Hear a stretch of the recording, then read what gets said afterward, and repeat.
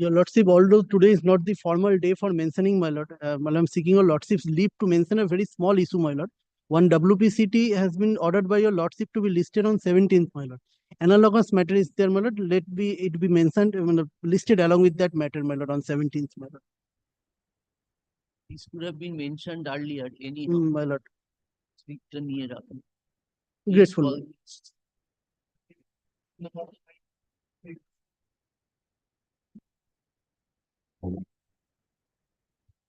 My Lord, Mr. Mitra is appearing on behalf of the my Lord, respondent, my Lord.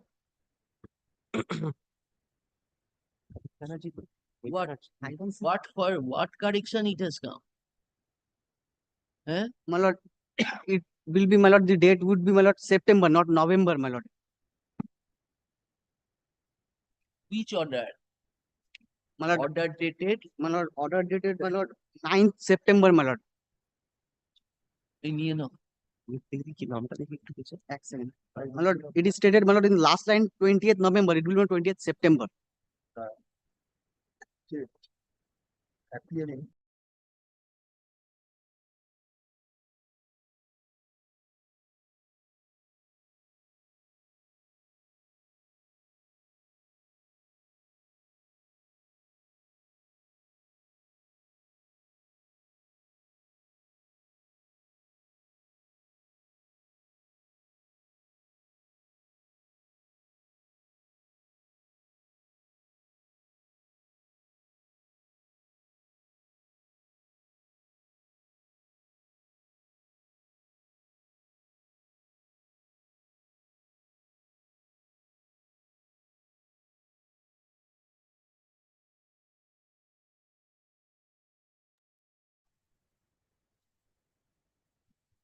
Or 6, 5 and 6. 7. Lord, in this matter, Lord, I appear for the petitioner, Lord, on the Lord, direction, Lord, passed by your Lordship on last occasion. Lord, supplementary affidavit is being filed.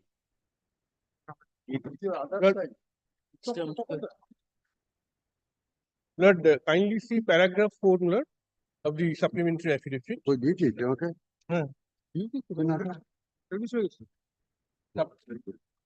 Everyone did that. Lord, I seek for a relieving order from the state government. Since, Lord, I am at Deoghar AIMS, Lord, continuing there for more than more than 4 years, Lord, I am there. I joined the AIMS services, Lord, with lien from the state government by virtue of the order passed by this honorable court. Now, Lord, thereafter, Lord, since I have completed 5 years service, I made a prayer for resignation. Now, Lord, relieving order is very necessary for the purpose of confirmation at AIMS Deoghar. That's why, Lord, the supplementary affidavit in identical case, Lord. No, Where not. is that memo? Where is that memo of identical that he has been released? Page, Lord. Oh, yes. Page 8. Page 8.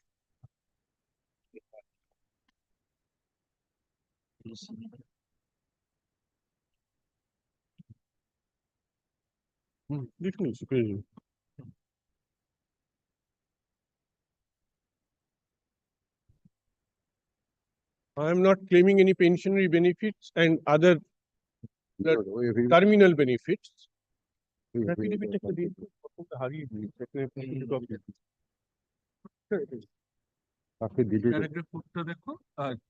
Page 8.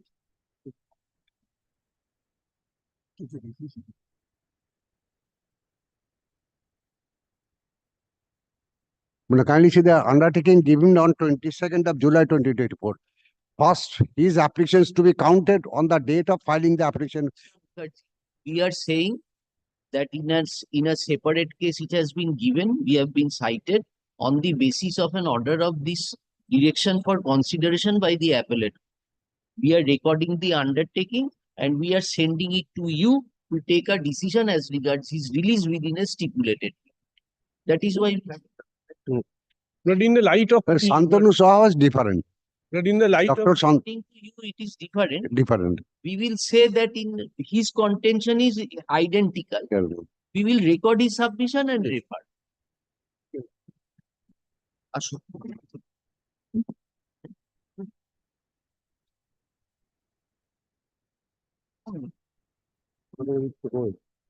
The present writ petition was preferred, challenging an order dated 13 December 2023, passed by the learned tribunal in an original application, bracket in short OA, bracket close comma, being OA 785 of 2020.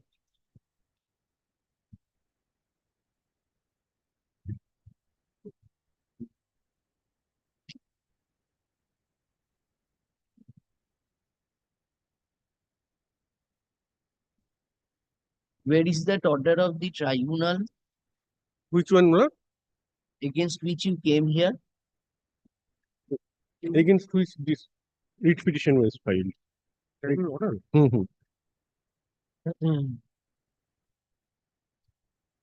The certified copy last annexure, my lord. 13 December 2023. Yes. Avoid my proceedings. By the said order, the learned tribunal admitted Avoid my. the OA and directed the parties to exchange reply and rejoinder, but did not grant any interim order, save and except that any action taken by the respondents shall abide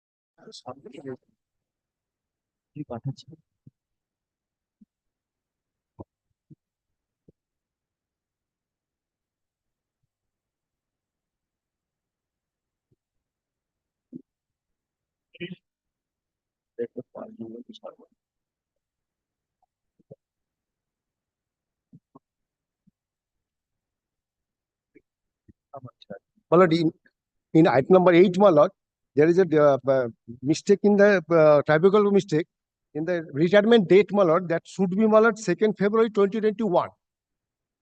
You have money disbursement. October we will correct.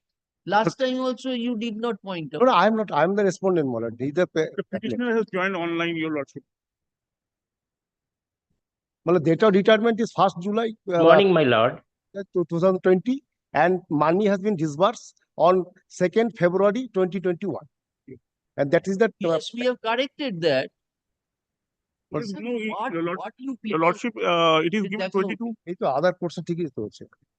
কি 22 বলে না বলে It is given 22, no? মানে in the third line it is given 1st July 2022. 22.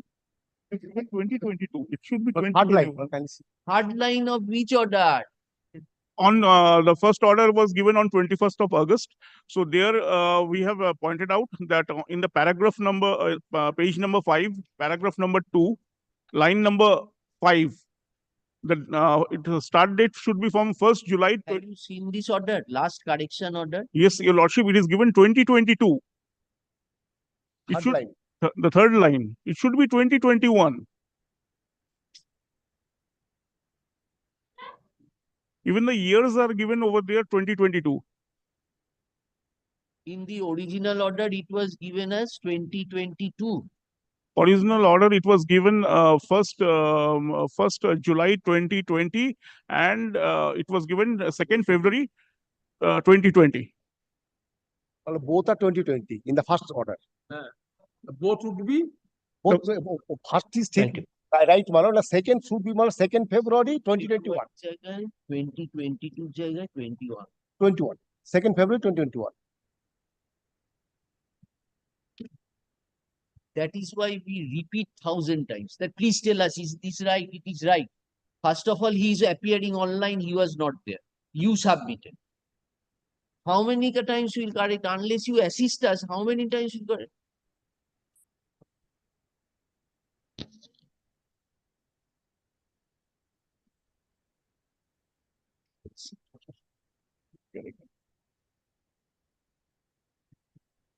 so 2nd February 2021. One. Yes, your lordship.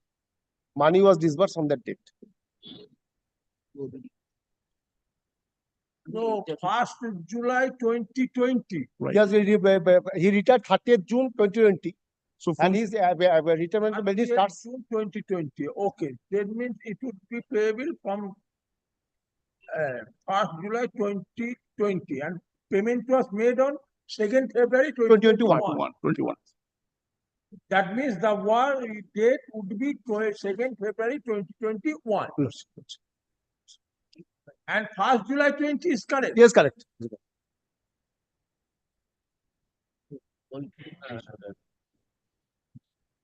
The record has been placed again for incorporation of some correction for rectifications of error, typographical error kept in the order dated 21st August 2024.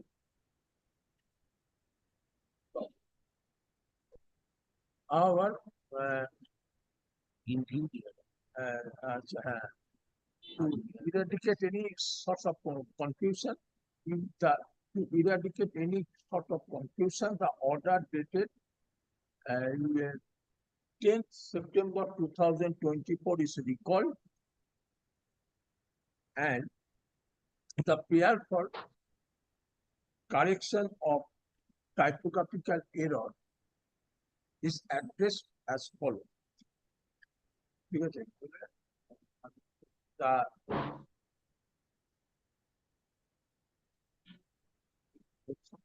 find the change. শুধু হচ্ছে 10th line. আচ্ছা, the date being 2nd February of 2021 as appearing in 10th line of the internal page or 5 of the order dated 21st August 2024 should be corrected as, should be recorded as 2nd February 2021.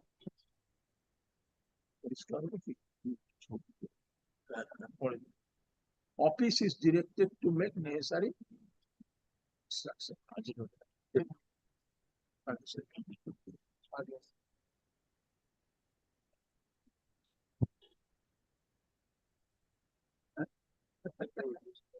On that date, you stated that both would be 2022.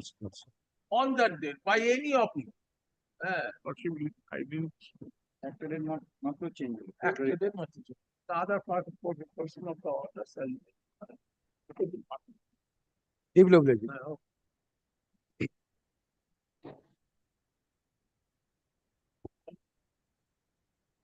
Wait for the petitioner. Your Lordship, I am appearing for the respondent. The supplementary affidavit filed by the petitioner against which we have prepared an affidavit in opposition, Your Lordship. But my client as could not come to the chamber, so we have not affirmed it. So I am praying for 2 weeks time to affirm, and my prayer before Your Lordship, keep a date for hearing, and before that we will serve advance copy to the petitioner. We are filing our supplementary affidavit before your lordship. Well, kindly see your lordship's last order. In terms of On your, behalf of the petitioner. yes, my lord. My lord, we are filing our supplementary affidavit. He is the applicant, original applicant, respondent. The department is the appellant before your lordship, challenging the order of the learned tribunal. So, since the matter was disposed of at the admission stage, we prayed before your lordship leave to give the relevant documents by which we are relying upon, which is relevant for the adjudication of the present case. That is the remittance of the disciplinary authority to the inquiry officer, which has not been considered by the learned tribunal. Did you file reply rejoinder there, tribunal? No, no. So, It was disposed of at the admission stage.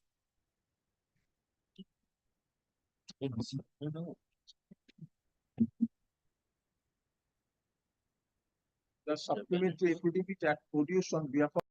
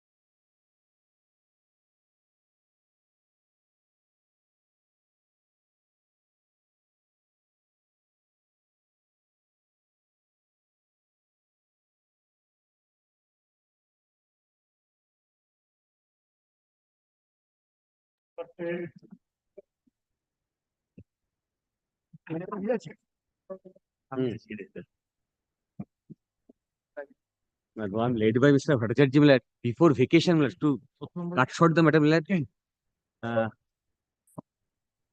May I make an innocuous prayer? This is a case of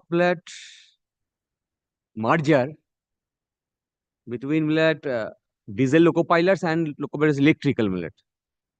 Now, merger, we don't challenge the policy decision. After merger, the seniority has to be made in terms of the policy, which according to me, not done.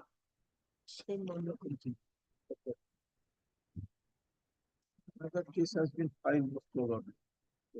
Yes, If you lordship, another case has been filed. Same issue. Asansol. Yes, Asansol has been, yeah, I don't know, Chittaranjan. actually, yes. There is another order in case of Asansol division, my lord. This is for Howrah division, my lord. Same issue. Merger of two loco drivers. All that I want, if you kindly takes up like page 179. We want that it has to be admitted and to be heard. Yes, madam. Ashu, upon hearing the learned advocate,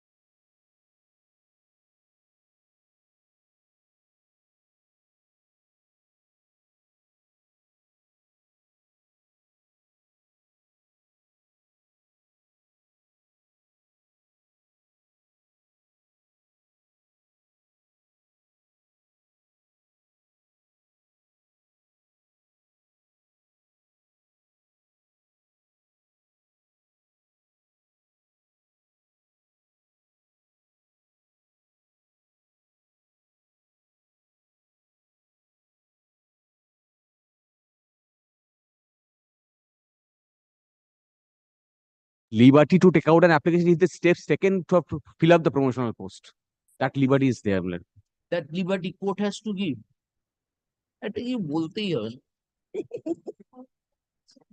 এতদিন হলো, ক বছর হলো? 10 বছর হয়ে গেছে? Yes, next. My lord, in this matter, Mr. Rajdeep Biswas is appearing. I appear for the petitioner. Mr. Rajdeep Biswas is appearing for PSC West Bengal.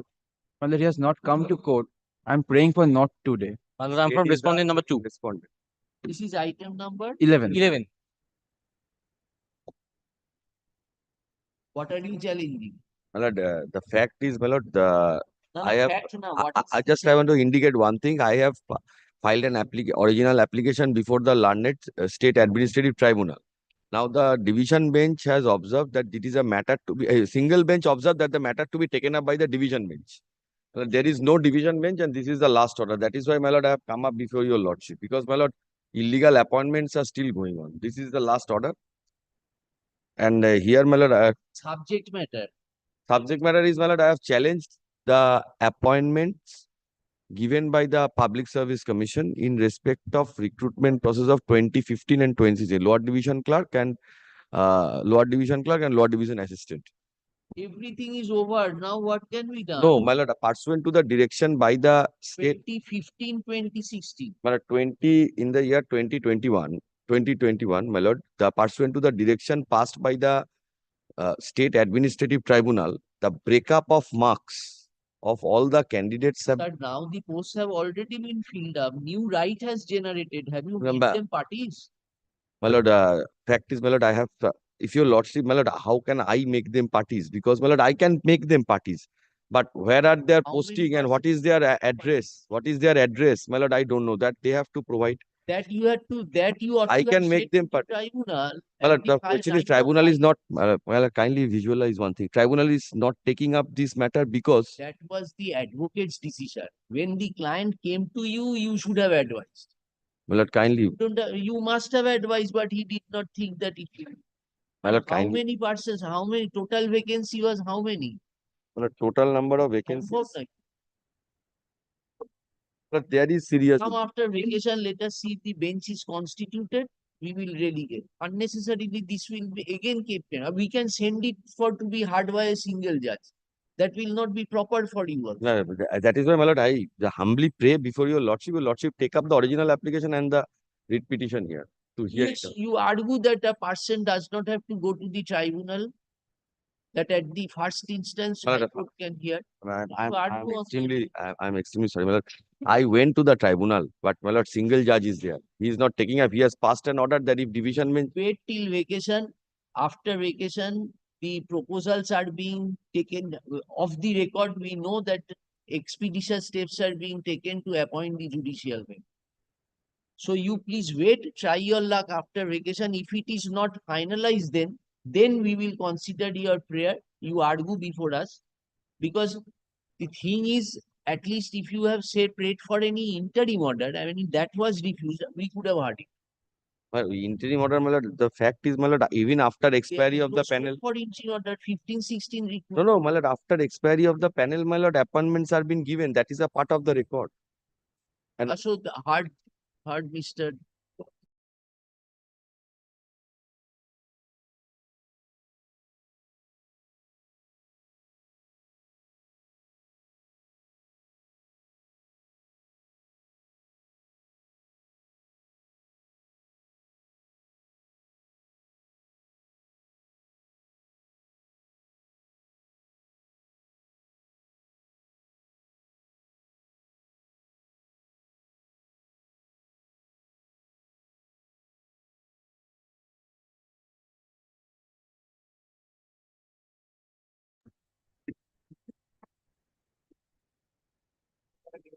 The state, the learned advocates appearing for the state, you obtained a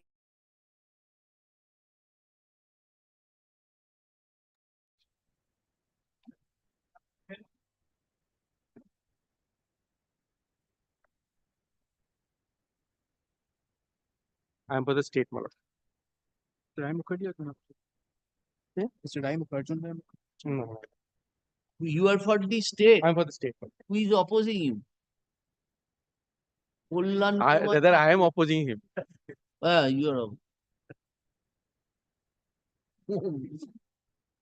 petitioner নেই। No.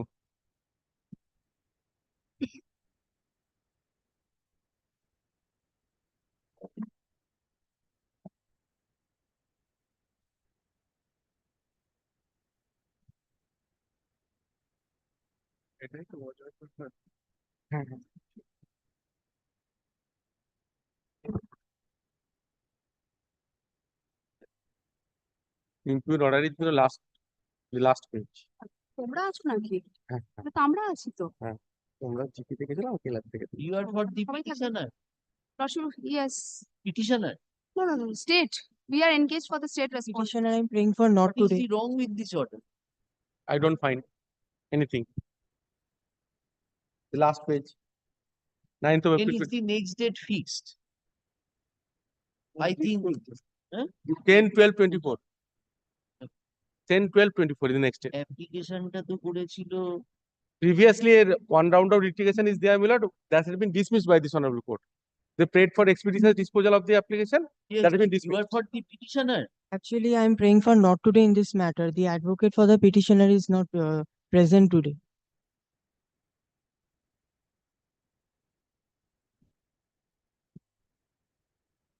For 2 weeks. ওর লিখে দাও today and today comma and adjournment has been prayed for on behalf of the petitioners. So Mr. Jayanta Samant.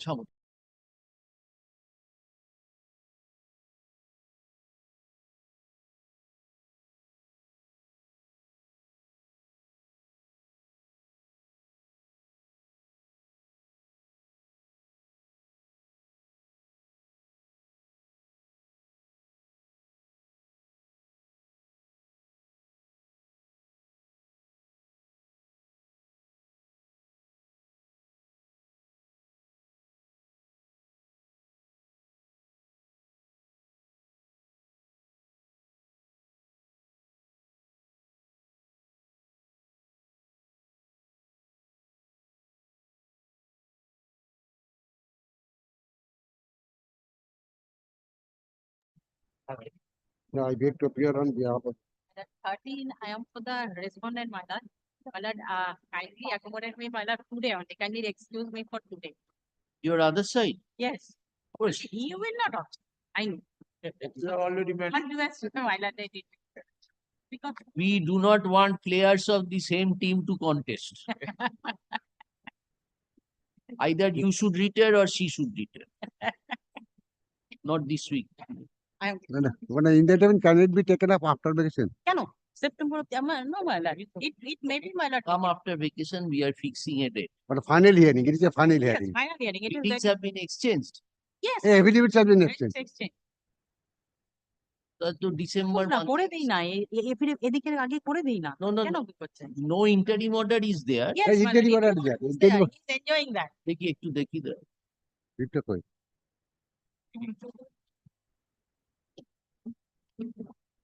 এইটাই।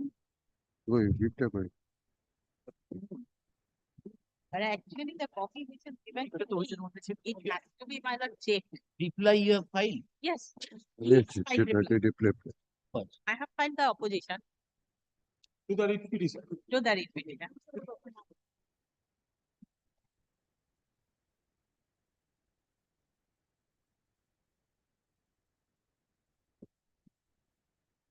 Whether the tribunal has got jurisdiction to make a law. High Court has jurisdiction, has no jurisdiction to make the law. Under 300, under Article 309, the state government made the law for conducting the disciplinary rules of the police personnel.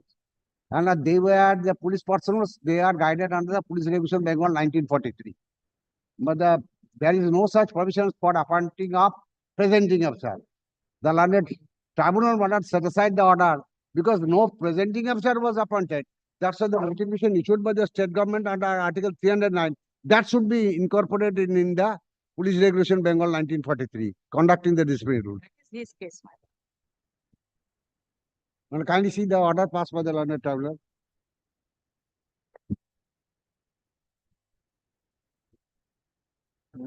On the basis of a report by the session judge, inquiry proceeding was conducted.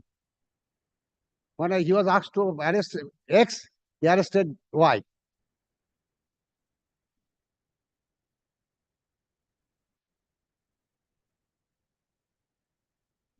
We have been informed that the parties have already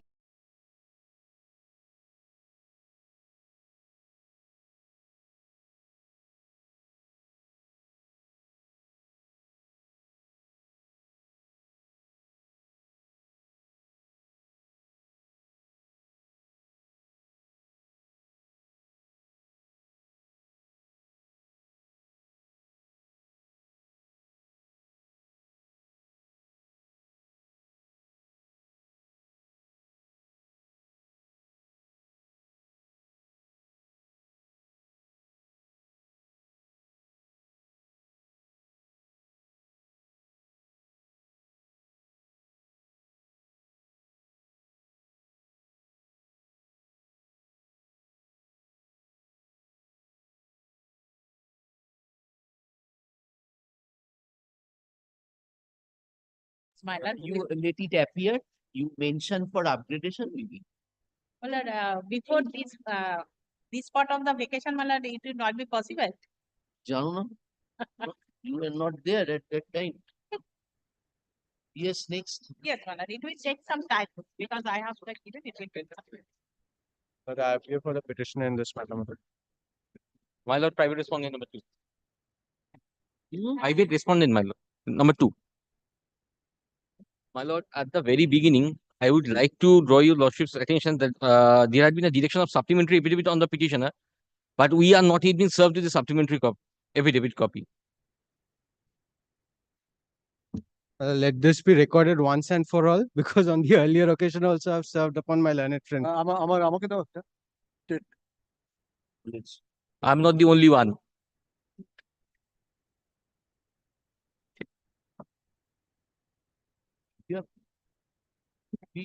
We gave you leave to file any supplementary affidavit. My lord, I have not sought for. My lord, I have not sought for the leave, but there have been certain German documents, my lord, which have been missed out. So that is the reason why we have put it in. So I've served it upon my learned friend. any scope of any interim order? My lord, perhaps not, but this needs to be heard out. Very short matter, my lord. Now, all the pleadings are now on record. My lord, all the pleadings are, For the tribunal, everything, whatever was, everything is on record. then we fix it for hearing. Oh, in fact, my lord, Oh, Putty, supplementary Putty. you obtained leave. Yes. my lord, the leave was granted on 21st of June, my lord.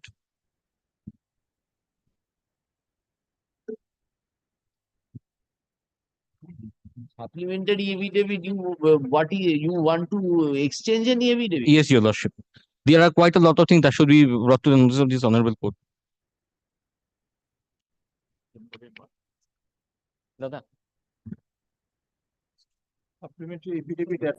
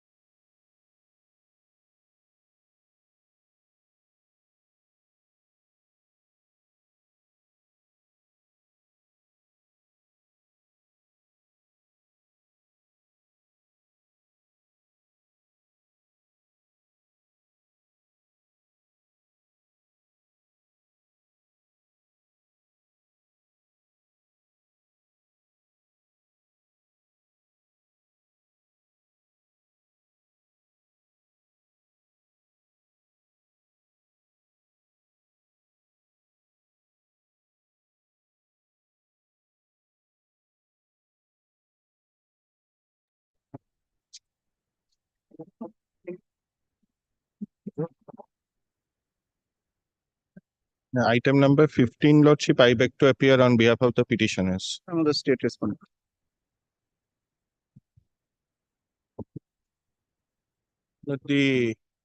On the previous occasion, Lordship, they appear to private.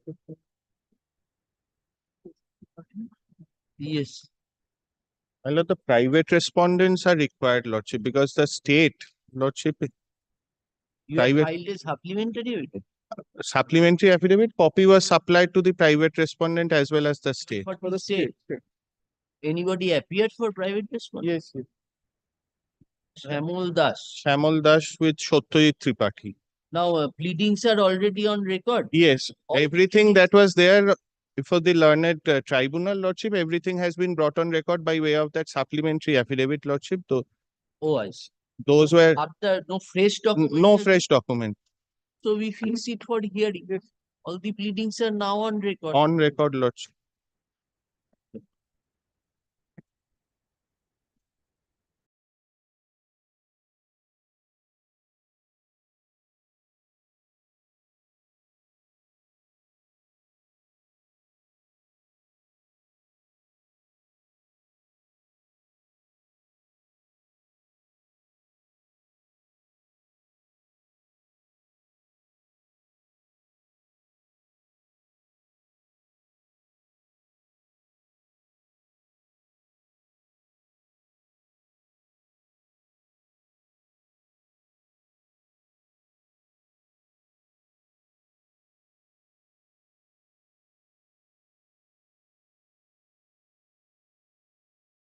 Has been changed, Lordship. We challenge November. if any date can be fixed, Lordship. That is all. First appeared, then you mention upon note. Yes, next.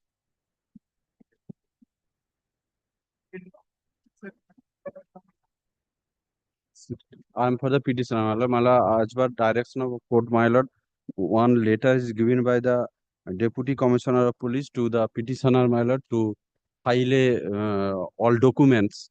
I submit the documents, my lord. Kindly pray for 2 weeks' time for releasing the amount. What letter has been?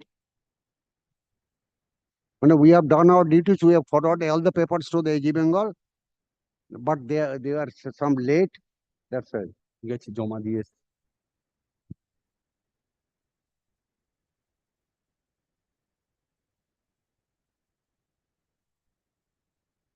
So we will dispose of. No, my lord. I keep pending, my lord. No, up to disburse the money, my lord.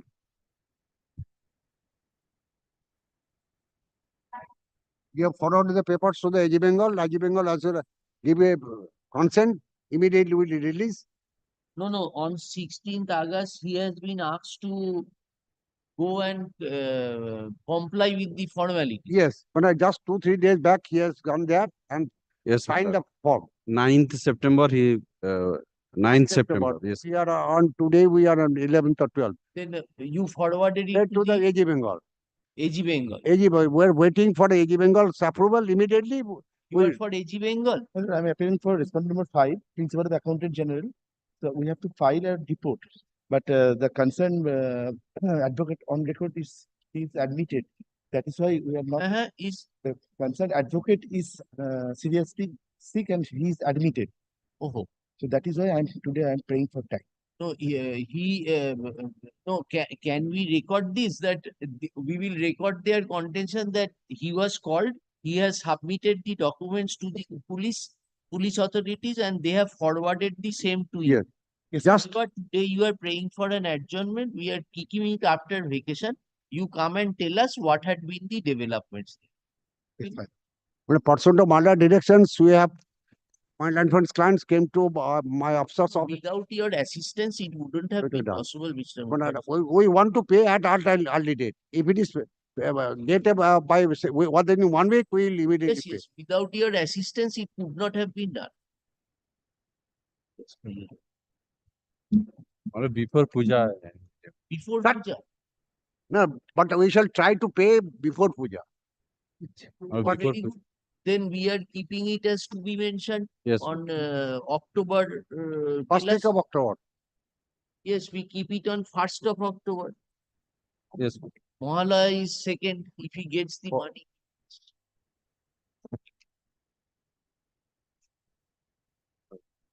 Oh my God.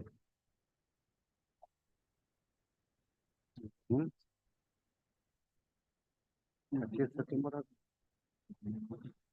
30th.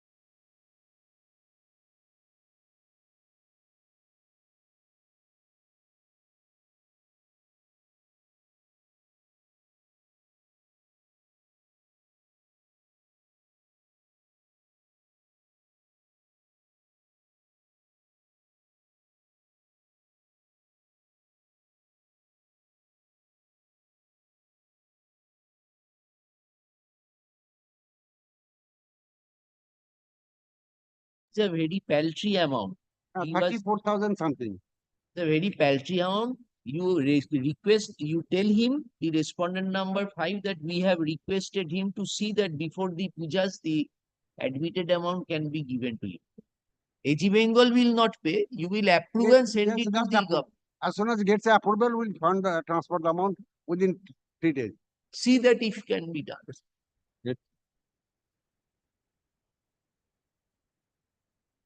Your Lordship, in this matter, my learned clerk informed that the petitioner, Mr. Bhaskar Prasad Manna, is appearing in this matter.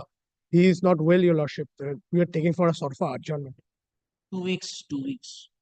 Deeply obliged, Your Lordship. You are for the respondent. Respondent. This Then request we is not will maintainable. keep it up after vacation. কি ফাইলটা একটুখানি দেবে দেবে একটু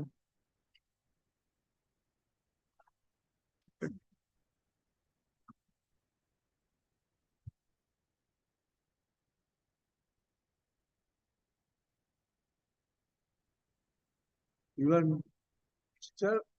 Priyabrata Bhattacharya. I'm led by Mr. Soumitra Bandyopadhyay. My lord, this writ petition is not maintainable, my lord. This writ petition is not maintainable, my lord, because they have come up for inaction on the part of the BRO for not recording their name. One original application is pending before the tribunal. My lord, they have come before your lordship, my lord. How can you prevent them from coming? I am handicapped, your lordship, because I don't know what is the Well, matter. why haven't you filed the supplementary affidavit? You I don't have any knowledge about the matter, your lordship. Learned clerk is there, the advocate on after record. vacation. Deeply obliged, your lordship. Mr. Bhaskar Chandra Manna is there, your lordship. For on behalf of the petitioner, though you are Mr. Sorry, Priyabrata Bhattacharya. Priyabrata Bhattacharya. Bhattacharya. Yes. Though Mr. Bhattacharya and an advocate appearing for the respondents is present, release the matter under the same heading in the daily supplement list of this court 1 week after the case. Deeply obliged, your lordship.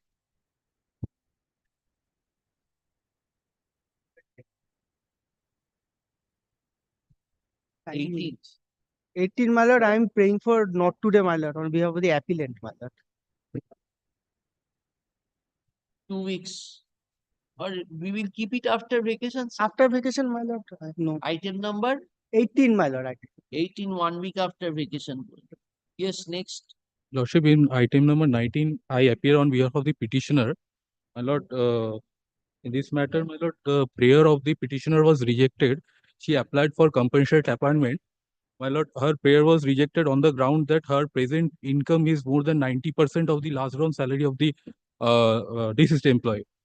My lord, the thing is that, my lord, while considering her application, my lord, in terms of 251 EMP, my lord, that is the notification that is Your lordship, my lord, they have overlooked few things, my lord, which, my lord, needs to be relooked, my lord.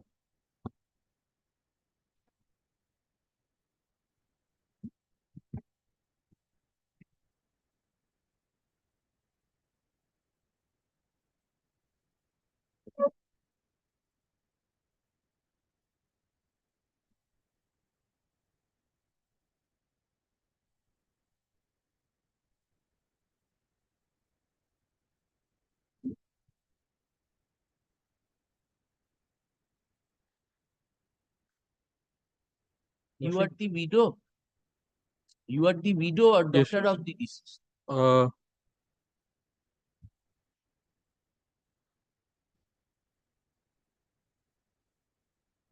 Lordship, daughter. Daughter. Married daughter. Married daughter. Yes, lordship. But also in terms of the 251 EMP, my lord, Pardon? In terms of the notification to 251 EMP, my lord, in the definition of family, it does not include the Married daughter. no, my lord, it does not include the husband of the daughter. And man, while calculating How the does that help you? no, my lord, I'm saying, you know, while considering her application, my lord, they have taken care of the income of the husband. That cannot be, my lord, in terms of the notification, my lord. And more specifically, my lord, in this. Oh, why not? Because you are not a member of the family now. You are a married daughter. Married daughter, in view of the special bench judgment, will be considered subject to his penury, that she was dependent upon the income of the deceased, or presently she is under Lordship, acute financial distress. Lordship, in terms of this notification, my lord, they have mentioned the particularly the incomes that has to be taken into care. And my lord, more Where specifically is in that? terms of Show us where is the inquiry report. my lord, reason order is at page number 69. 38, no? 38.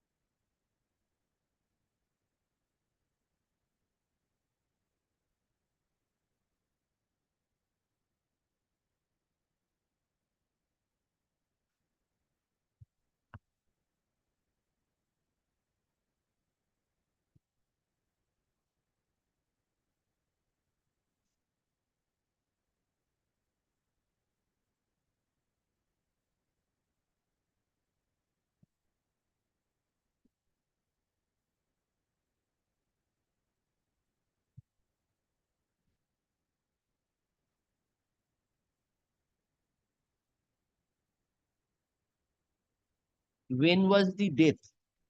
My lord, 18/12/2020. 18/12, 2020. leaving behind whom? The widow and the daughter. Lordship. Dependents were widow and daughter. Are you not prepared? Lordship, in this matter, I am been led by Mr. D.N. Ray. He is appearing in court number 17. So he told me to start the matter. He will come and join. When were you married?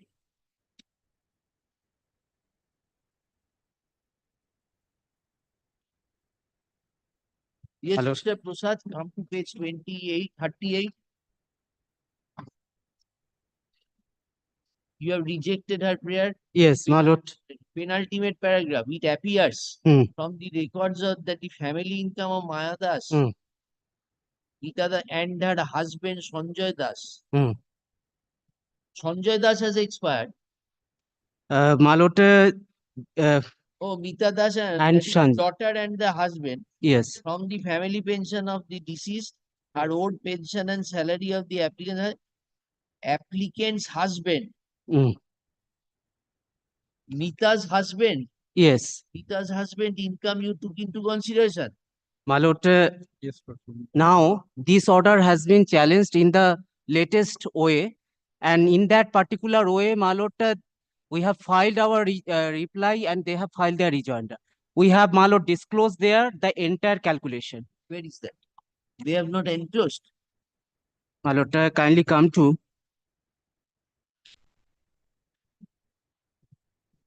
page 68. One second.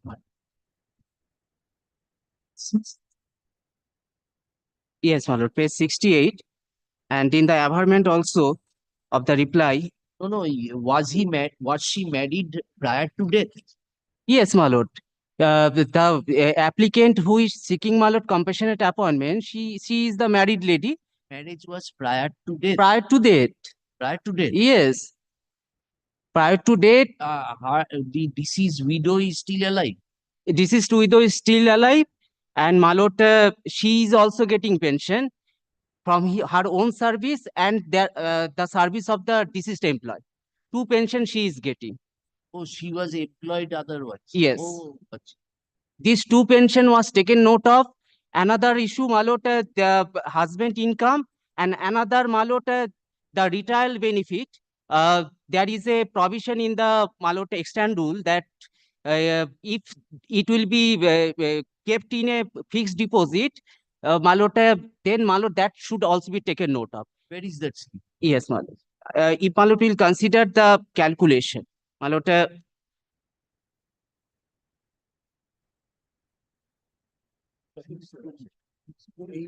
interest দিয়ে 12 দিয়ে ভাগ করলে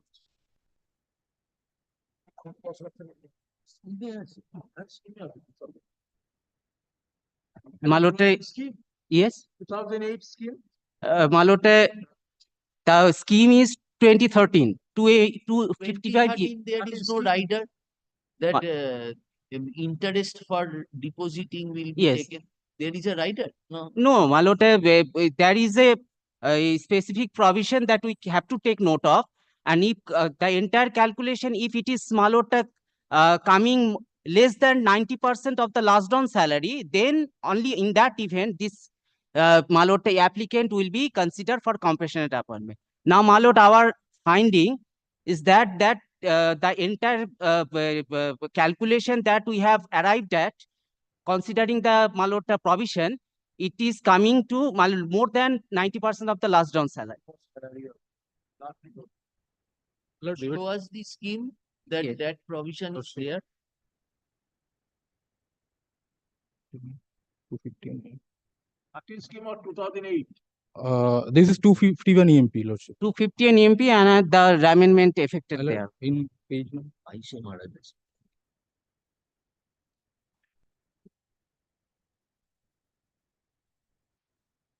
Malota serial 6, clause 6 is the eligibility.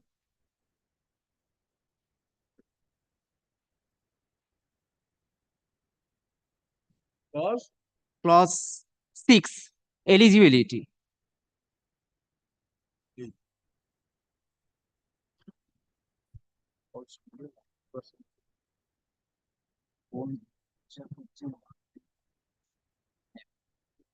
মেয়ের husband And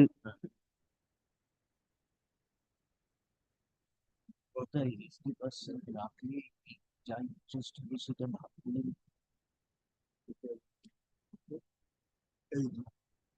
monthly interest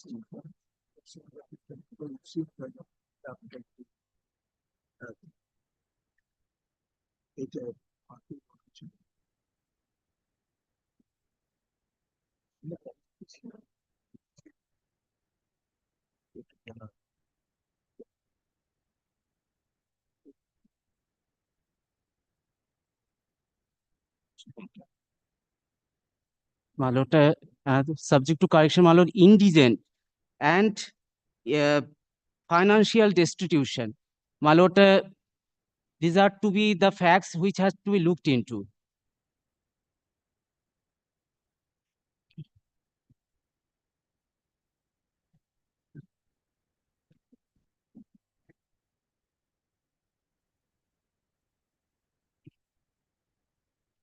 Sita has any independent income? Mita, my lord, Mita's income, there is no such, my lord, in the calculation, there is no such thing. Income of the husband of the Mita was taken note of. Lord, that cannot be, my lord.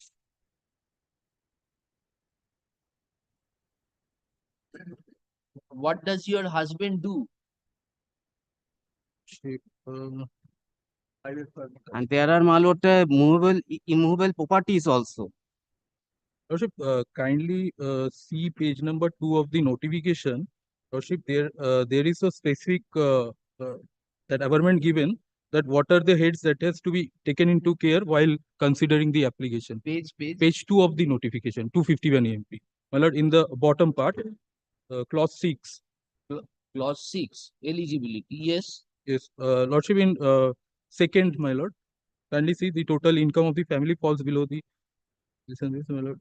The gross monthly salary for the purpose of definition shall mean basic pay, grade pay plus band pay plus grade pay, DNS allowance, house rent allowance, and medical allowance. Lord, it does not takes into account the income of the husband.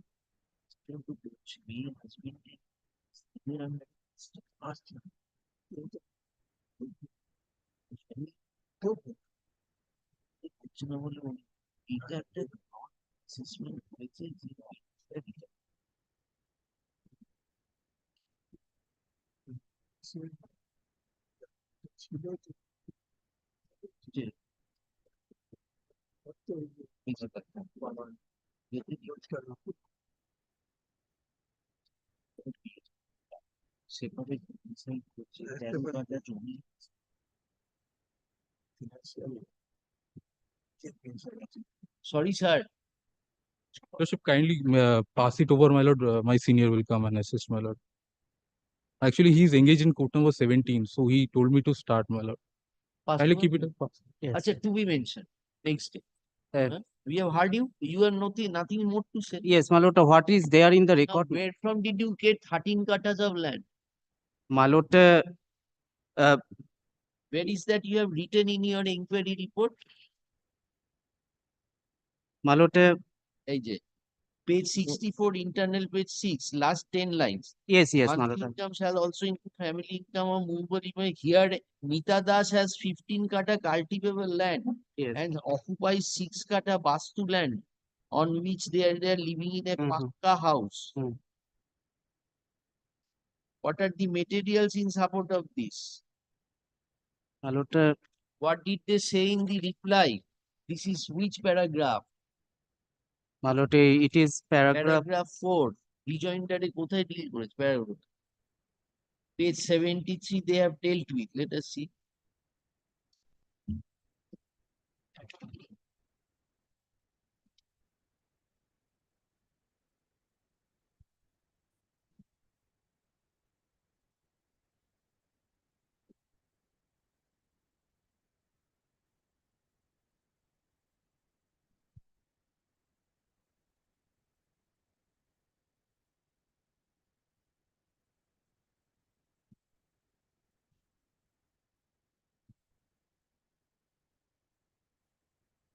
You have not denied this fact. Lordship, even the percentage of calculating the income that is been revised by the state, my lord. And Sir, please consider, you do not come under the family at this stage. It is only because Purnima Das they are considering your case. Purnima Das says that you have to produce appropriate material to show that even after my marriage, I am dependent upon the deceased income. Now, to that effect, your husband is a private firm engaging. He is earning something. Your marriage was prior to the death. Very good. And you have 13 katas of land and you are having a Bastu land of 6 katas where you are residing. This fact has not been denied. So how can we help you? Lordship, kindly pass it over, my lord. Abar bole kindly. Are how much kindness we will show, sir?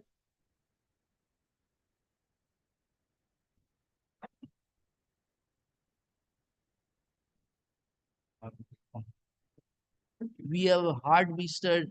Prasad Learned Advocate appearing for the state respondents extensively. However, today an adjournment has been preferred on behalf of the petitioner. Stop. As a last chance, the matter stands adjourned. List the matter under the heading to be mentioned in the daily supplementary list of this court on ওই 19 তারিখ কি অনেক আছে নাকি দেখবে একটু তুমি mention কবে কম আছে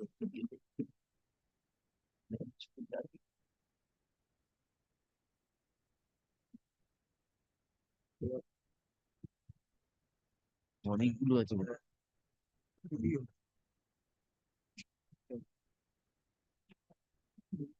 দিয়ে দেবো আমরা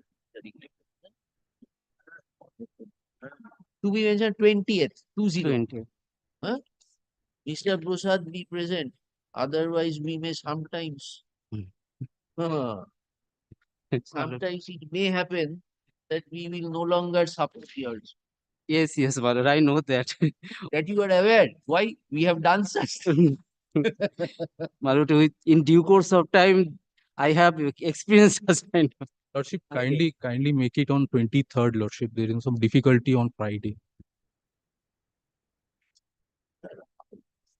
ঠিক আছে 23rd করে Yes. I'm getting. No one knows when the view changes. Adjournment, When we used to practice on এটাকে বন্ধ করতে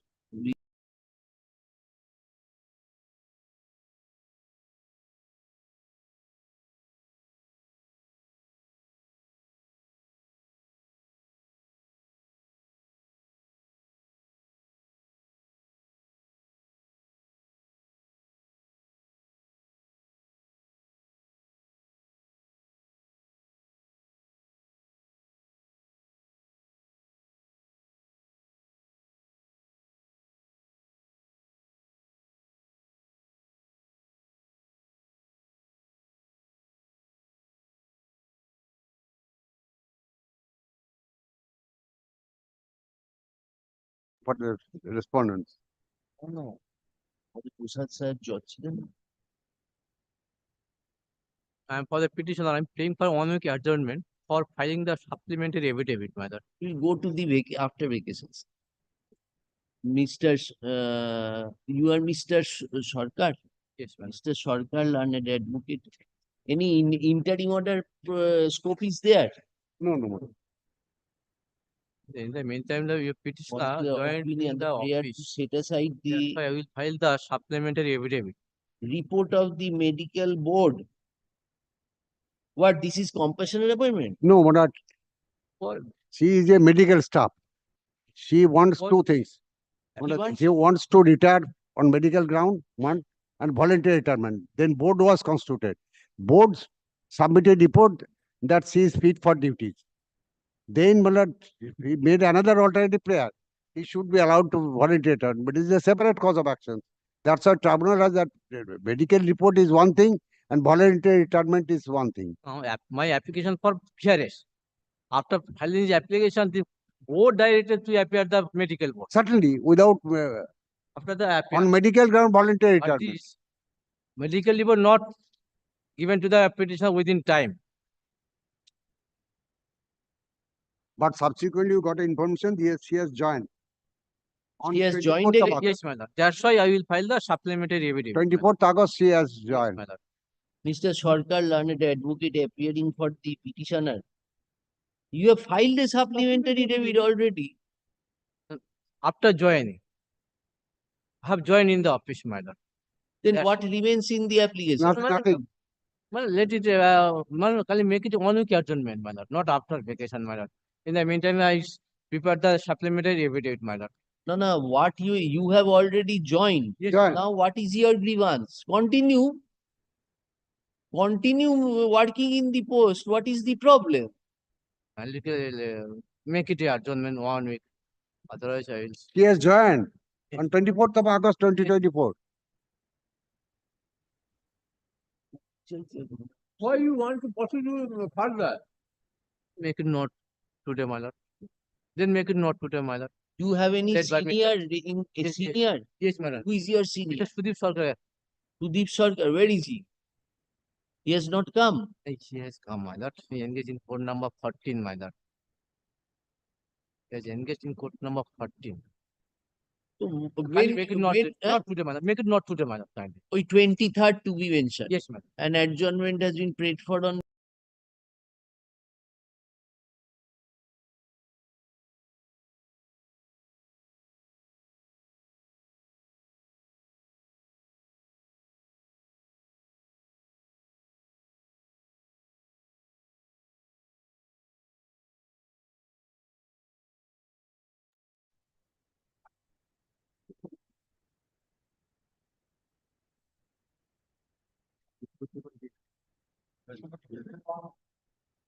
At 21, I am appearing for the petitions.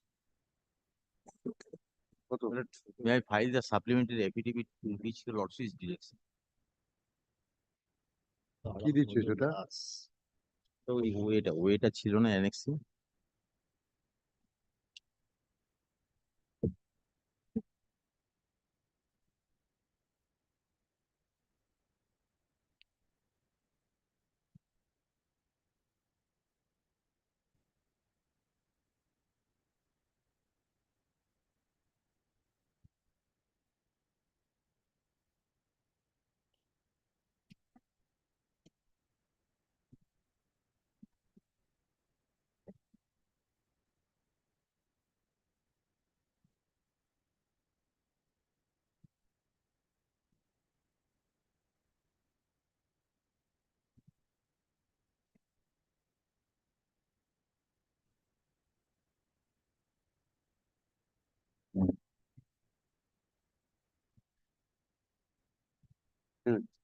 Yeah.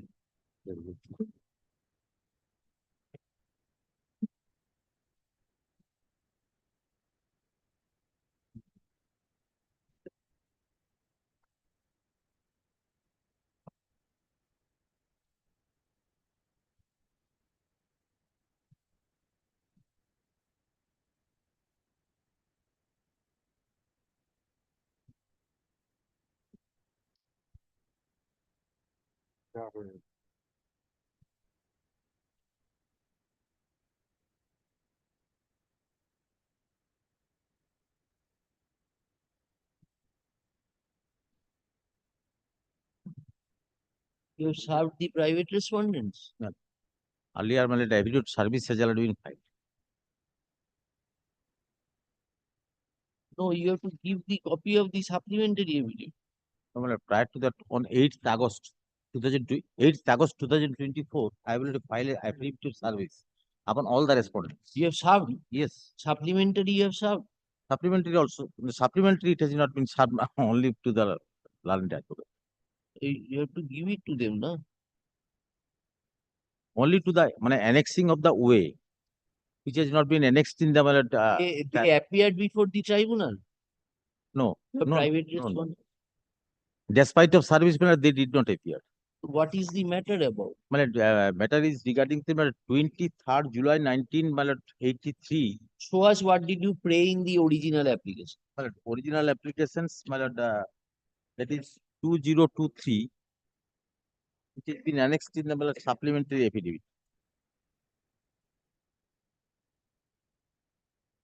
But what happened? The concerned BLRO did not take any step.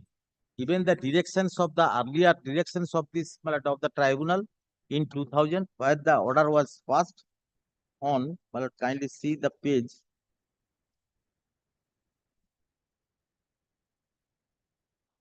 Page 63.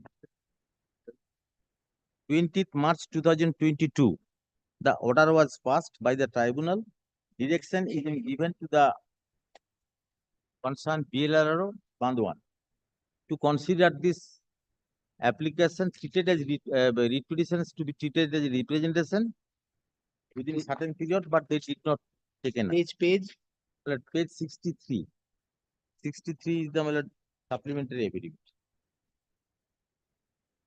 I think so. It is also been annexed in the WPL agreement, the man application. Page is not telling with this. Supplementary affidavit. 63. Annexer P4.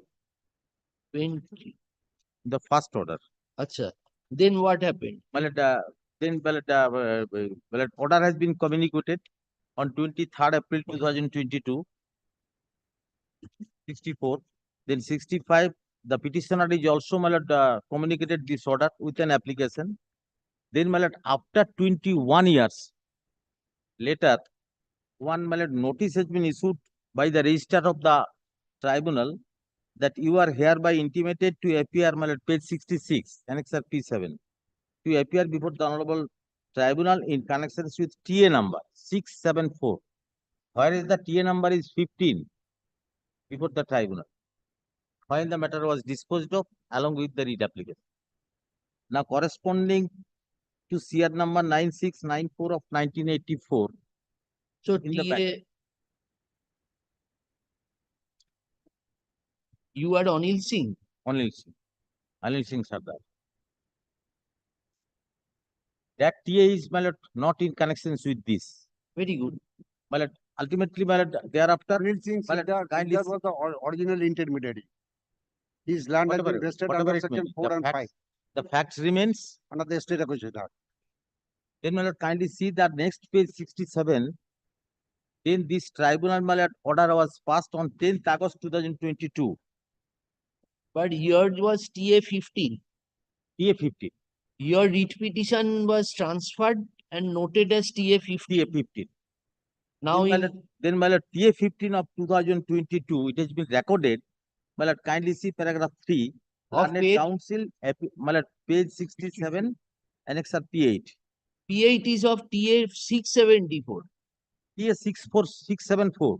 This is not your TA. No, this is not your core, but it has been clarified by the tribunal. Okay, what? I am saying that I am telling the Learned Council appearing for the applicant submits that the instant TA arising out of the writ petition being CR number 9694 of 1984 has already been disposed of earlier by this tribunal in TA number 15 of 2002. Learned Council appearing for the applicant submits a copy of the order dated 20th March 2022 for our consideration. Let the same be kept with the record. Accordingly, the instant TA being CO number 674 of 2007 is disposed of for non-prosecution. Since it has not got no connections, automatically TA has been non-prosecuted. Very good. Then my lord, after that, my lord, till date, my lord, nothing has been done by the concerned bureau. Then application was filed on 9th January 2023. Very good. Then concerned the bureau. That was also enacted. Not considered. Not considered. Even due to the non-consideration, this way application was filed. Then, my lord, the Learned Tribunal on 27 June 2023 raised this, that this way application, present way application is not maintainable. Is not maintainable. But I am asking to myself that each and every application, each and every order has been communicated to the concerned BLRO. Now the BLRO has the duty to consider this application. Even that, my lord, that is because you have reiterated the same prayer which you made in the writ petition. which was transferred and directed to be My lord, considered. your lordship kindly will Kindly come to page my lord, allow- 63. 63 said that consider the writ petition as a representation. consider is the representation. So when that is in CC, you can make a writ petition for implementation of that order. Have you got Implementation. that judgment? Implementation of, Justice, uh, implementation of the order. Now what is the problem? What did the tribunal say? My lord, Tribunal said dismissed. dismissed on the ground of not maintainability. Not maintainability point has been dismissed. It has not been clarified by the learned register. Learned government representative. Why it is maintainable? You tell us. My lord, the writ applications was filed before the Honorable High Court at Calcutta in 1983, challenging of the order 1981 that some land has been distributed. That land is, my lord, 7.97. Now, the concerned BLRO, which has been retained land, that was vested, proceedings was initiated, retained We are land. not on that issue. We don't want to go into the merit. Point before us is that when you have already got an order for consideration of your petition as a Well. representation, are you entitled to approach the tribunal again for the continuing inaction on the part of the authority to consider your representation? My lord, I am saying that why it has not been maintained. My lord, first of all, সেটা তো March করে গেল। my lord, first of all, That was 2002. 2002. You filed the 20th March 2022. 2002. And my lord, subsequently order is passed on 20. You have come after 17 years. No, my lord, 17 years, my lord, why the concerned BLRE also, my lord, sitting tight over the matter. For that you ought to have filed a contempt. My lord, that was not done. So it was not done. You have contempt is barred. Contempt is barred. My lord, then, my lord, kindly see page 65. Application was filed by the applicant. Only directions to the concerned BLRE. How this could be decided? Only by the tribunal. না writ কোর্টের তো পাওয়ার আছে কি বললো direction পাওয়ার আছে। Writ কোর্টের পাওয়ার নেই হয়ে গেছে। তার 17 বছর পরে এসেও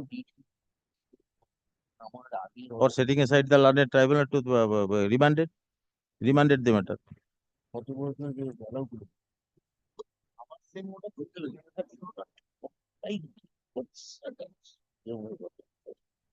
সেইটাই একদিকে সেইটা একদিকে time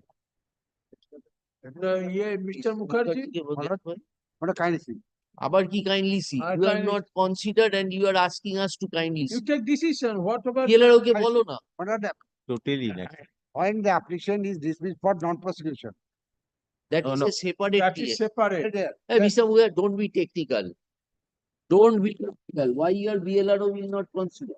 We will dispose of DLR has not considered that, then original application has to be filed for non-consideration of the application, not before the High Court. On implementation of the order passed by the authority, tribunal, he has to file an original application before the tribunal, not before that the is High Court. exactly what he has done. He has filed. He has filed. 2020 see the order? Kindly see ওটা অর্ডারটা দেখুন না see the order. We have already seen.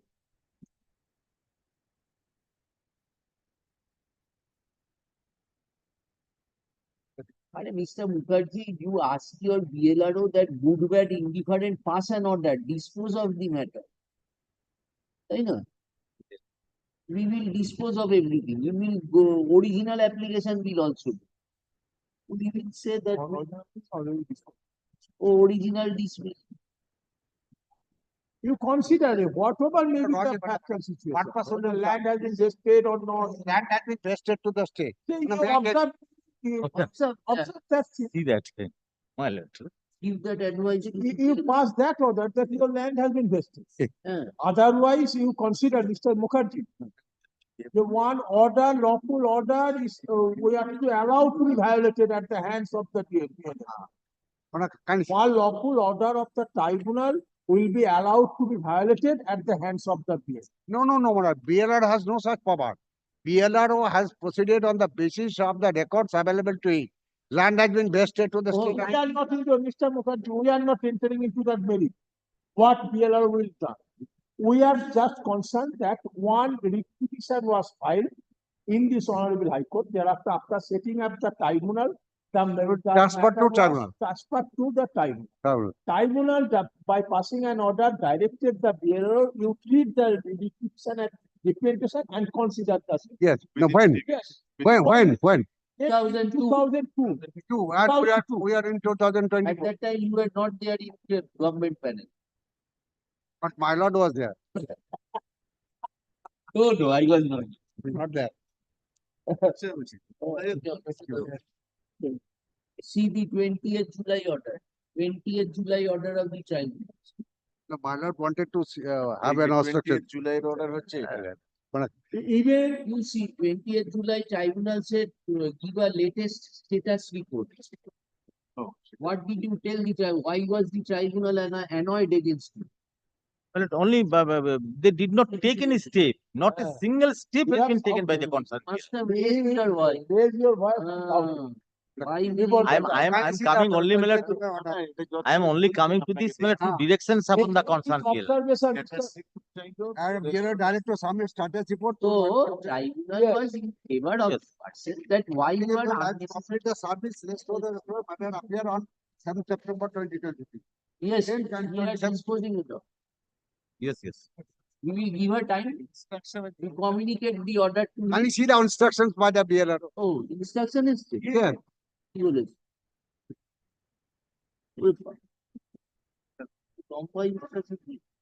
একটা copy দিন না দেব না দেবো না সেকশনের কপিও দেবেন না In 1964, land has been vested to the state. Whatever it may be, Mr. Mukherjee, And this 5-day proceeding was an order. Oh. You communicate The High this, Court হয়েছে। reject his claim and communicate to him. Finish. এটা order তো communicate করবেন কিছুই তো করেননি Vesting order, you will get the certificate. Vesting order কেন Hi, Mr. Das, wait, keep quiet.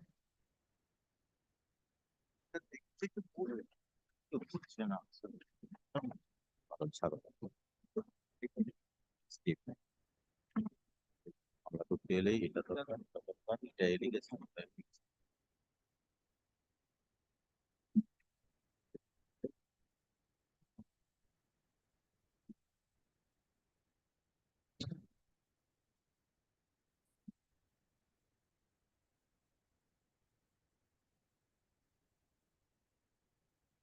No, Onil and also. What, regarding merit, what you said, they have stated that you have not detained the land and accordingly it has been vested.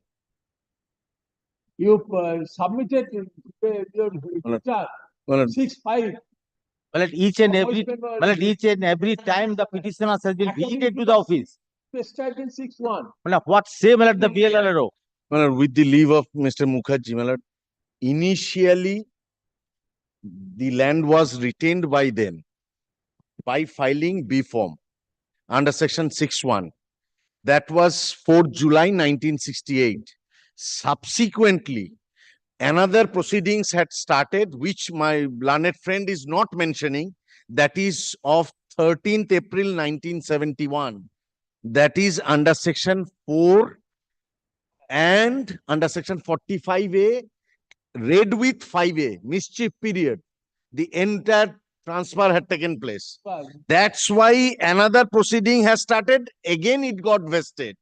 So what the present petitioner is saying before the court, I initially retained by filing a B form and I was allowed to retain. Why my name is not being recorded? He is not saying the picture of 1971. He is saying the picture of 1968 only. This order itself can be communicated. Yes. My lord can direct that. You, by passing an order, Yes. can be act and communicate. Thereafter, giving take steps for. Yes. In accordance with law. Yes. The present petition has been instituted.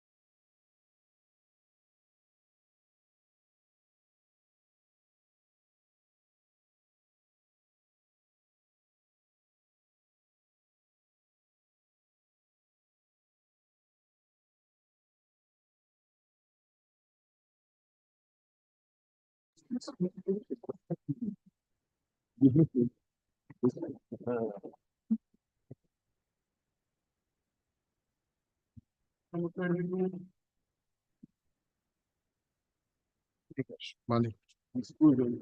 Litigation.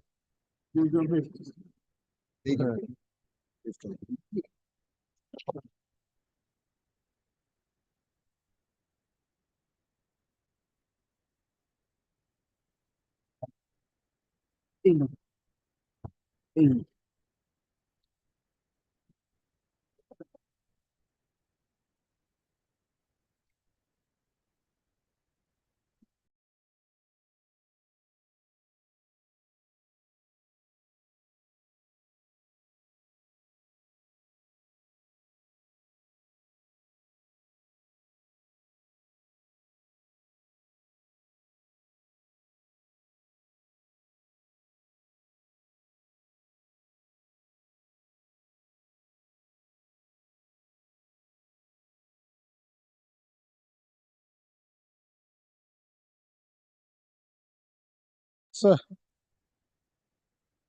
application against WPCT, where Mr. Photik Dash was appearing, his junior appeared on the last date. If your lordship recall, in a matter where the petitioner was not appearing, I am for the respondent BSNL. Now petitioner before your lordship. But main person was not appearing. Mr. Photik Chandra Dash was appearing on behalf of the petitioner in the CAT, Central Administrative Tribunal. Lordship, his junior also appeared on the last day. Then, Lordship, they asked for another copy. We served on the client. We served. Pradeep Kumar Das. Photik Chandra Dash. He appeared for the original application. Yes. So then, Lordship, his junior Shoma Bondhu appeared on the last date, probably.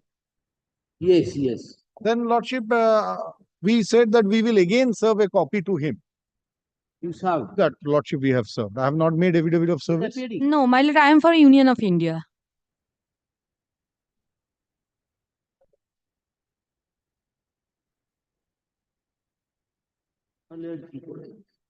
They are for BSN. Yes, Lordship. You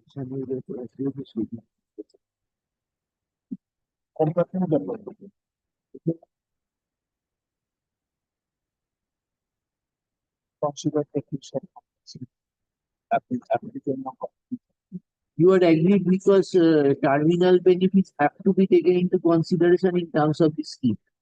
Now, Lordship, yes. Even Lordship, yes. The precise question. An order. Have you seen that? Gudev Chatterjee appeared.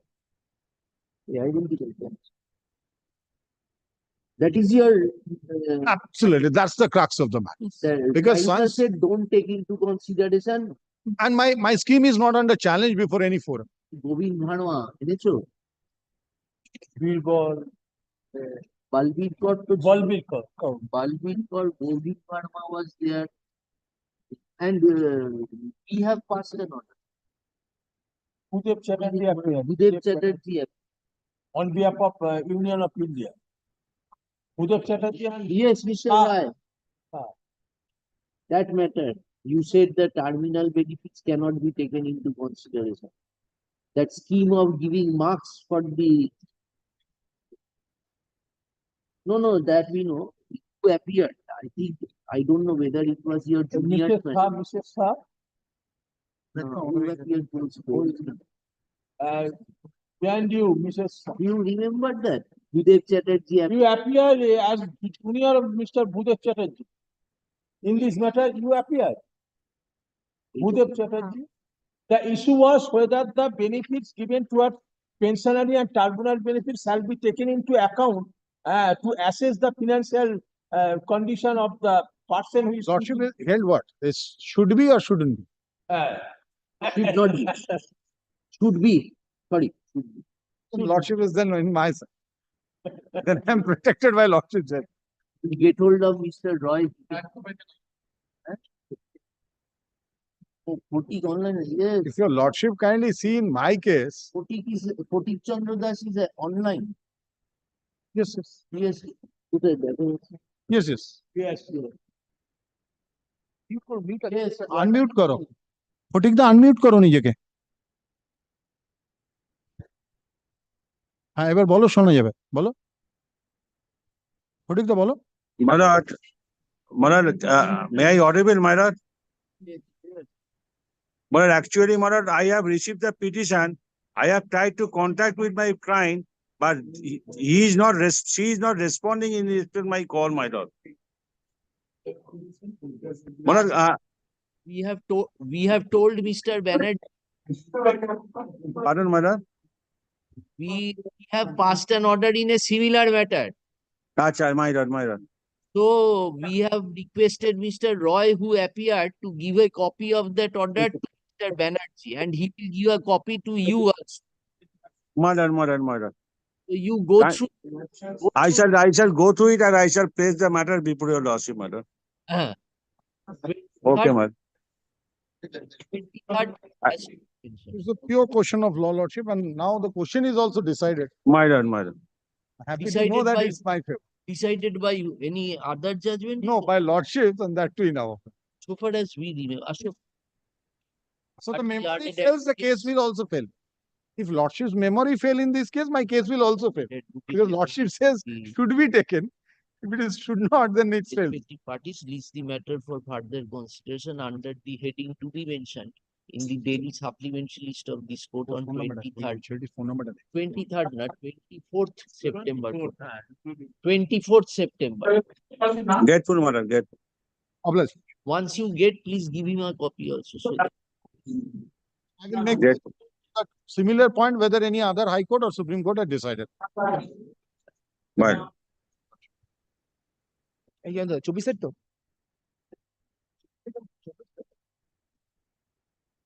But I am for the petitioner, my lord. I am for the railway authority. Early occasion, my lord, 12 July 2024, this honorable court passed the order to produce the two letters to the railway authority. That the railway authorities in the trial court, which was submitted two letters in the compromise decree.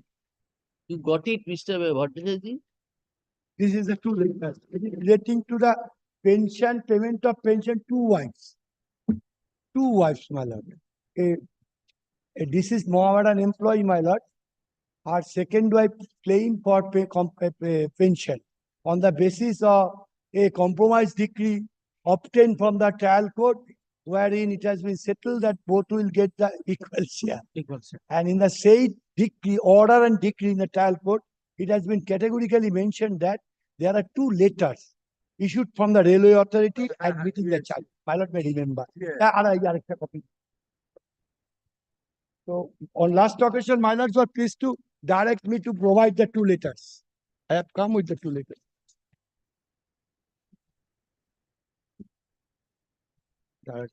Okay, to bachi din আমরা কইনো বিবিটা পড়ে। The relevant portion is the letter written to Kohinoor Baby on 6 November 2008. No, he is Rekha Bibi, no? Yes, Petitioner is Rekha Rekha. Bibi. Rekha Second is the second wife. Second one.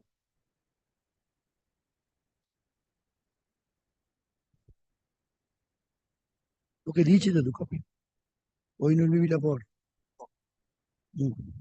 Kohinoor বিবিটা পড় Now, what is the present state? Now the fund is lying with the railway authority. Since there is no order, we are not disbursing the any amount, either in the under the heading of the retirement benefit gratuity or pension.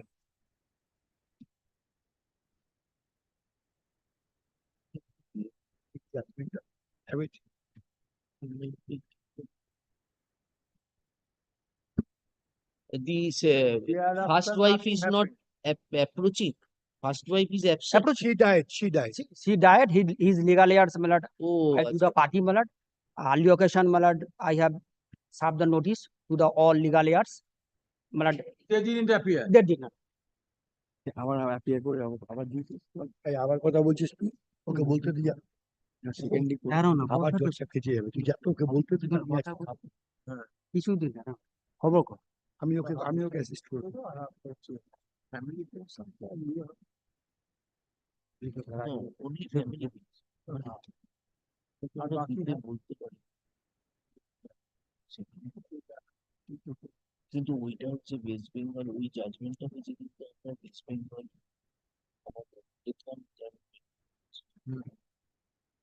Mr. Bhattacharya, what does the railway pension rule says? Second wife cannot be given. In case of the employee belongs to the Mohammedan religion, my lord, there is no restriction. There is no bar. No, there is to take permission. That is prior permission. Otherwise, it the becomes a bigamy.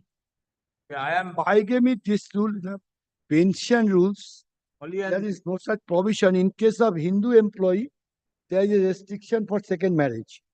that apart. This is not Rekha Bibi when he contracted marriage with the deceased employee. Then the earlier husband of the recommend was alive, and the marriage was subsisting. Yes, do you have that rule? Do you have that So pension this rule? is the provision. This is the provision. Yes. Rule 21. No railway servant shall enter into a contract or marriage with a person having spouse living, and no railway servant having a spouse living shall enter a contract or marriage with any person. 3. The railway servant who has married or married a person other than of the Indian national shall. Third, such marriage is permissible under the personal law applicable to such railway servant. That is the problem. Permissible. That means permission can be given by whom? Such marriage is permissible under the personal law applicable to such railway servant. So he is to take a permission. That is the provision. There is a judgment on this point. Justice Shubhra Kamal Mukherjee and Justice Dipankar Datta. This issue came up. I'm forgetting the citation. আমার খাতাটা chamber থেকে Provision of law দেখিয়েছিল একটা আছে I will give you the citation of the judgment. Please go through it. Yes, Mr. Datta, you also go through that judgment. I will try. Where is that Decree passed, my lord, Decree passed, 30th August 2030. Take us to the Page 120. all benefit or should only family pension? Can you look at the page 127? Huh? 127 page. This is the last para. My lord, Last para, my lord. my lord, I am just Last para. I am handing over the rules.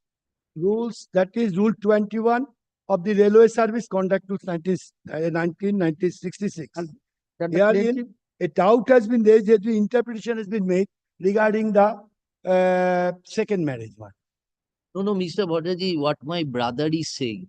Permission. Even a Muslim can enter, Muslim personal law permits, Muslim can enter into a second marriage. Subject to but with permission. the permission of the Permission employer. of the employer. If this permission is not taken, the employer will be having a window open for initiating disciplinary proceeding against the person. And that disciplinary proceeding validity was challenged and came up for consideration of the High Court. Yes, yes. When an application for permission is received, is whether such marriage is permission has to be obtained. This is the clarification of you. Ask no railway employee shall be permitted or I am entitled grateful to your lordship. into marriage during subsistence or I am grateful. of first marriage. Rule 26, Rule 21. So, Rule 21. It is, Yes. It is yes, one. sir. And Next that page, yes, apart- next page, my lord. Page 140. That is, a doubt has been raised of whether permission for second marriage can be granted to an employee whose personal law does not permit such permit. That is the problem. The interpretation starts. A doubt has been raised whether permission for second marriage can be granted to an employee whose personal law does not permit such marriage. So, if it is taken into consideration, in case it is a personal law permissible, in that case, whether permission is required or not, it has to be decided by the court. My lord, kindly go to the later thing.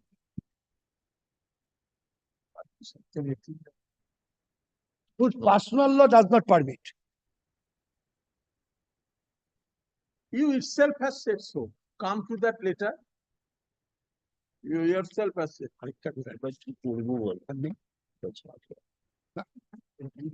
আরেকটা extra করতে হয় জজ দুই জজকে নাই যাচ্ছে জায়গাটা Now the civil court has said give the entire benefit. Gratuity, সব. Everything.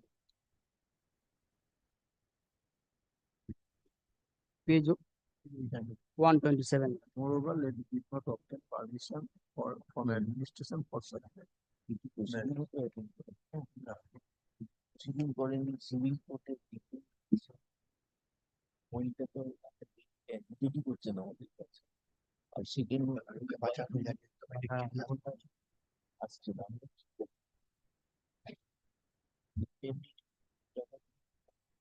Actually, When Malad, if you forego 1 minute, if you forego the claim for family pension, you take 50% of all other service benefits. 50% to Kohinoor Bibi and 50% to Maladeka Bibi. Accepting pension, No, family we are pension. saying, please consider, as regards family pension payment, this argument they can advance that whether second wife is entitled to family pension or not. According to you, I am entitled. I am the second wife. I have a civil court decree. Yes, Malad. That is the main point of That is the argument. We understand that. But as regards the issue of disbursement of family pension, this has to be decided. So far as the other benefits, 50% of that you are entitled. So for the time being, you take that amount. Yes. 50% of gratuity and other dues.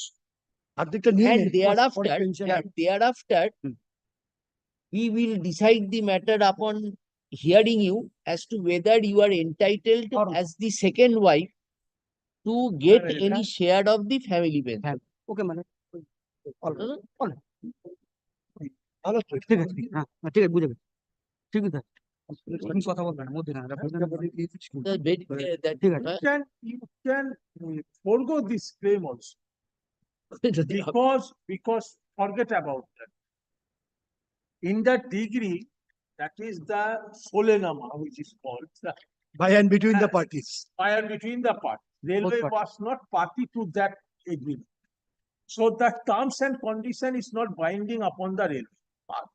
Secondly, when Fajol Ali contracted marriage with Rekha Bibi, then the earlier husband was living, and there was no divorce from earlier husband. And now not just for Okay, so giving direction to pay family pension or any portion of the family pension will be giving a declaration that you are a legally married wife. Only for one letter basis, railway authority, it has given. But actual fact is not So that. Bhattacharya, you come and tell us what are the actual quantum of amount which is lying with you. Relating to gratuity, apart from relating to gratuity and others, leave encashment and others. Excepting And you pension. also, we will say 50% you will disburse. For that, he is required to, if he is required to perform any other formality, you tell us. So it will be before us, we will direct 50% disbursement. And the amount is a very high amount. Obviously, railway employee. এটাতে তুমি ও যেটা তো এগুলো 7টা দেখো।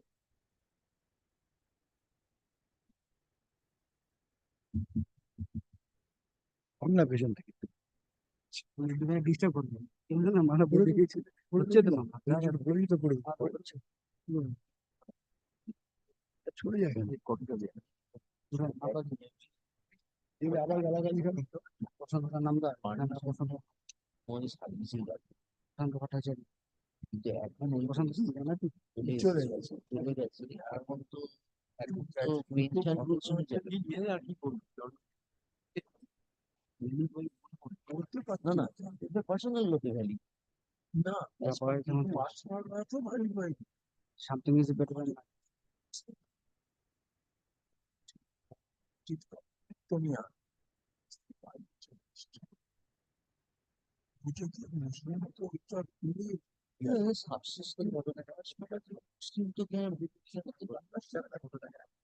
এইগুলো না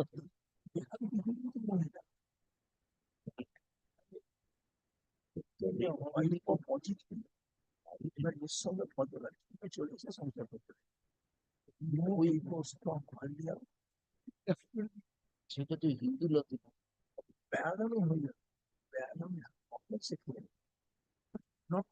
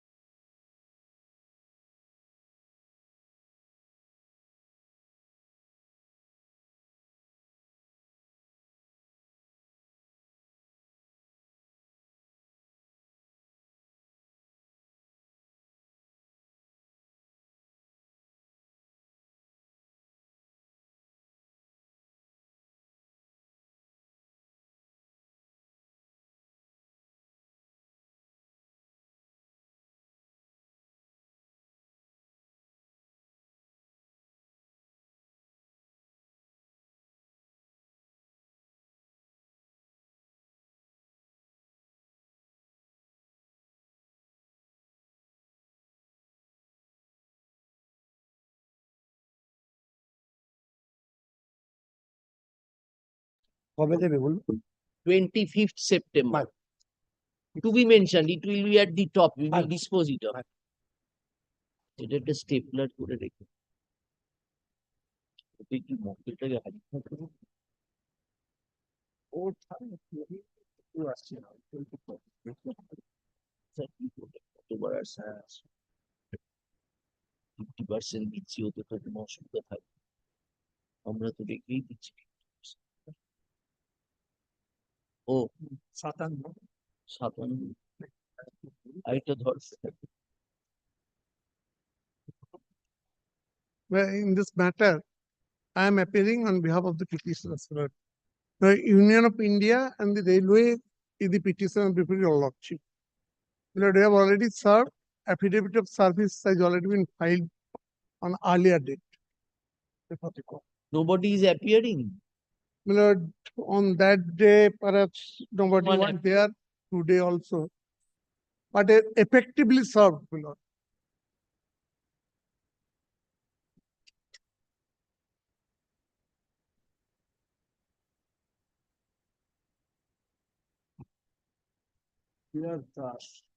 Lord, impugned order and a challenge that is dated 28th of August 2023. And my lord, we have challenged this order. This is at page 102, annexure P4. In the tribunal, who is Mr. S.K. Ghosh? Yes, Mr.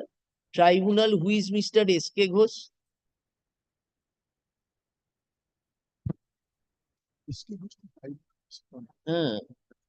J.R. Das দাঁড়িয়েছিল for the petition. J.R. Das. J.R. Das, Jagadish Chandra. And here Please. there is a pro forma respondent also. Pardon, my lord? Pro forma respondent also. Yes, 4 pro forma respondents are there. Mr. Bagh, you have you give a notice to Mr. J. Das and come back to us. আচ্ছা না চাইছে না Only on 3 grounds we have challenged. First, my lord, the order which has been passed, my lord, derogates the statute. Second, my lord, based on surmises and conjectures, nothing was taken into consideration. And third, my lord, bad in law as well as in fact. Motion দিয়ে দিন।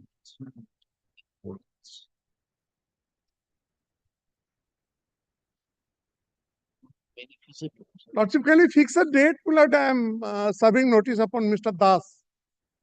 4 months এর মধ্যে complete করতে If so required. Motion motion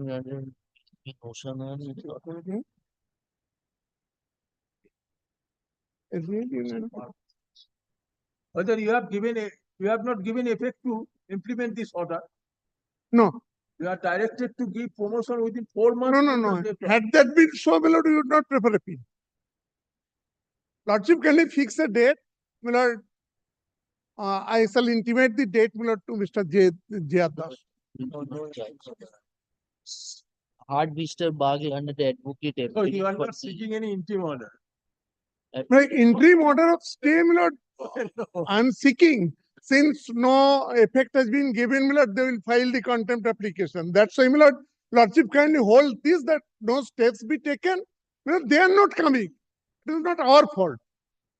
And effectively served, Lord. Any contempt filed, Mr. Bagh? Not yet. But any time, my lord, Mr. J. Das may file an application. My lord, 2 contempt applications were filed in earlier matter. Gunodhar Shatra. Serve upon JR. You serve upon Mr. J. Das, we will grant you, consider your interim order on the next date. Bagh and the advocate appearing for the petitioner in spite of service.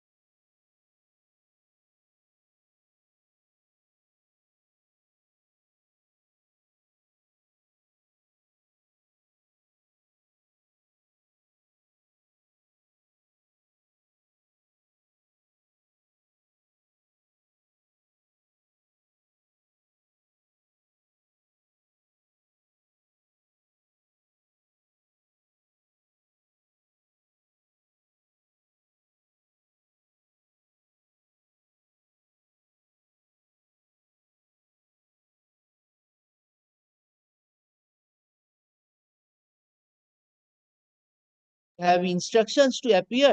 Yes, madam. কোনটা এটা sir ওই এটা তো এটা হচ্ছে ওই ইয়ে Soumitra Gautam yes madam I appeared for the, at the cat. I may proceed, bro.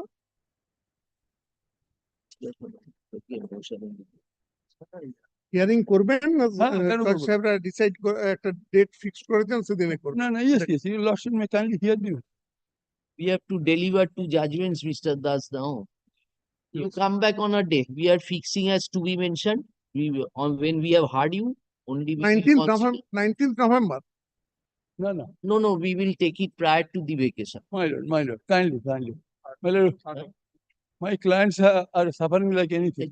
আচ্ছা এটাকে আবার মোশনে রেখে দিতে পারবে না সুরজিৎ এখান থেকে বের করে মোশনে রেখে দিতে পারবে আচ্ছা না ওটার অর্ডার দিতে হবে না তো মোশনে আসবে না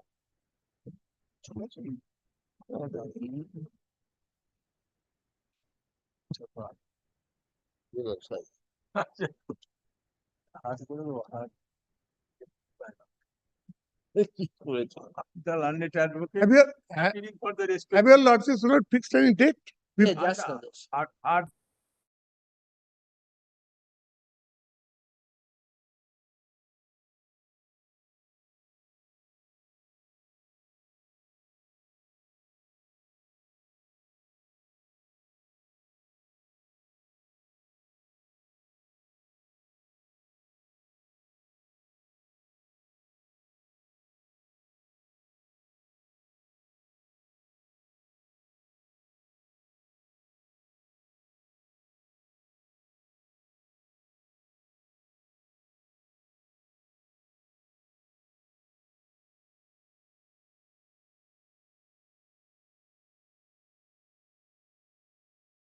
এসেছে যার জন্য পাঠিয়েছে তোমাকে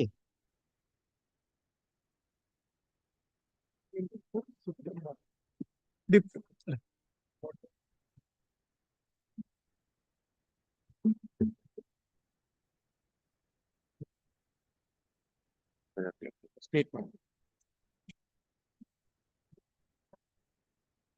এটা সরি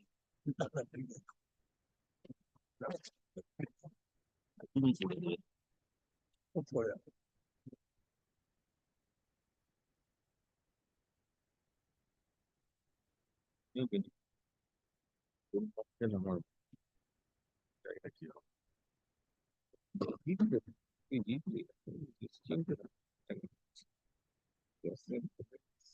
দেবে কি বলছে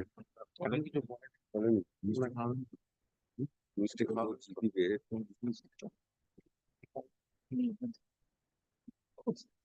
মিষ্টি তো ও খাবে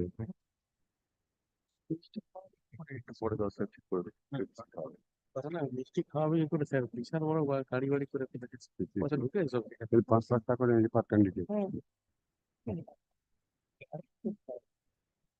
শুনুন আমাদেরকে তো বাবর বাজার দিয়ে শোনা যাচ্ছে চানাচুর দিয়ে In such contexts, the writ petition WPC ASD 165 of 2023 is allowed, while the writ petition WPST 170 of 2023 is dismissed. The operative order of the London Tribunal dated 23rd August 2022 passed in way 173 of 2022 is modified to the extent that the respondent shall allocate 10 marks for experience to the petitioner in WPST 165 of 2023 who have gained experience in private sector. However, the respondent in WPST 165 of 2022 retained the authority to conduct a thorough inquiry to verify the authenticity of the certificate submitted from recognized private medical organization and to assess whether the candidates have actually acquired required experience for the post. The other portion of the order under assail in these two writ petitions are left unaltered. Only 4 weeks were there. 4 weeks is already last. time maybe some time maybe ওইখানে গন্ডগোল হয়ে যাবে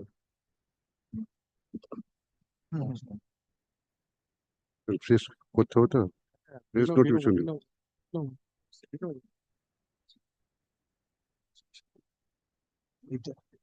SLP করা দরকার SLP করার জন্য বলে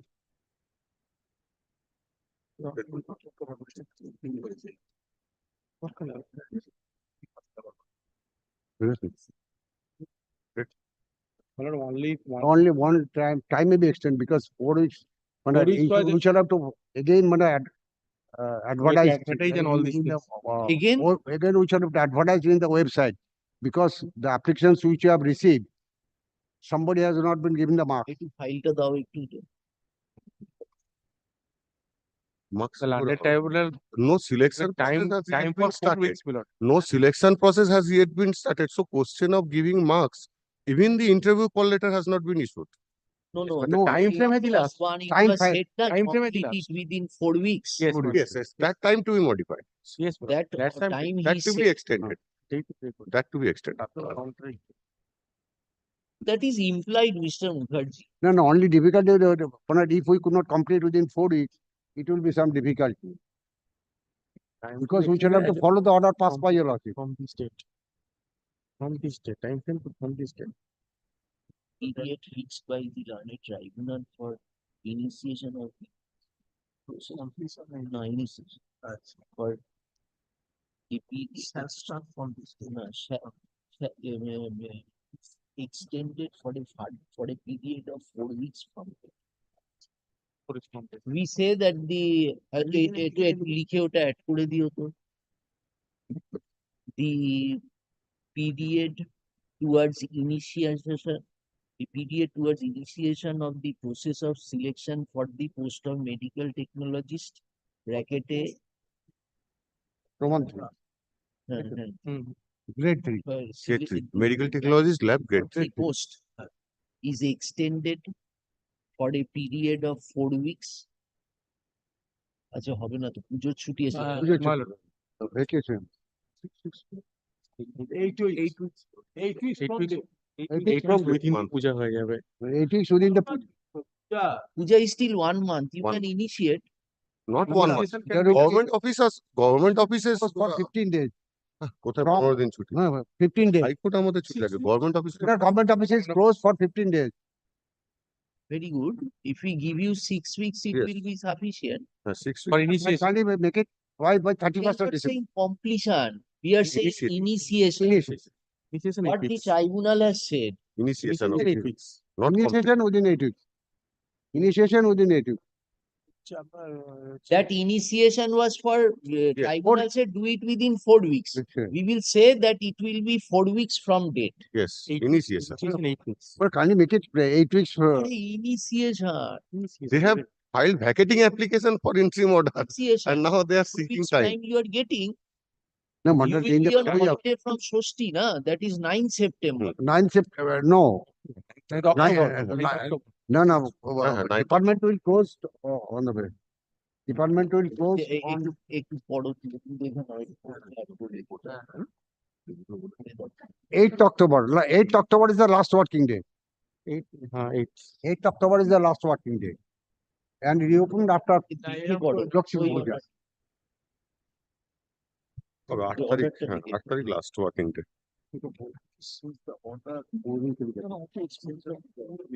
হ্যাঁ এটা পূর্ণিমার পরে আছে। পূর্ণিমা না না পুজো পর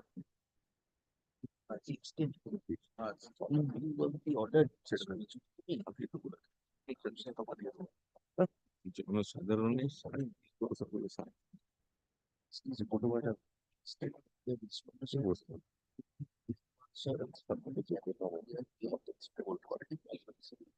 তোমার অপারে তারপরে বলছো হাইওয়ে ডিসপন্ডেন্স ডাইরেক্ট হাইগ্রাম শর্ট হবে ওটা না সব ঠিক হয়ে গেছে সবাই নিয়ে বসতে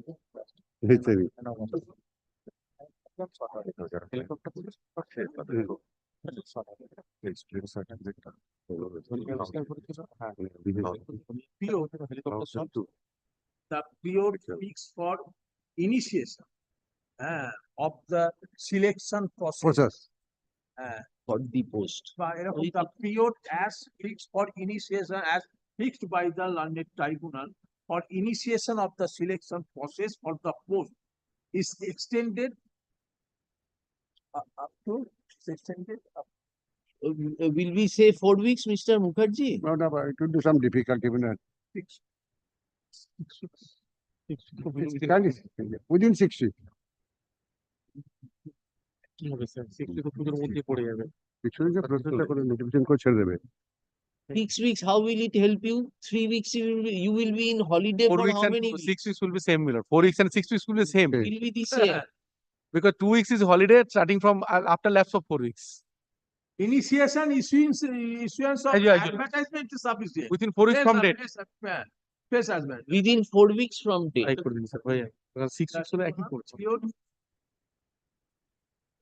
Period of 4 weeks as fixed by the learned tribunal for initiation of the selection process for the post shall commence from the date of this order. Yes, yes. Shall commence Sir, to comment. run.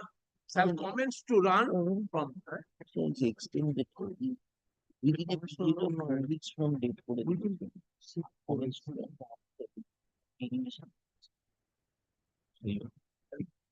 Sir, comments from No, because today is a Friday. extended For Monday, we cannot get a copy of the order. for a period of 4 weeks from date. So extended for a 4 weeks from date. My lord, whether they Initiation will, within 4 weeks. they will issue further face advertisement because my lord, we have It's not It is in our domain.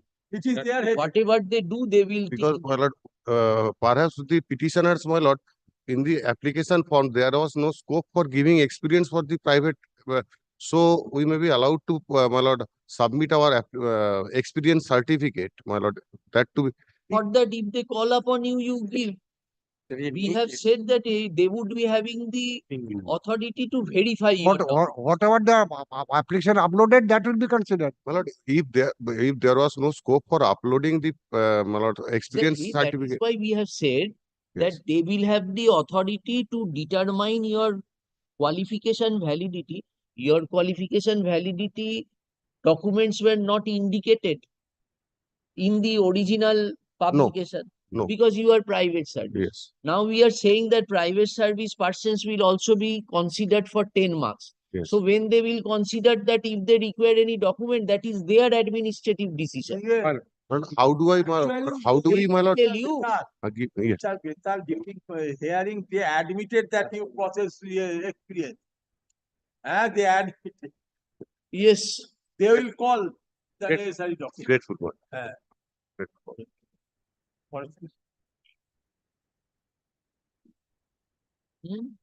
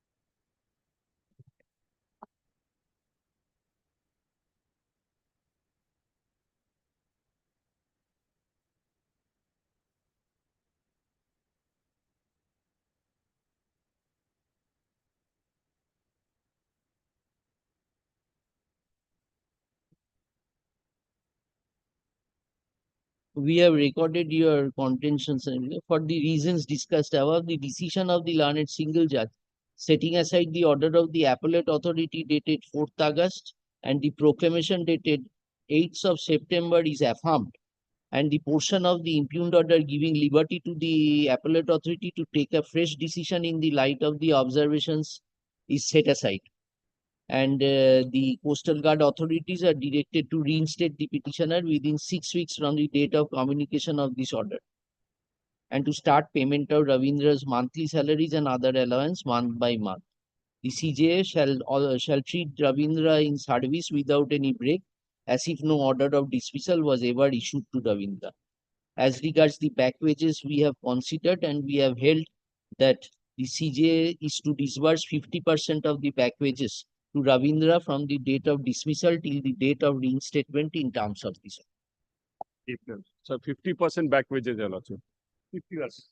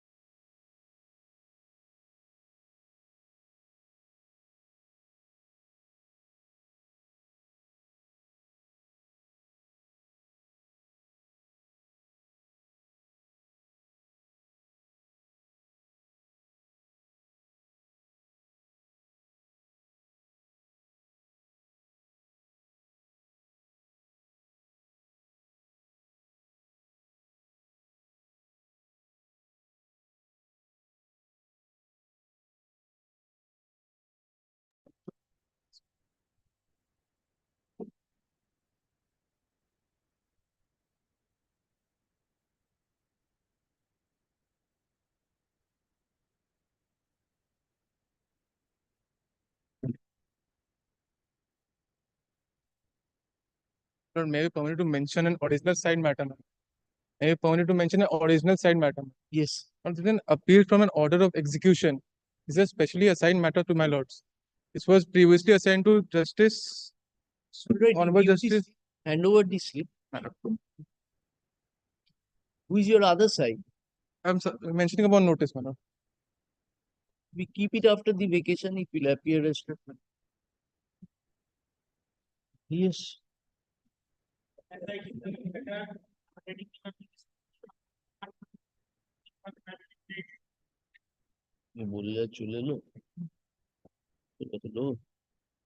My lord, I had argued this, my lord. Yes. This is, my lord, the rejection, my lord, of the application made under Order 7, Rule 11. This is the only one I'd argued. My lord, I'm told, my lord, after I left, my lord, Mr. Mitro said that the maintainability point on this also will be argued. My lord, I just wanted to show your lordships, my lord, 1 minute, just one Supreme Court judgment, which says, my lord, that an order, my lord, refusing to reject a plaint, my lord, is also appellable. My lord, kindly have a look at, my lord, see success, 2004, 9 Supreme Court cases, page 512, my lord. Deemed decree. Deemed decree. Your lordship. Deemed decree. No, my lord, it goes on the basis, my lord, that, my lord, if it is allowed, then it's a deemed decree. But if it is rejected, my lord, under clause 15 of the letters patent, my lord, and my lord, appeal, my lord, would lie. My lord, that's what I wanted to show your lordships. My lord, kindly come to para, my lord, 112 first.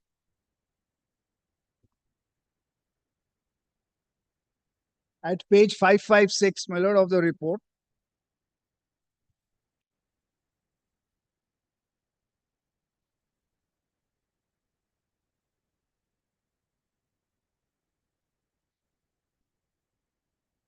My Para lord, 7. really, my lord, yes, my lord, at 556, my lord, if your lordship sees, my lord, para 108 at 555, the question, my lord, maintainability of letters patent appeal. My lord, here, my lord, an application for rejection of the plaint had been, my lord, dismissed. Question arose whether, my lord, an appeal would lie, my lord, from, my lord, such an order, because it's not a deemed decree. So, my lord, here, my lord, your lordships will find at para 1112, kindly see, my lord, clause 15 permits an appeal against the order passed by a single judge of the High Court in the second forum. The relevant portion, then, my lord, clause 15 is quoted. And, my lord, kindly see para 114, my lord, at 556, the right of appeal which is provided under clause 15 of the letters patent cannot be said to be restricted. Then, my lord, kindly come straight away to, my lord, para 128 at page 560.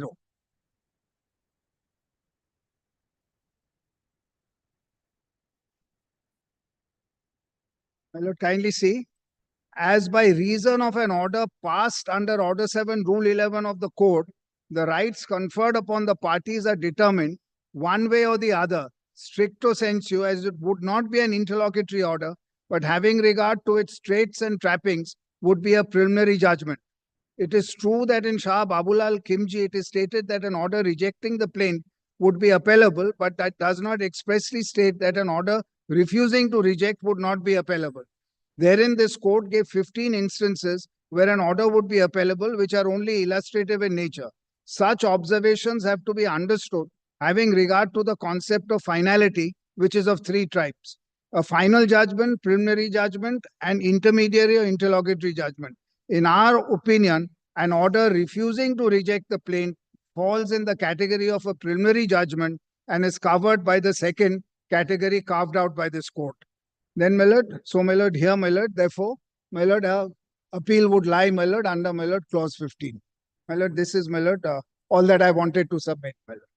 Now, my lord, may I seek your lordship's leave, my lord? I'll be back, my lord. Yes.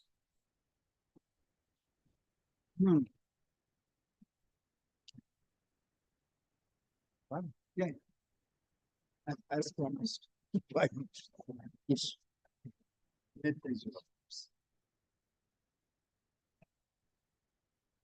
So the last point, I expected my learned friend to cite this judgment.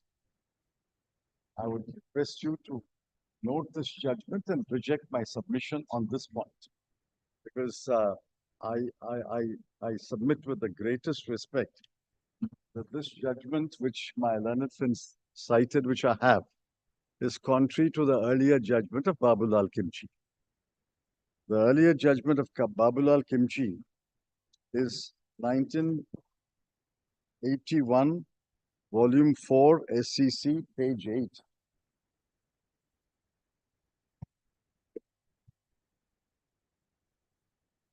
But 81, 4 SCC. No, it won't be here. It won't be here. 1981, 4, volume 4. But can we get it? You are not able to get it?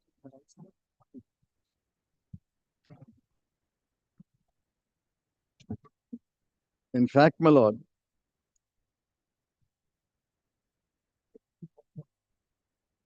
in fact, in paragraph 129 of this judgment, there's a reference to Shah Babulal Kimji. Yes. And I'm trying to get that book.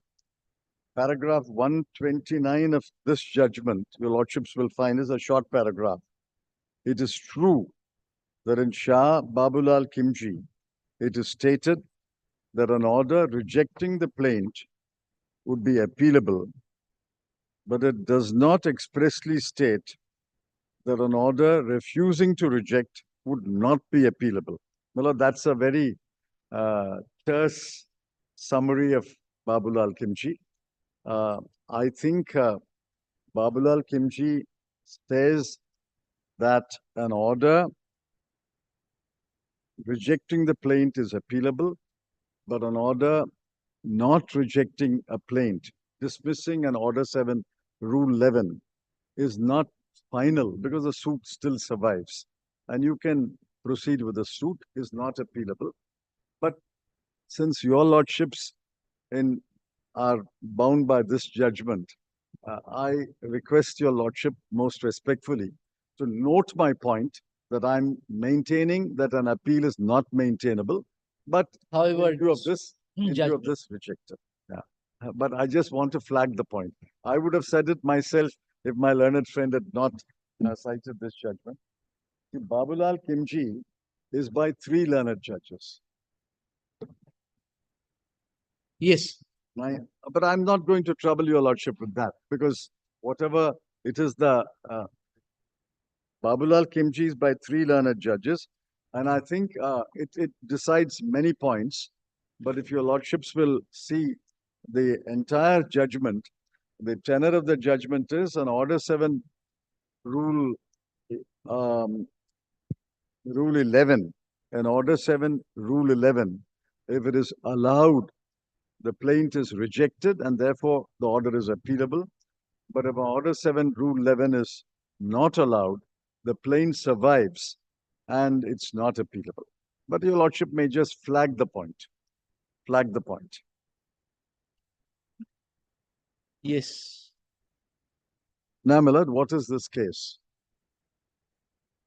This is a case where the appellant are admittedly the owners of the land. I'm a established real estate builder and construction company. We entered into a term sheet. The term sheet has the skeleton of the agreement.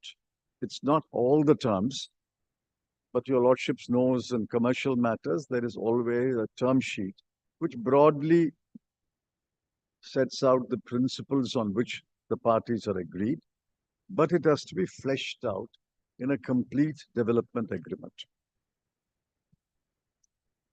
So far, there is no dispute about the facts, that there was a term sheet and there was a draft of a development agreement. Now, under the term sheet and the proposed to be executed development agreement, I'm not a mere builder.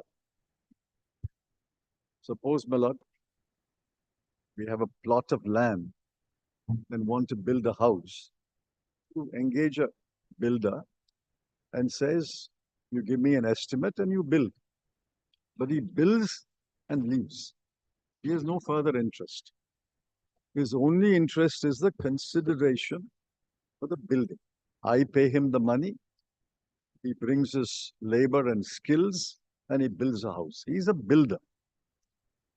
It's what the Supreme Court calls a pure construction contract.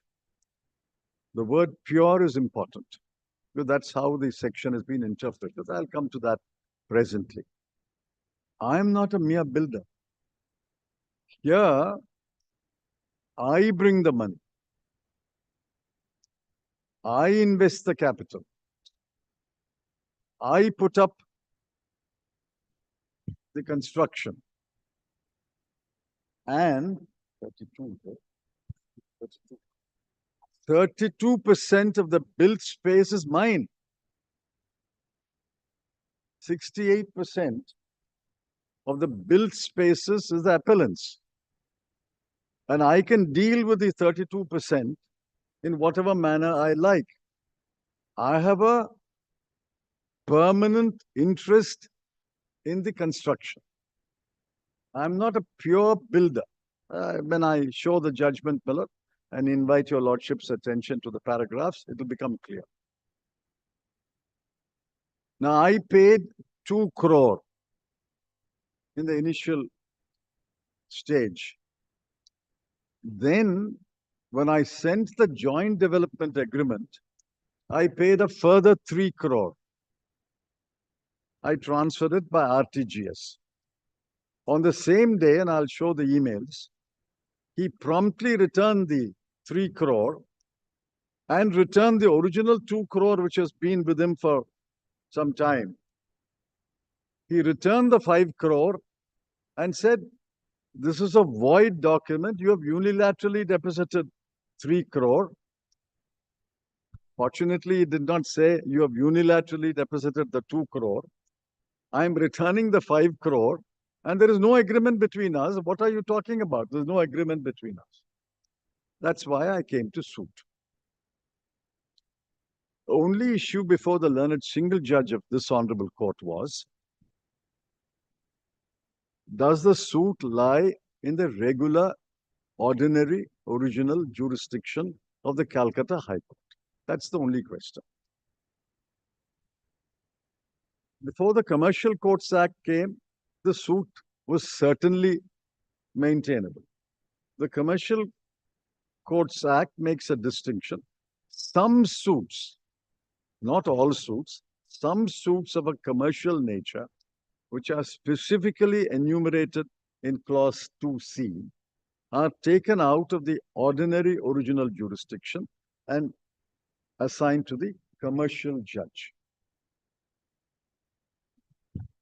Pending suits which fall under 2C are automatically transferred to the commercial division. New suits must be filed only in the commercial division. But suppose it is filed under the ordinary original jurisdiction. Under the practice directions, your lordships have held that the plaint will be returned to be presented to the, not that the suit will be dismissed, fellow.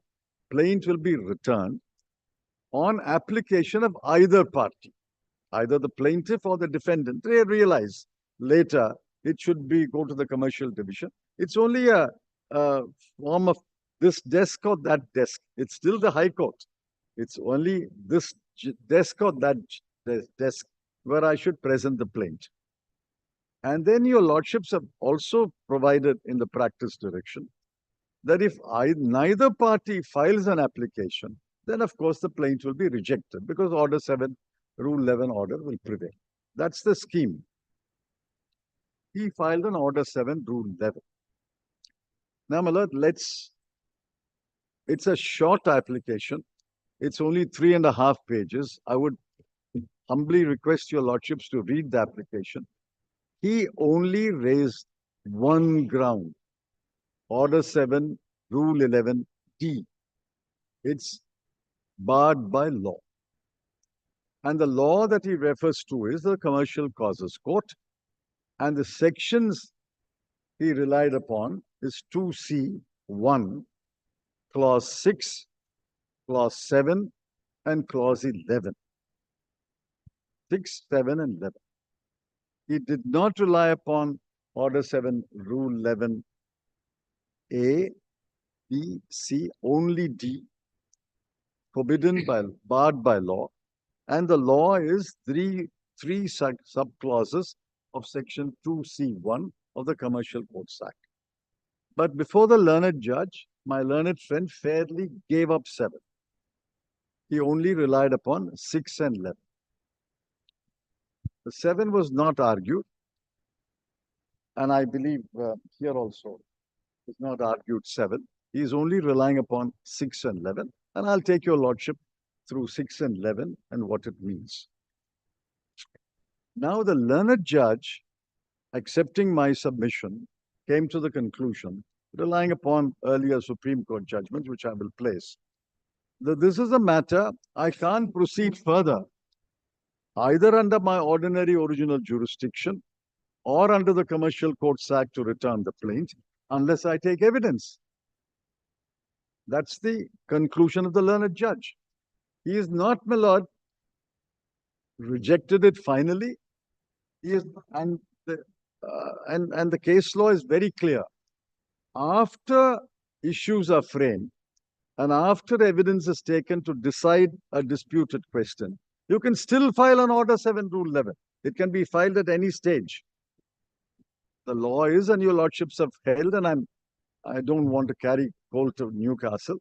Order 7, Rule 11 can be filed at any time.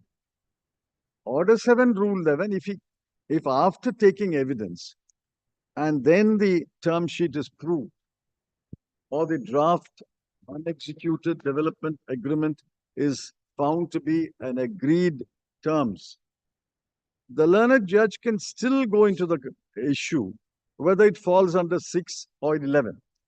And if it falls under 6 or 11, the learned judge can still dismiss the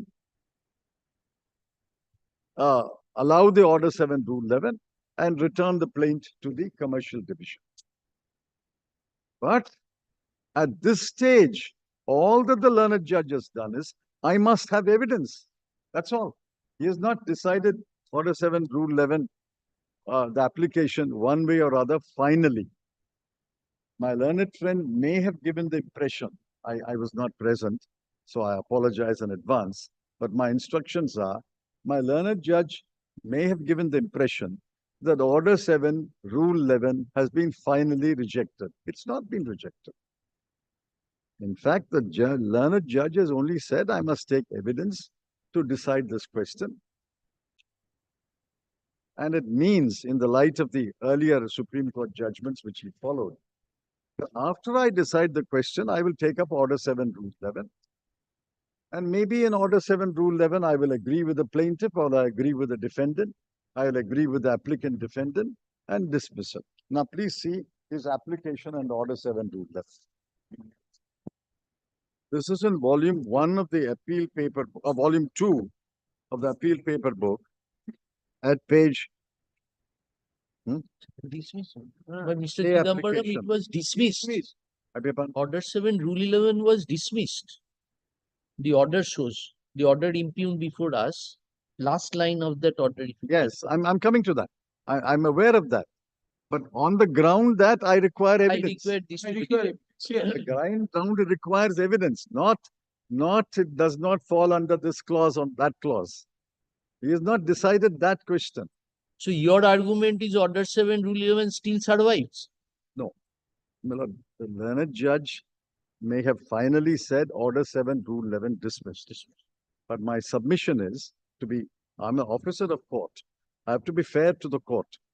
My submission is, after evidence is taken, the learned judge has still the right to decide whether it falls under Clause 6 or Clause 11 and either allow the application or dismiss the application.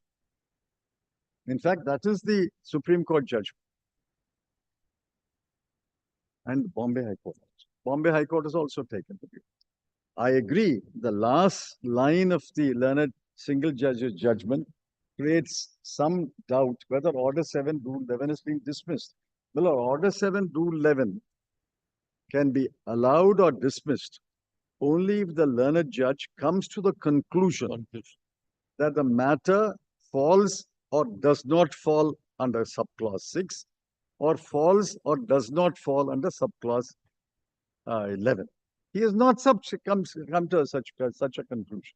All that he says is, I must have evidence of this. I hope I'm making myself clear. Yes. He has not finally decided either he is right or I am right. He says, I can't decide that matter by looking into terms of a term sheet which is disputed and the terms of an agreement which is unexecuted, because the orders clause 6 uses the word contract and clause 11 uses the word agreement. And your lordships know, under the Contract Act, what is a contract? An agreement enforceable in law is a contract. So it must be an agreement enforceable in law. Only then you can interpret the contract. Yes. Under 11, it is an agreement, but there is a disputed agreement here. In that light, my lord, the matter is in a very narrow compass. After some evidence is taken, whether the plaintiff is able to prove the term sheet or whether the plaintiff is able to additionally prove that the agreed draft was arrived at when the lawyer visited my lawyer's office and they both agreed on a draft and then it was sent. If I let in evidence to prove those documents, then of course the learned judge will then construe the term sheet and or the agreed draft as falling under 6 or 11 or not falling under 6 or 11. Kindly see Commercial Courts Act.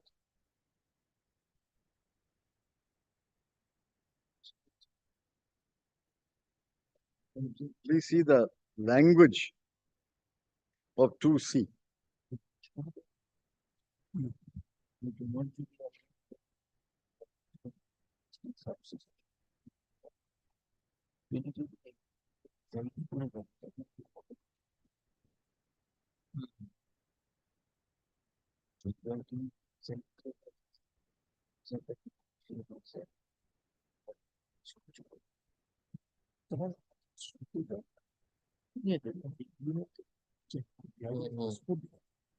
Yes. Now please see Commercial Courts Act. Commercial dispute is defined in section 2(1)(c). Commercial dispute means a dispute arising out of. Well, he relies only on 3 clauses. He gave up 1. 6. Construction and infrastructure contracts. There must be a contract first. Then the learned judge can decide whether the contract is a construction and infrastructure contract. Then kindly see, even 7 your lordship may look at it. Agreements relating to immovable property used exclusively. It must be an agreement. But here we are disputing there is an agreement. So what is the learned judge supposed to look into? Then 11, joint venture agreements.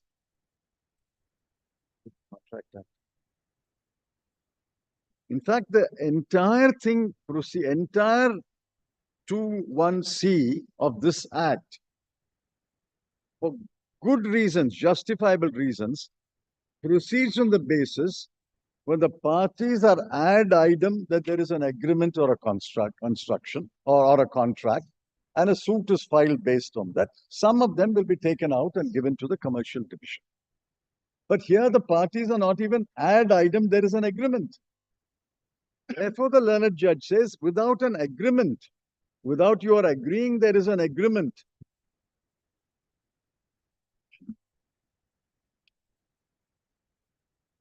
contract and agreement. Therefore, I need evidence to decide Whether there what is did a you agree upon. Whether there is a agreement. Adipan? Whether there is a agreement.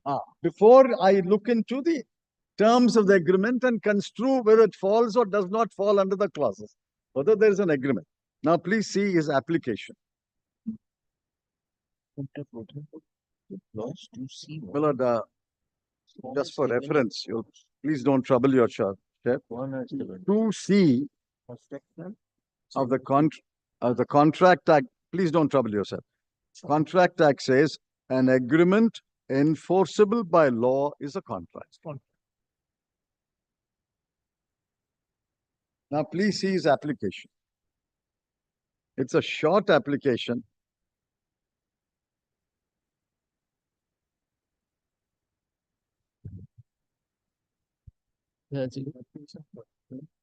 Volume 2. Page 268, it starts.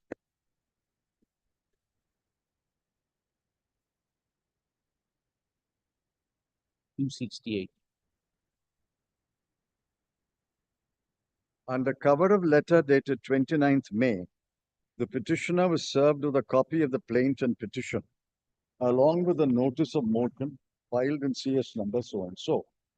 The address. It transpires that the above suit has been instituted, seeking inter alia decree for specific performance of the purported agreement allegedly concluded as per term sheet 11th November 22. It is stated that the parties were not ad idem on several essential terms. Negotiations were continuing between them and no agreement had been reached. The term sheet dated 11th November is not a definitive document. The term sheet dated 11th November is incapable of being specifically performed, and the plaintiff is not entitled to seek specific performance as alleged in the plaint filed in relation to the above suit or at all. The plaintiff's allegation in the plaint contrary to the foregoing are incorrect. Assuming but admitting the allegations contained in the plaint to be correct, for the limited purpose of this application only, it is clear that the alleged dispute which has been raised and forms a subject matter of the instant suit is a commercial dispute as defined in the Act. However, the above suit has not been filed in the commercial division. In the ordinary original jurisdiction lacks the subject matter jurisdiction. The plaint filed in the above suit is liable to and should be rejected as being barred by law. That is, my lord, Order 7, Rule 11, Clause D. The above suit is liable to be and should be dismissed. This honorable court does not have the jurisdiction to entertain the above suit. The plaintiff should be restrained from taking any steps in the above suit or the connected GA. However, from the letter dated 29th May, it appears that the plaintiff is seeking to move GA number 1. Therefore, there's extreme urgency in the matter. Unless ad interim order is prayed for is made, the present application. No reference to cause of action. No reference to does not have a cause of action. Lord, Order 7, CPC. Please again don't trouble your lordship, my lord. I'm just reading it aloud for my benefit.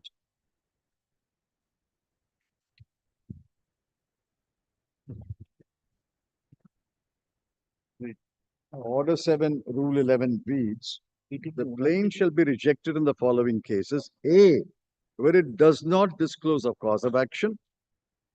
And then D, where the suit appears from the statement in the plaint to be barred by any law.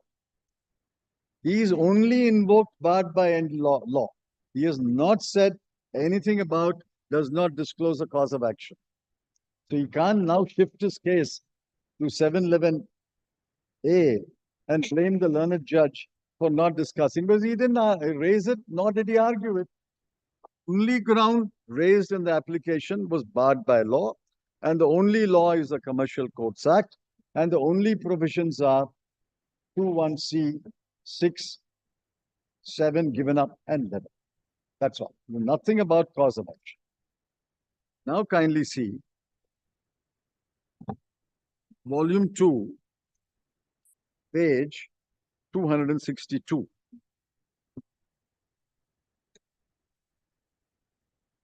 what was the provocation to file the suit?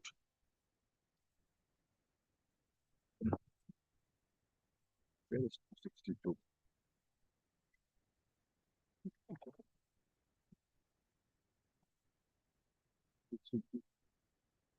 T. Milord, marked with letter T. Do my lordships have it? Marked with letter T. It's an email sent by my client. 262. Milord, I'm sorry, there are various numbers, but please ignore the the numbers. Yes, Look at 260. capital T. That is 262, the printed number. This is further to our, this is sent by Merlin Projects, my client. This is further to our email dated 25/23. I'm sending this on 22/5/23 for execution of the joint development agreement in respect of the subject map property as early as possible. As per the terms already agreed between us, we are supposed to pay 3 crore on account of interest-free refundable security deposit with the execution of the JDA. As we have already freeze all terms of the said JDA and which will be executed as per your convenience. But as already intimated, we have this day transferred through RTGS, having UTR the said sum of rupees 3 crore to your account. Please acknowledge receipt of the same and let us know when the JDA will be executed. In this context, we would like to apprise you that for the proposed development, we have already appointed the architect and various agencies for the said purpose. We have also appointed the consultant for coordinating the ULC NOC for our project. So I am proceeding on the basis term sheet has been agreed and you have agreed to the terms of the proposed joint development agreement. Tell me when you will execute it. I've already sent 2 crore. I'm sending you 3 crore. Now look at the reply over the page.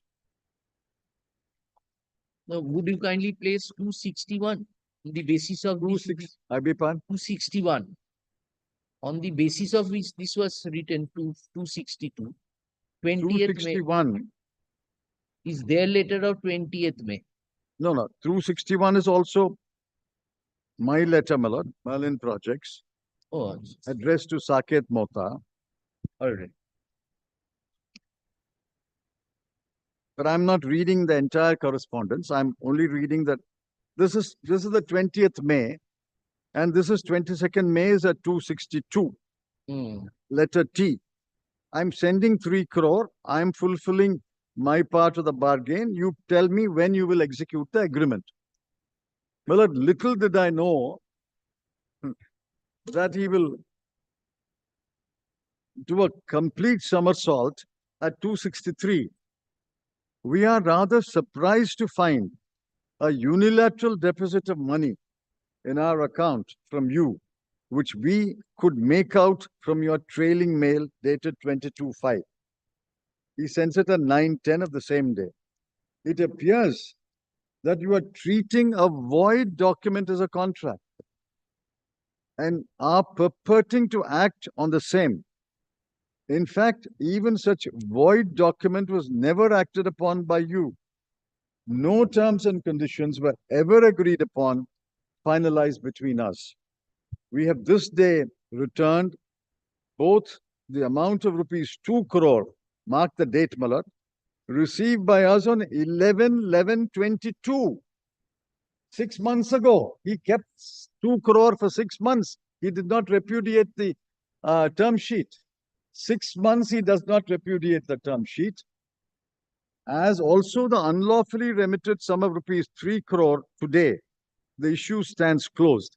So he wakes up after 6 months, returns the 2 crore which he has enjoyed for 6 months, and the 3 crore which I sent earlier in the day. He returns a 5 crore and says there was never an agreement between us.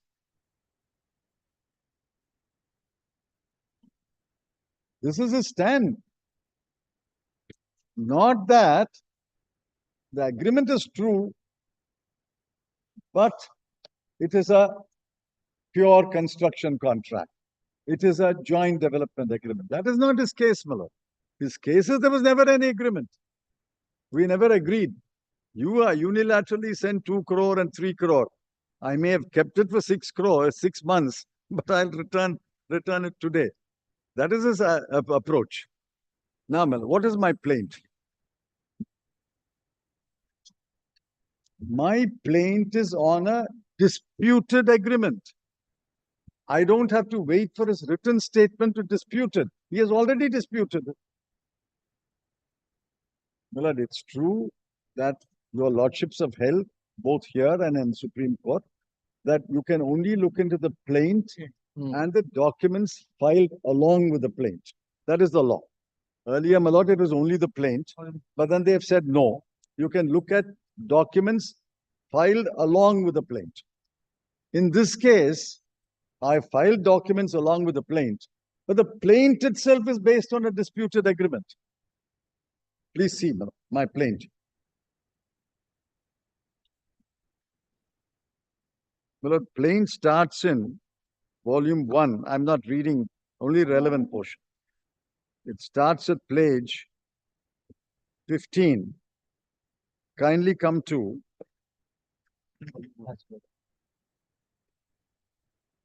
$50.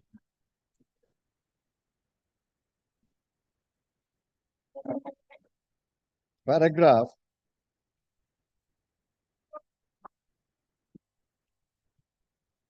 term sheet. Paragraph 16. I'm not reading it. I'm just showing what it contains. Paragraph 16, paragraph 15 at page 20. On the very same day, on November 11, the plaintiff and the defendant herein executed a term sheet, signed both sides, recorded terms of the development agreement, a copy whereof is annexed hereto and marked with letter M.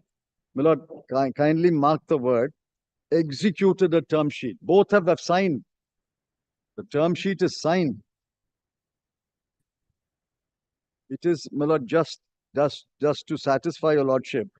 Please see at 127, the term sheet. I'm not reading it.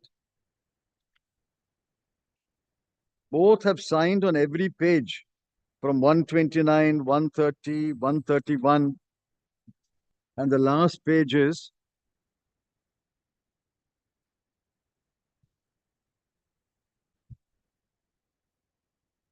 140. Both have signed.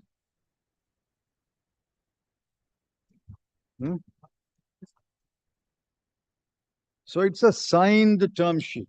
Now I start my plaint by saying, paragraph 15 at page 20, on the very same day, the plaintiff and defendant herein executed a term sheet.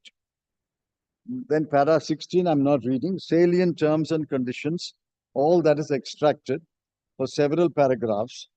And kindly now come to paragraph 17 at page 24. At the time of execution of the said term sheet, the plaintiff paid an upfront amount of rupees 2 crore, which has more fully been recorded in the said term sheet. 18. From the perusal of the said term sheet, it will be evident that there is a specific negative covenant which runs with the land, that is the suit property, which prohibits the defendant from entering into any contract pursuant to the development or sale, conveyance or alienation, etc., etc. Para 19. In terms of the aforesaid term sheet, the plaintiff has complied with all its obligations and the plaintiff is ready and willing to comply with its further obligations. Para 20. As per clause 14 of the said term sheet, the plaintiff and the defendant were supposed to execute a joint development agreement in respect of the said suit property within 60 days. However, from the course of conduct of the plaintiff and the defendant, it would be evident that the time so fixed was never treated as the essence of the contract, and the plaintiff and the defendant continued in discussing and developing the terms of the said JDA even after the expiry of the said 60 days. Accordingly, the further money which was payable by the plaintiff to the defendant was neither paid nor demanded, though the same was lying ready with the plaintiff. The plaintiff and the defendant herein, after execution of the said term sheet, exchanged several correspondences enclosing therewith the draft joint development agreement along with modifications thereto. Copies of emails dated November 22 and February 25 are annexed herewith and respectively marked so and so. After such modifications, by an email dated April 4, the plaintiff forwarded the draft development agreement with its comments to the defendant. A copy of the said email is letter Q. In reply thereto, the advocate for the defendant, by an email dated April 21, forwarded the final draft joint development agreement for review and consideration of the plaintiff. A copy of the email dated April 21 is marked as letter K. Subsequent thereto, a further meeting was held at the office of the advocates of the defendant when the plaintiff and the defendant agreed to incorporate certain minor corrections in the draft joint development agreement, which was forwarded by the defendant by email dated April 21. Thereafter, and on 3rd May, Mr. Saket Mota of the plaintiff had requested Mr. Om Jalan, being the person in control of the defendant, to conclude the agreement as per his convenience, and the said Mr. Jalan had in turn also agreed to do the same. By email dated May 20, that is page 261, which my lord pointed out. By an email dated May 20, the plaintiff again requested the defendant to incorporate necessary corrections as agreed between the plaintiff and the defendant in the JDA and arrange for execution of the same as early as possible. It was further informed by the said email that the plaintiff would make payment of 3 crore as interest-free security deposit with the execution of the JDA, and the plaintiff is ready and willing to make the payment. It was further recorded that the said email that the plaintiff and the defendant had also agreed to acquire the development rights together of the adjacent plot as more fully mentioned in clause 12 of the term sheet for integrated development of both the premises. The plaintiff and defendant can proceed for integrated development. The defendant, however, did not controvert any of the statements contained in the said email dated May 20. A copy of the email is letter S. On the basis of the agreement, as aforesaid, the plaintiff has also taken various steps for developing the suit property. The steps taken are appointed an architect, reputed firm of architect, designated various engineers, including mechanical engineers, and 3, plaintiff also took steps for obtaining the requisite NOC. As would be evident from the above paragraphs, the plaintiff and the defendant were continuously deliberating on terms and conditions of the joint development agreement, and the final draft thereof was forwarded by the defendant only on 21 April. Upon perusal of the said joint development agreement, the plaintiff immediately called upon the defendant to execute the same. Such intimation was given by the plaintiff on 20th May, immediately thereafter on 22 May, that is letter T, 262. The plaintiff informed the defendant that all the terms of joint development agreement had been already finalized between the plaintiff and the defendant, and the plaintiff deposited the sum of rupees 3 crore through RTGS in terms of the term sheet. Such fact will be borne out by plaintiff's email dated 22 May, letter T. This is to the utter shock and dismay of the plaintiff. The defendant, by its email dated May 22, alleged that the said sum of rupees 3 crore paid by the plaintiff to the defendant was an unilateral deposit of money. The defendant further alleged that the term sheet or finalized JDA was a void document and that no terms or conditions were ever agreed upon or finalized between the plaintiff and the defendant. By the said email, it was further alleged by the defendant that the defendant had returned the said sum of rupees 2 crore and thereafter 3 crore to the plaintiff, and that the issue allegedly stands closed from the defendant's end. A copy of the email dated May 22 is annexed, letter U. The said email is in breach of the terms of the term sheet, inasmuch as the term sheet contemplates the termination thereof can only be done mutually. So the disputed agreement and now disputed term sheet are part of the plaint. You don't have to look at any of the defendant's documents. It's part of the plaint. My lord, in some, what I'm trying to say is My plaint is not based on an undisputed term sheet and JDA. My plaint is based on a disputed term sheet, which he calls void, and a disputed draft joint development agreement, which he says he never agreed upon. And I've annexed letter, all the documents, in particular, documents mentioned that letter S, letter T, and letter U, 261, 262, and 263 of volume 2.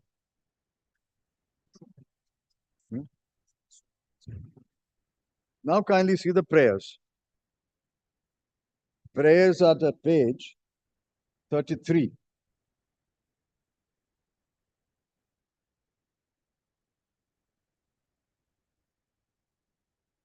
Decree for specific performance of the agreement concluded as per term sheet dated November 11 by directing the defendant to do the following amongst others: to execute and register the JDA for construction and development of a residential commercial mixed-use building. 2. To accept security deposit amount as per the terms of the term sheet. He has returned it. To hand over the possession of the suit property in the plaintiff free from all encumbrances. To execute and register 2 powers of attorney in favor of the plaintiff as per the term sheet. Alternatively, if the defendant fails to specifically perform the said agreement, the registrar original side be directed to perform the aforesaid as stated in prayer A. C. Decree for perpetual injunction against the defendant from entering into any other contract pertaining to the development, because there is a negative covenant, or alienation of encumbrance of the suit property, and or to give any effect or further effect to the same. Decree for perpetual injunction against the defendant, encumbering, etc., in any part thereof, more fully described. Receiver, injunction, etc.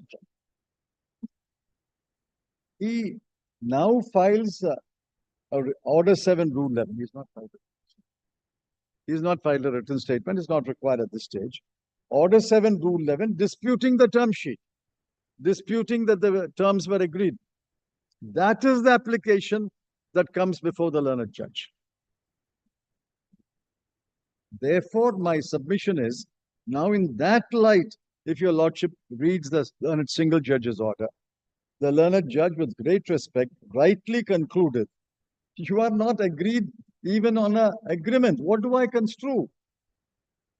First, let him prove the agreement before I begin to construe it. Now kindly see the order of the learned judge.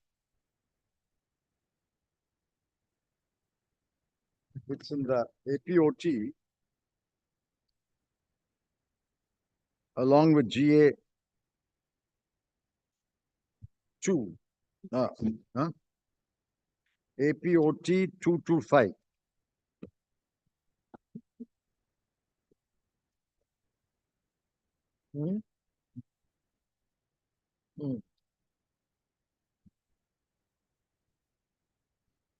The order of the learned judge, my lord, is somewhere after the grounds. Starts at page 1.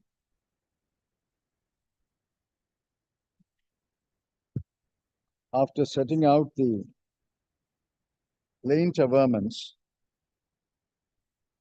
kindly come to page 5.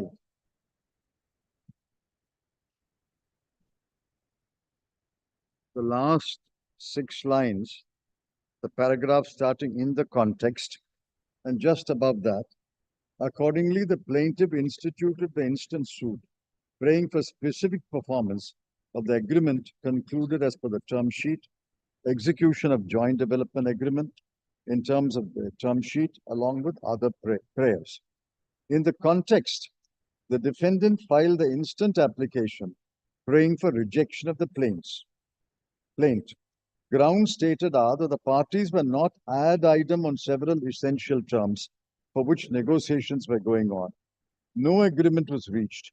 Even assuming that the allegations made in the plaint are correct, The same involves commercial dispute as defined in the Commercial Courts Act. Instead of filing in the commercial division, the instant suit is filed on ordinary civil jurisdiction. The plaint is clearly barred by law. That is the only ground, my lord. Not that there is no cause of action.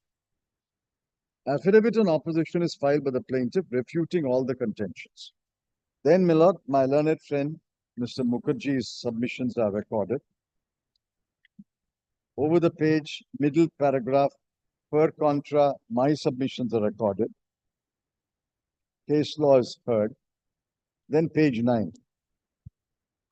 I have heard rival submissions. It is no longer res integra that a court should trudge within the four corners of the plaint while considering an application for rejection of the plaint. There is no scope of digression from the peripheries of the plaint.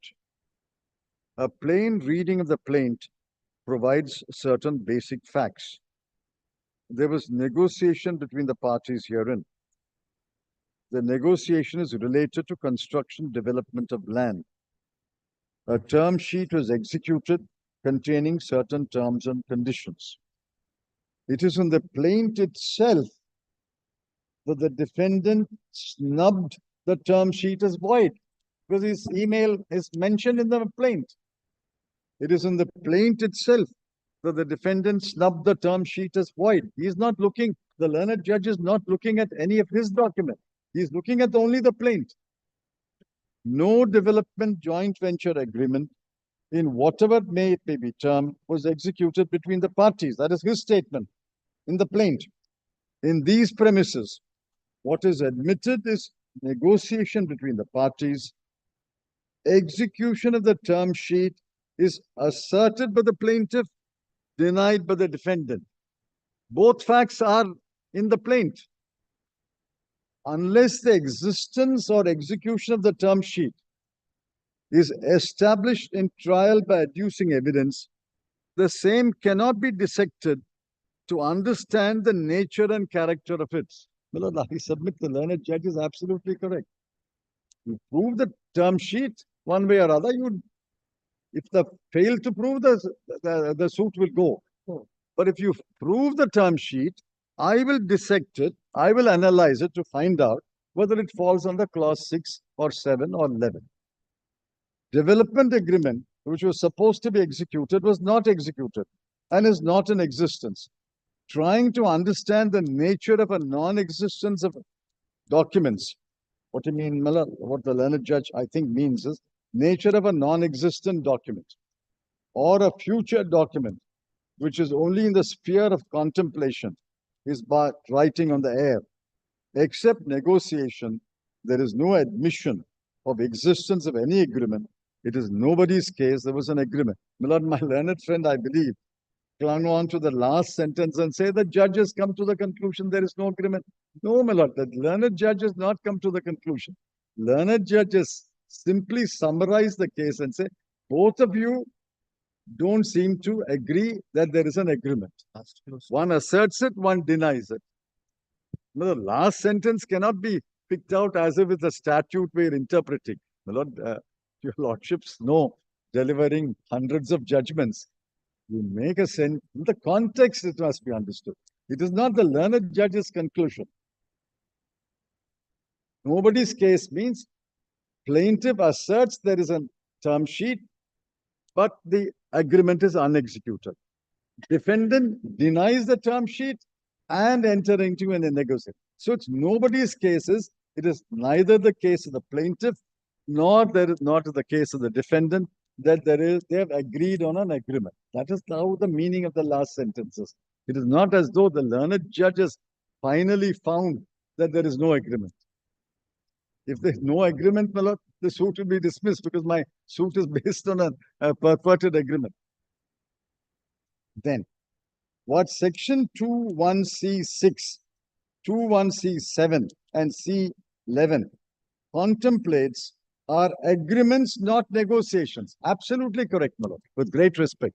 Absolutely correct. The language is contract or agreement, not negotiations.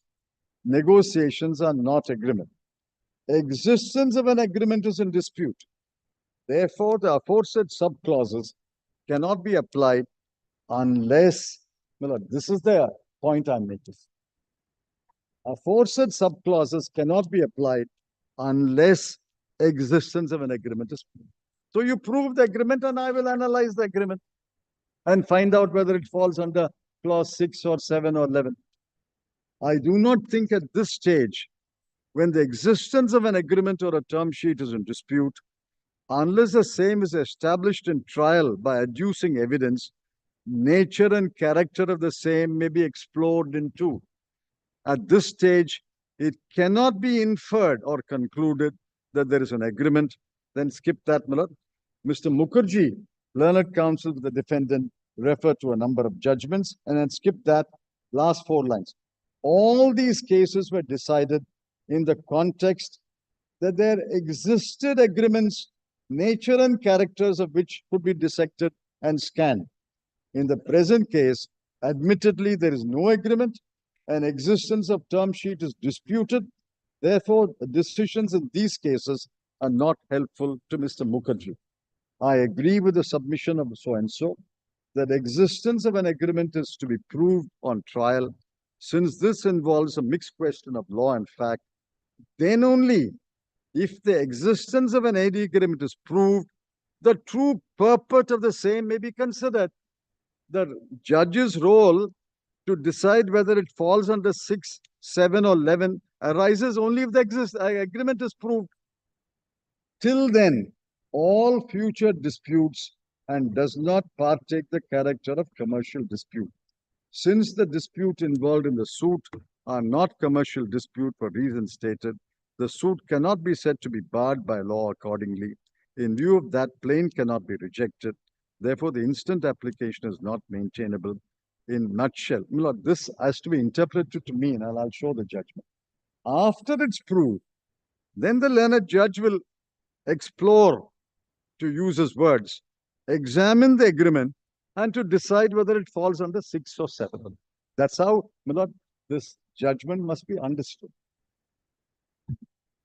Can't take one sentence here and say, he has dismissed my orders. I'll justify the dismissal. Even under clause 6 and 11, I will justify the dismissal. Because 6 only refers to pure construction contracts. 7 was not raised, was given up specifically. 11, the law is a joint development agreement is only one where both parties share the risks. I must share the profit and the losses. I must share the risk of this project becoming a failure or a commercial success. In this case, I will show the term sheet. All the risks are mine. He has an indemnity against any loss. All the losses are mine. All the capital is mine. All the labor is mine. All the supervision is mine. The sale of the built-up space is mine. After I build up, he will get 68% of the built-up space. He has no risk whatsoever. So it will not fall under joint development agreement as defined in law lexicons and as stated by the Supreme Court in New Horizons case. New Horizons case is authority for the proposition that a joint development agreement and subsequent cases, joint development agreement is only when both parties share the risks. Here he has 0 risk. I have 100% risk. I will satisfy your lordships. The learned judge was argued. He did not think it necessary to go because he says, you prove the agreement and then I will examine the agreement. Well, I submit, Malad, your lordship should uphold this order, but with the clarification. After he decides the matter, we can still examine whether it falls under 6 or 11. I have to be fair to the court. It's not as though 7-11 is closed forever.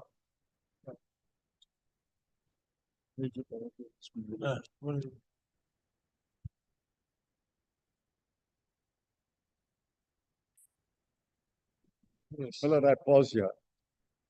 If this argument is acceptable, then I don't have to go into 6 and 11. But I have to discharge my duty to my client. Suppose this argument is not accepted, I'll satisfy your lordship, it does not fall under 6 of. Where is Mr. Mukherjee? Where is Mr. Mukherjee? This clarification is done, then it solves the problem. Otherwise, Mr. Chidambaram will go into the other parts of the issue. It will be required because this clarification may not resolve the issue, my lord. We will clarify Lordship. that the learned single judge, at the stage it was heard, he arrived at such finding. That does not mean that you cannot take the issue of 7-11 subsequently after No, my lord, the point is, if the issue can be resolved at the 7-11 stage, why should can I be be, done by the original my jurisdiction. lord, why should I be subjected to the perils of a suit, hearing of a suit? My lord, I have purchased this property. That is why we will clarify No, my lord, that the existence of the document is determined. Then you can take it. Then automatically it will go. no, my If lord. it is decided that it is a commercial dispute on the basis of the existence of the document, then it will be relegated to the commercial section. My lord, Then your purpose is my lord, served. it is not just that aspect, your lordships are correct. That is definitely one of the aspects, but not the only aspect. So, Mitro, we are not saying that. We are at 7-11. Correct, correct. He has made a very submission that though it is two observations made by the learned single judge, maybe My lord, it's creating some problem. my lord, it's not So we even, clarify that. my lord, if, as a learned judge is held, if neither of the parties are saying there's an agreement, then what are they seeking specific performance of? They have not challenged the order. We They are will say seeking. that. No, my lord, So they Mitro, they we are will say saying. that No, my lord, I also want to urge the issue, and we have urged, my lord, the issue of. to cut short the issue. I sir, understand. Because if we allow because Mr. Mukherjee has extensively argued. Correct. So now, when he comes and says that this is what I understand of the judgment, you are free to clarify. Consider that and say how you will be prejudiced. My lord, the lack of cause of action. That subject to what has been said, your primary issue is the Only Yes, issue. primary, but not the only issue, my lord. No. My lord, Where- primary, but let not my the only learned issue. Show My lord, the in court. 7-11, where is the word? No cause My of lord, action. even if I think Mr. Mukherjee cited two decisions, my lord. Mr. Mitro, you should ponder over this issue and cut short the litigation. Very well. Because Since your interest is also involved, Mr. yes, my Chidambaram's lord, the only difficulty is this. I'll tell you, lordships, my lord. I've spent 100 crores. Tell us what clarification we want, further protection you want. You Well, tell us. my That lord, you leave these things. We will Should I, clarify to the should I say it candidly? My lord, dismiss the suit. That's what I want, my lord. That's why I made the order 7-11. All No, my lord, defendants, all my lord, defendants I wanted would say that. yes, my lord, I'll tell you, lordship, my lord, what the problem is. I've put in 100 crores. I've purchased this valuable property. My lord, there isn't an agreement in place. They have gotten an order of injunction, my lord. Today, my lord, my hands are tied. Mr. Chidambaram has, I'm sorry, Mr. Yes. Mr. Mukherjee, the submission has come that according to Mr. Chidambaram, the issue of existence of the agreement is in dispute. So if the existence is finalized upon calling evidence, then if it comes to if the agreement survives, then it is a commercial dispute. Your order 7 rule 11 will survive. Otherwise, what argument you advanced as regards the clauses of the terms of settlement, we would request you to consider this issue. My lord, I have a simple, my lord, answer to it. My lord, we are at the threshold. My lord, jurisdiction is decided on the case made out in the plain. My lord, I've cited that case. Yes. My lord, that's how it's to be decided. That is how it is to be decided. I'm at the threshold. There's no determination here. It's the plaint case which will decide jurisdiction. That's the plaint case. The submission of Mr. Chidambaram that the issue is not the application, although it has been recorded as a dismiss, but the issue has not been finally resolved. Because both of you are not at Eden as regard the existence of Your lordship's absolutely right. That's the dispute. unless the agreements comes on record and the court gets the occasion to look into the agreement, one cannot say whether it would be commercial dispute or it would be tried in ordinary civil jurisdiction or not. First you come added him that there is an agreement. My lord, kindly have a look at the sec. My lord, it's a question of subject matter. My lord, jurisdiction. Whether, my lord, the ordinary original civil jurisdiction will decide it, or, my lord, the commercial division, my lord, should decide it. Yes. The subject matter, Yes. my lord, it's immaterial, my lord, as to, my lord, what I say. The plaint case has to determine, my lord, whether, my lord, there is jurisdiction or not. It's immaterial. That's the decision I've cited, my lord, of the Supreme Court. There's no question of, my lord, evidence being laid on this. And that is the dispute. But, my lord, the plaint case, my lord, will determine jurisdiction. That's my grievance, my lord, against, my lord, the learned judge's order. And, my lord, if the learned judge's order, my lord, is correct, then, my lord, Order 7, Rule 11, my lord, should have been allowed, because that does not disclose a cause of action. Because there's no agreement.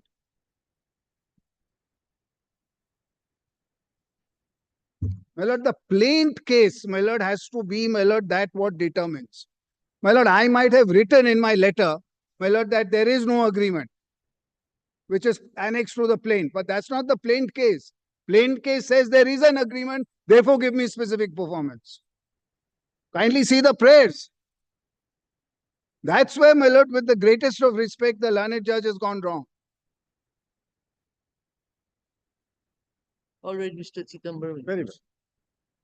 Very well, my lord. In fact, my submission was the plaint itself discloses there's a disputed terms of account. It's not as though that dispute is discovered by the learned judge outside the plaint. The plaint itself. Now kindly see the judgment of Supreme Court in Dahiben, 2020, Volume 7, Supreme Court Cases 366. What is the scope of an Order 7, Rule 11?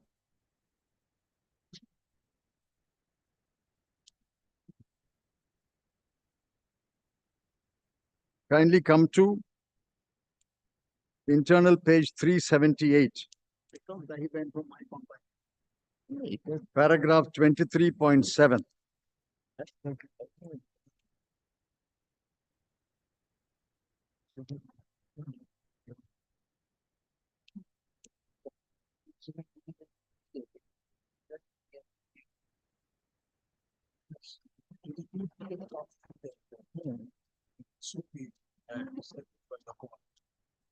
Sorry, miss.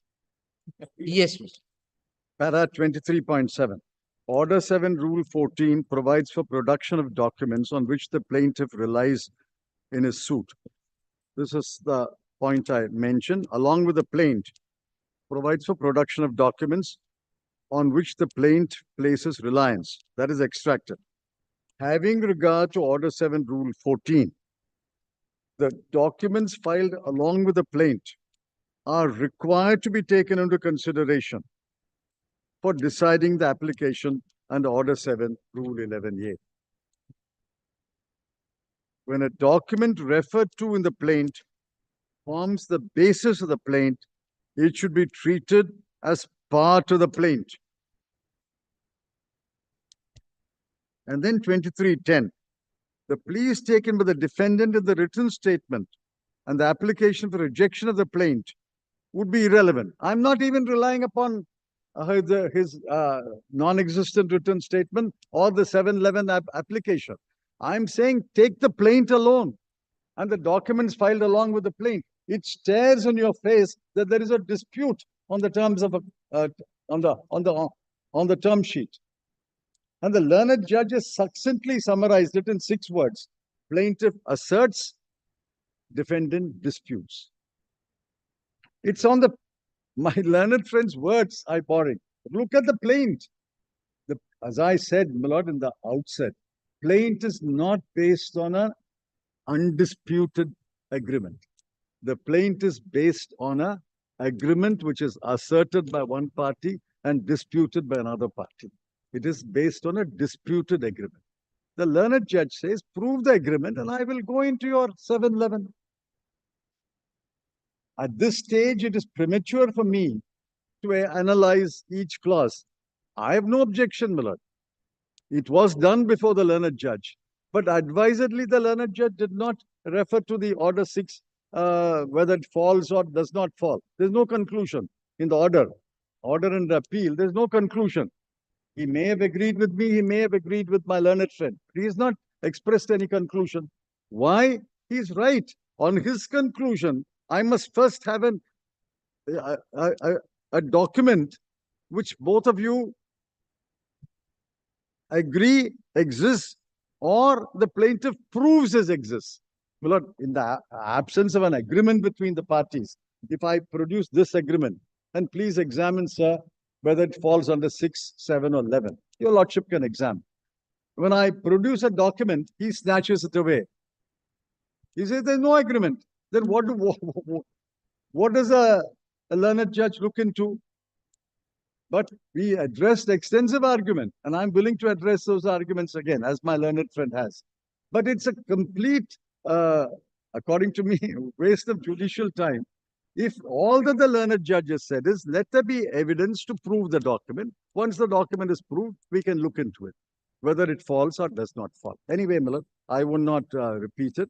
It's for your lordships to decide whether you wish to hear further arguments. I'm ready to continue and satisfy your lordship, as I attempted to satisfy the learned judge, that assuming that the term sheet is true, that is, it's proved in my favor, that the term sheet exists and the joint development agreement exists. That is what he is inviting your lordships to assume. He is inviting your lordships to assume that the term sheet exists and the joint development agreement. I say assume both. It don't fall under 6 and 11. I'll argue that. Yes. Now kindly see the term sheet. Volume 1, 120. The term sheet is at page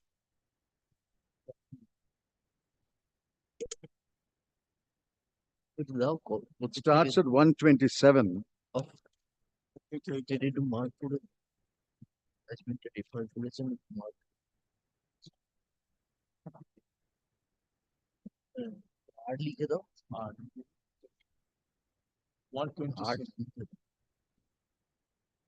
Yes, 120. 127. Letter M.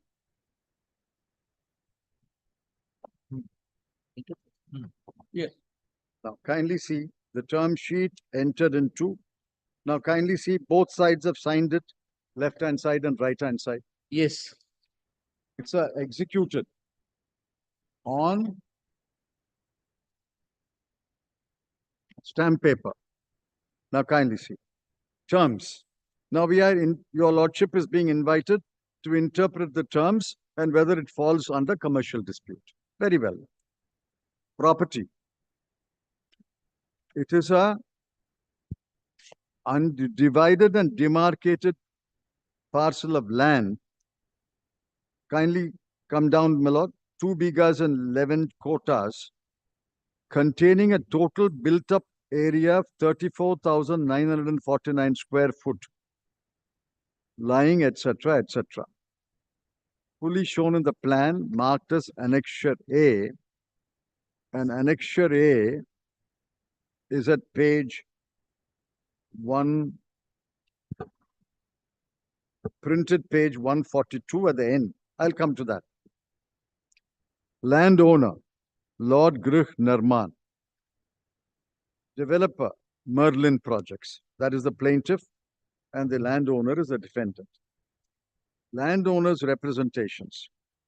The landowner is offering the property to the developer for development on an as-is, where-is basis, and declares it is not aware of any defect in marketability of the property, save and except the portions of the property occupied by tenants. Kindly mark, Miller, tenants are occupying as an old building. No outstanding, etc. The landowner is in free and vacant possession. There exists no litigation. Landowner is not mortgaged. My representations. The developer has a necessary expertise, financial capacity, and other resources. Developer shall not abandon, delay, or neglect the development of the property. Over the page. I'm only rapidly reading through the main words. C. The landowner has provided to the developer copies of all documents available with the landowner. D. Both the developer and the landowner have carried out joint physical inspection of the property. And pursuant to such physical inspection, the developer is satisfied with the size, area, and location of the property. A copy of the survey report has been annexed here to as Annexure A. There are no actions, suits, proceedings, investigations threatened against the plaintiff, that is the developer. 6. Landowner's obligations. Landowner shall have the tenancies vacated from the property at its own cost and expenses. If such tenants are to be allotted space rehabilitated, the same shall be adjusted from the landowner's share on any such allotted space allotted to the tenants. No brokerage shall be payable. However, marketing cost at the rate of 1.5% shall be payable by the landowner or by the tenants. The landowner shall not do any act whereby its right, title, and interest is prejudicially affected. Landowner shall not part with the possession.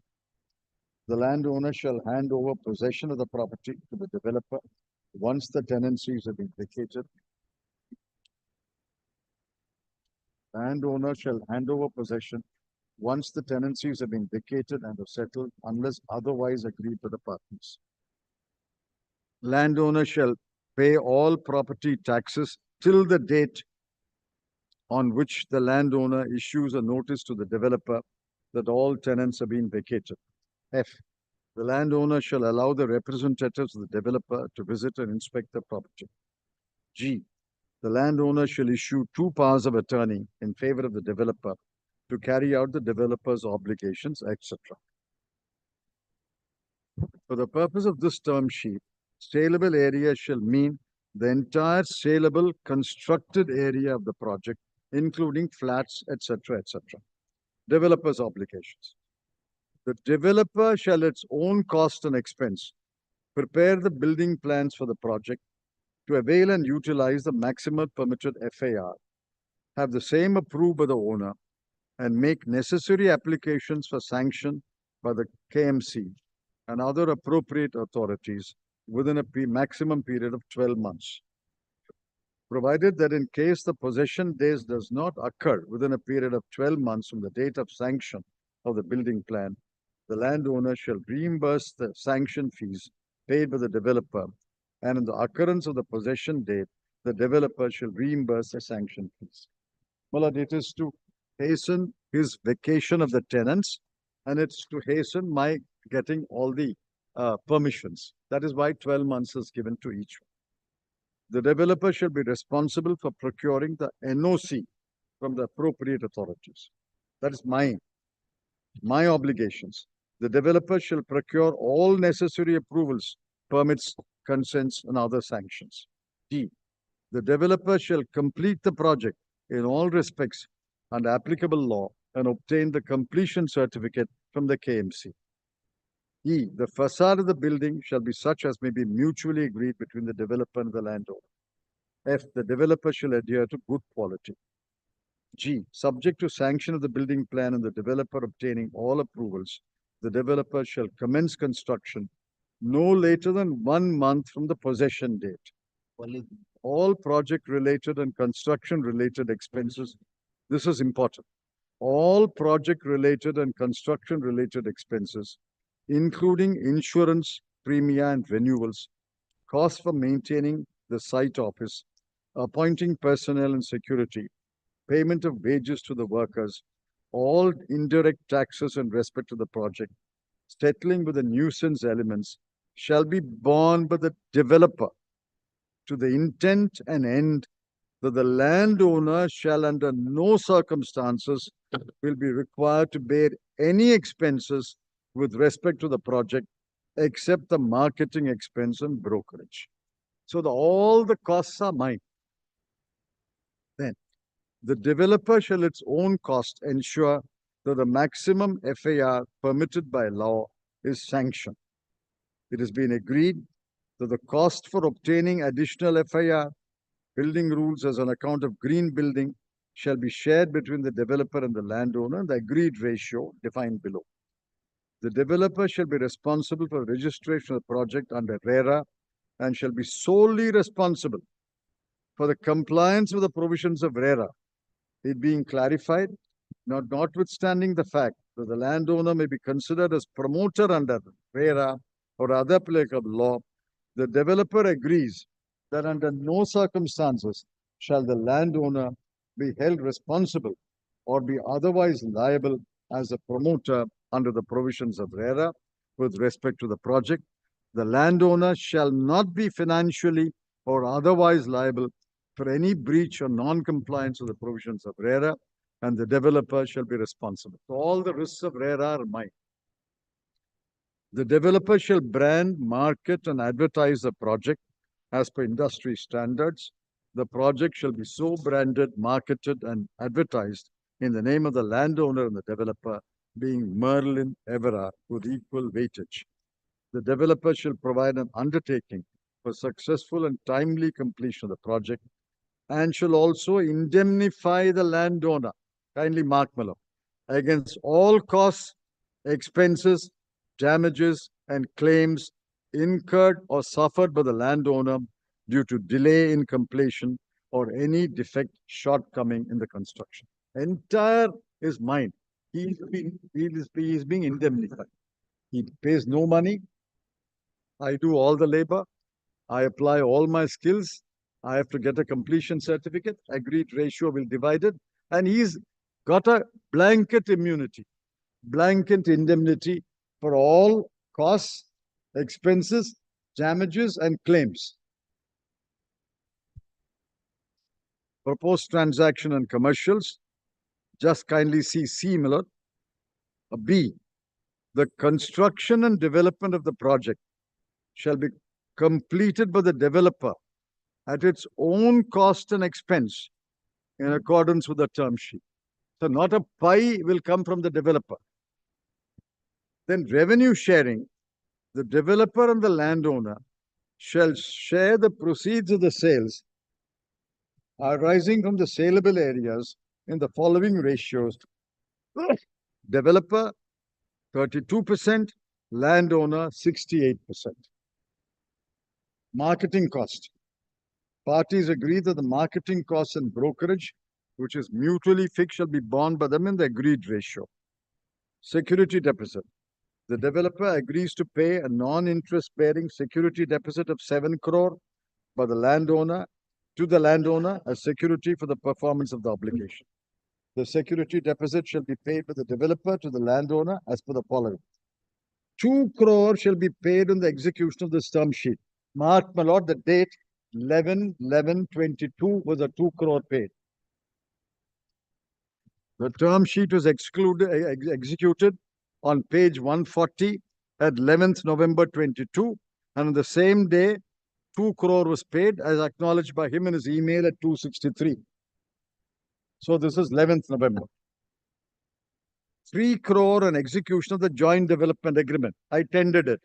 I transferred it. Then 2 crore shall be paid on the possession date. He has not yet given me possession.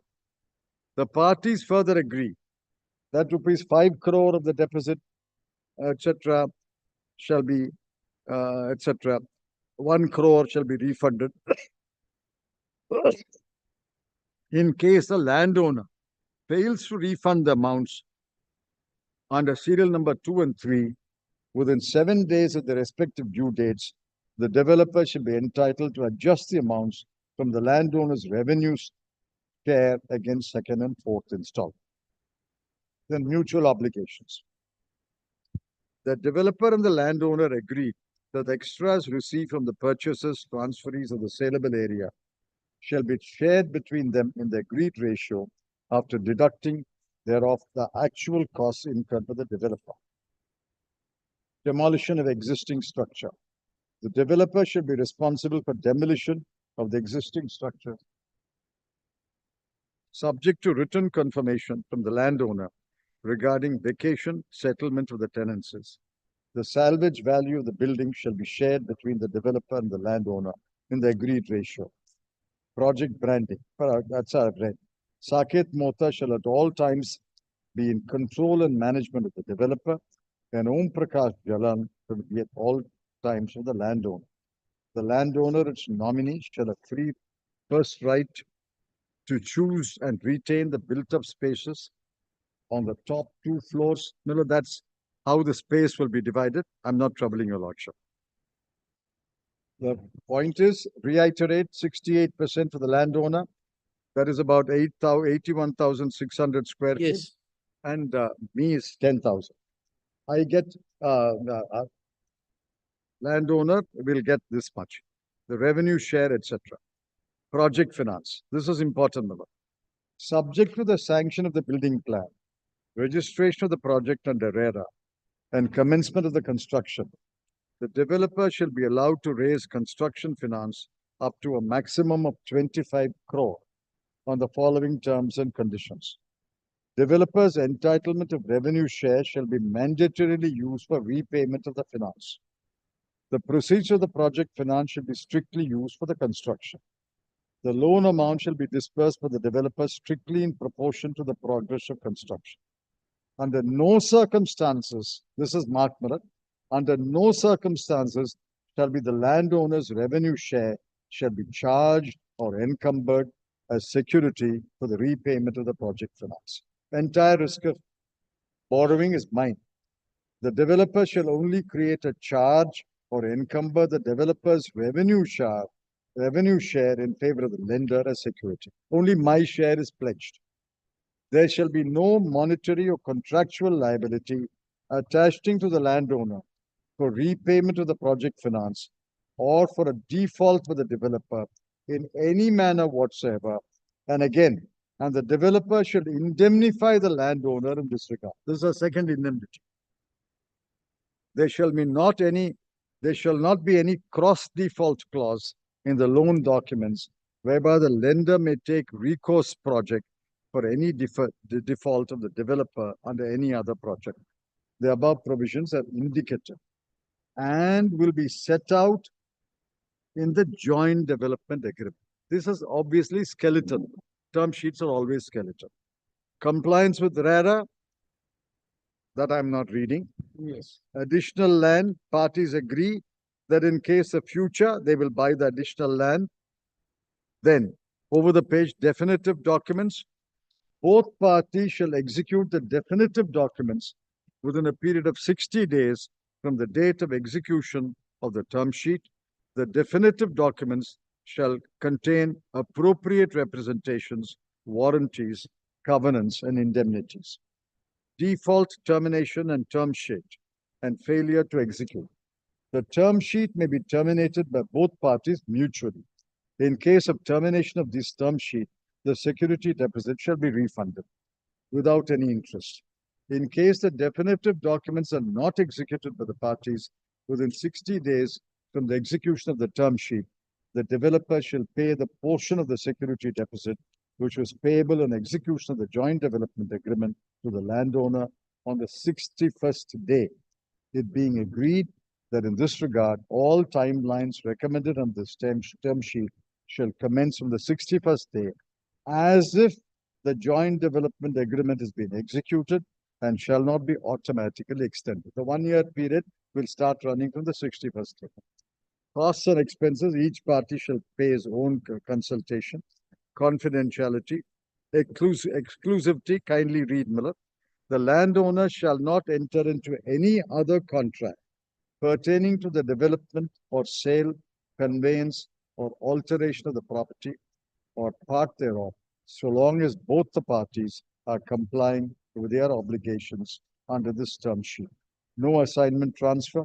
Neither party may assign or transfer any of its rights or obligations under this term sheet without the prior written consent of the other parties. The term sheet shall inure to the benefit of their respective successors. Amendment only by mutual consent notice. Therefore, the term sheet clearly indicates all the risks are mine, all the capital is mine, all the labor is mine. In fact, the joint development agreement will make it even more clear. Entire risks of the project are mine. He has no risk.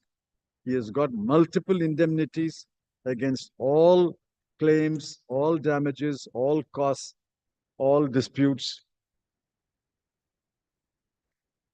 This is the term sheet signed by both parties at page 139.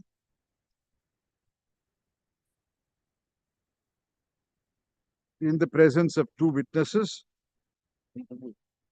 and 2 crore is paid on 11th November at page 140.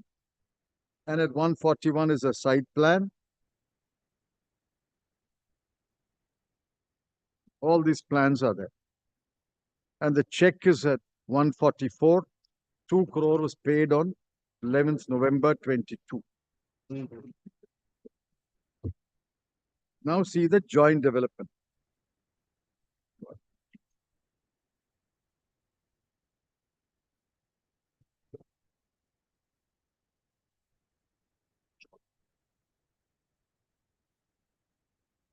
Volume 2, just tell me.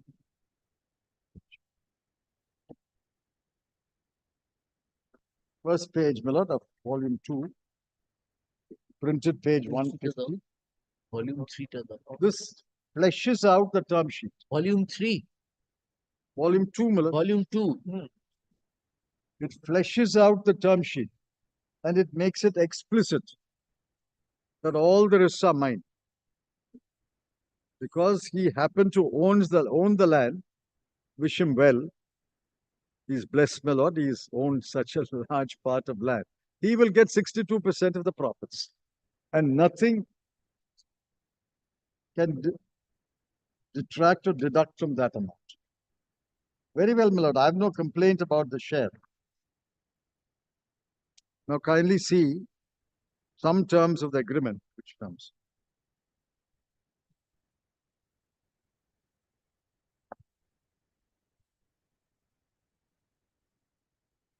One 27 equal that. 127. But I am not reading the recitals. Recitals are practically repetition. Kindly come to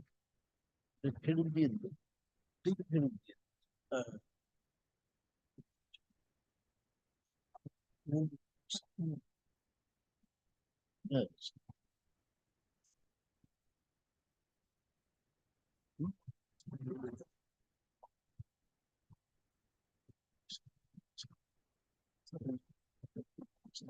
clause 3, my lord.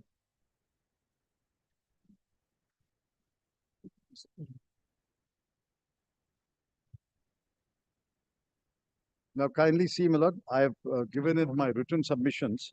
I'll just quickly go through the clauses. The first clause I rely upon is 4.3. At page 164.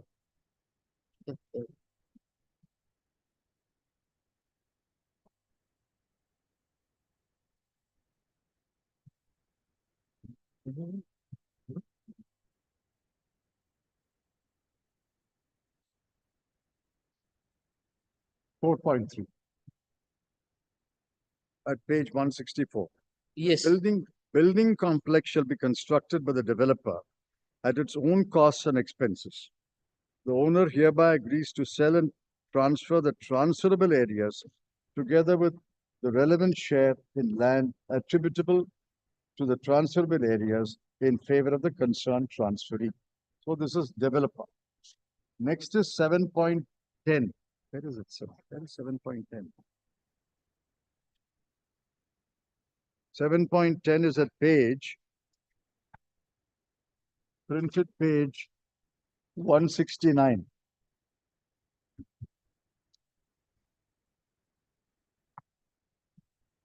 With effect from the possession date, The developer shall have exclusive right to administer the project till the earlier of formation of the association, subject to compliance with the terms of this agreement. Entire administration of the project is mine. Then 7.15 over the page, A.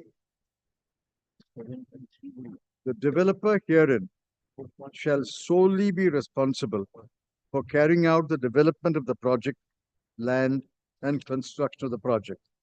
B. All project costs as may be required to be incurred or paid for and on account of carrying out and completing development of the project, land, and the construction thereof, as per the building plan, shall be borne and paid by the developer with the end and intent that the owner shall under no circumstances will be required to bear any costs, expenses, claims, or monetary obligations with respect to the project, except as provided hereinafter. Then C. The parties have agreed that the developer herein shall bear and pay the costs and fees are required to be incurred and paid for on account of claiming, obtaining the required approvals and sanction of the building plan from the relevant government authority, and the developer herein shall bear the fees, remuneration, and costs required to be paid to the architects and engineers, save and except the charges under section 69A of the Calcutta Municipal Building Rules, which shall be paid by the developer and the owner in the agreed ratio. Next is Lord 8.1. Compliance with RERA. I've read to your lordship in the term sheet. Entire RERA is my obligation. Third line, it being clarified that notwithstanding the fact that the owner may be considered a promoter under RERA, etc., under no circumstances shall the owner be held responsible or be otherwise liable as a promoter of the project under the provisions of RERA. So he has no right, he has no duty. Then 8.2.2, that is at page 172, top. It being clarified that notwithstanding the above, the owner's revenue share shall under no circumstances be retained in the RERA account or the distribution account for any purpose, and the same shall be paid to the owner on immediate basis. Further, the developer and the owner shall both enter into an escrow agreement with the escrow agent to record the standing instructions and modalities of the above accounts. The escrow account will only be amended with the written consent of the developer. Next clause is, my lord, 9.10.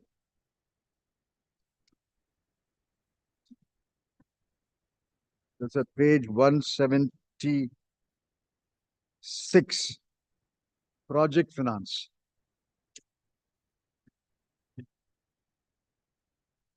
A and B. The developer shall invest and arrange required finances. I shall invest and arrange required finances for construction of the completion of the project from its own resources. B. The maximum construction finance is 25 lakhs. And kindly see, fourth line, under no circumstances, the owner's revenue share shall under no circumstances be charged or encumbered in any manner, and the owner shall not be or not be made liable for repayment of the loans. 10A and B. Now kindly also read F and G over the page. The security for any such construction finance shall be limited to the developer's revenue share, and in no event shall the security extended by the developer to the banks or financial institutions be used as a security for any other borrowing or financial arrangement, if any of the developer. The developer shall ensure that there is no cross rights transfer, etc., etc. Then G.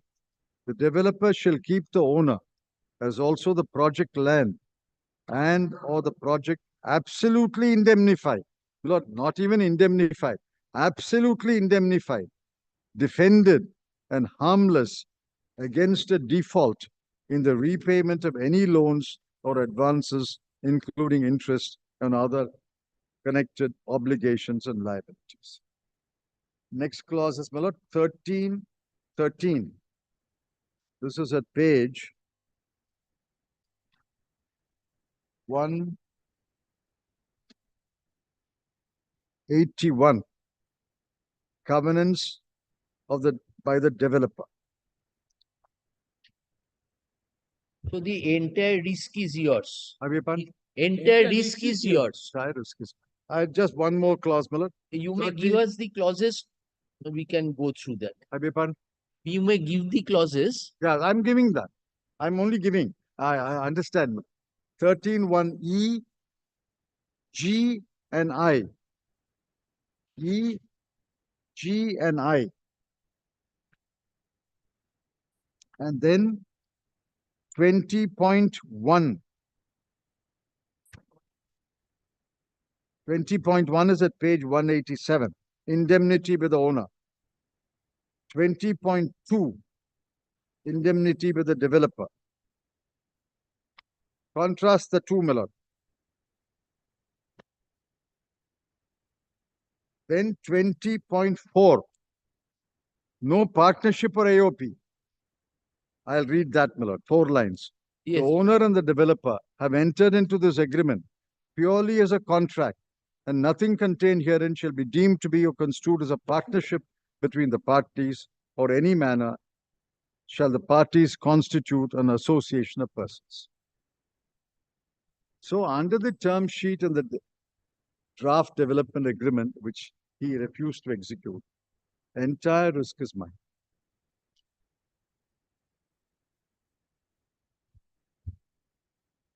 Look, I'll show now. This is the clause. Now show now the case law for 6 and 11. Clauses 6 and 11. The Lordship remembers clause 6 is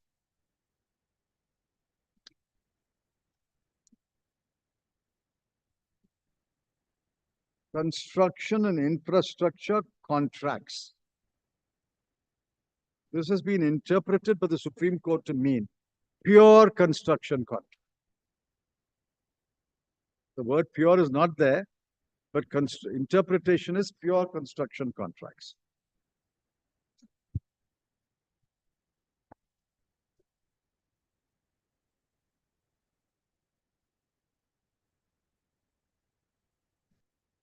(2019), Volume 2, Supreme Court Cases, 241.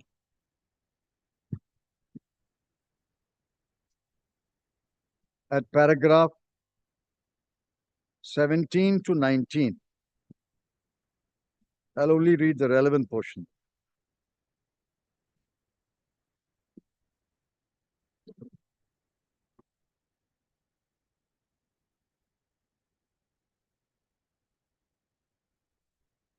Yes.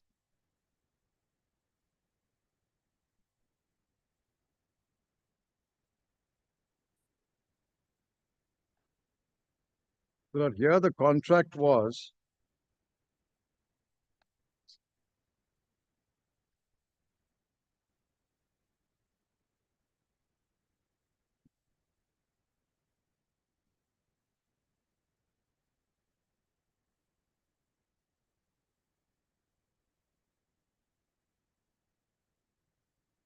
if your Lordship will kindly see just the facts, skeletal facts. 2.1. Appellant agreed to apply at his own costs and expenses for sanction of the plan. The plan of the building complex would be prepared by the Calcutta Municipal Corporation. The appellant shall deposit. Then 2.5. The respondent shall retain 42% of the total constructed area as sole owner, and the balance 58% of the total constructed area shall remain secured for due payment of the construction costs. 2.6 that respondent is entitled to demand any loss or damage suffered by him for any illegal activities, etc., etc. We're not concerned. Now kindly come to paragraph 17. The expression development agreement has not been defined statutorily.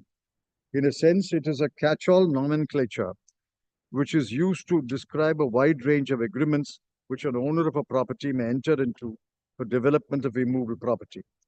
As the real estate transactions have grown in complexity, the nature of these agreements has been increasingly intricate. Broadly speaking, development agreements may be of various kinds. Kindly mark that, my lord. And then the learned judges describe the different kinds. An agreement may envisage that the owner of an immovable property engages someone to carry out the work of construction on the property for monetary consideration. This is a pure construction contract. Like we ask somebody to build a house, build a room in the house. This is a pure construction contract. 2. An agreement by which the owner or person holding other rights on an immovable property grants rights to a third party to carry on development for a monetary consideration payable by the developer to the other. In such a situation, the owner or right holder may in effect create an interest in the property in favor of the developer for a monetary consideration. 17.3. An agreement where the owner or person holding any other rights on an immovable property grants rights to another person to carry out development. In consideration, the developer has to hand over a part of the constructed area to the owner. The developer is entitled to deal with the balance of the constructed area. In some situations, a society. Well, in our case, may fall under 17.3. 17.3. I'm not asserting it one way because I'm sure he will have an argument, and may fall under 17.3. A development agreement may be entered into a situation where the immovable property is occupied by tenants or other right holders. In some cases, the property may be encroached upon. The developer may take on the entire responsibility to settle with the occupants. 5. An owner may negotiate with the developer to develop a plot of land which is occupied by slum dwellers. Alternately, there may be old dilapidated buildings which are occupied by tenants. The developer may undertake to rehabilitate the occupants, or as the case may be, the slum dwellers, and thereafter share. It may also fall under 17.5 because there are tenants here. It may partly fall under 17.5 or 17.3. My lord is right. Then, when a pure construction contract is entered into, the contractor has no interest in either the land or the construction which is carried out. But in various other categories of development agreements, the developer may have acquired a valuable right either in the property or in the constructed area. The terms of the agreement are crucial in determining whether any interest has been created in the land or in respect of rights in the land in favor of the developer, and if so, the nature and extent of the rights. In our case, my lord, clearly some interest is created in my favor. I have 32% of the constructed space. I have to pay the project finance from the revenues, etc. An interest is created. I remain there. In a construction contract, now they are interpreting clause 6. In a construction contract, the contractor has no interest in either the land or the construction carried out on the land.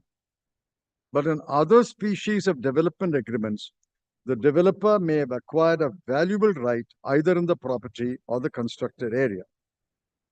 There are various incidents of ownership in respect of immovable property. Well, that is all described. The last 3 lines. In development agreements of this nature, where an interest is created in the land or in the development in favor of the developer, it may be difficult to hold that the agreement is not capable of being specifically performed. For example, the developer may have evicted or settled with the occupants. got land which was agricultural converted into non-agricultural use, carried out a partial development of the property and pursuant to the rights conferred under the agreement, created third-party rights in favor of the purchasers. In such a situation, if for no fault of the developer, the owner seeks to resile from the agreement and terminates the development agreement, it may be difficult to hold that the developer is not entitled to enforce his rights. This, of course, is dependent on the terms of the agreement in each case. There cannot be a uniform formula for determining whether an agreement granting development rights can be specifically enforced, and it would depend on the nature of the agreement in each case and the rights created under it.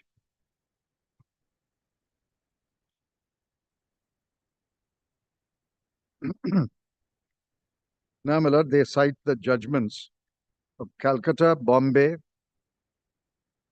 full bench of Calcutta,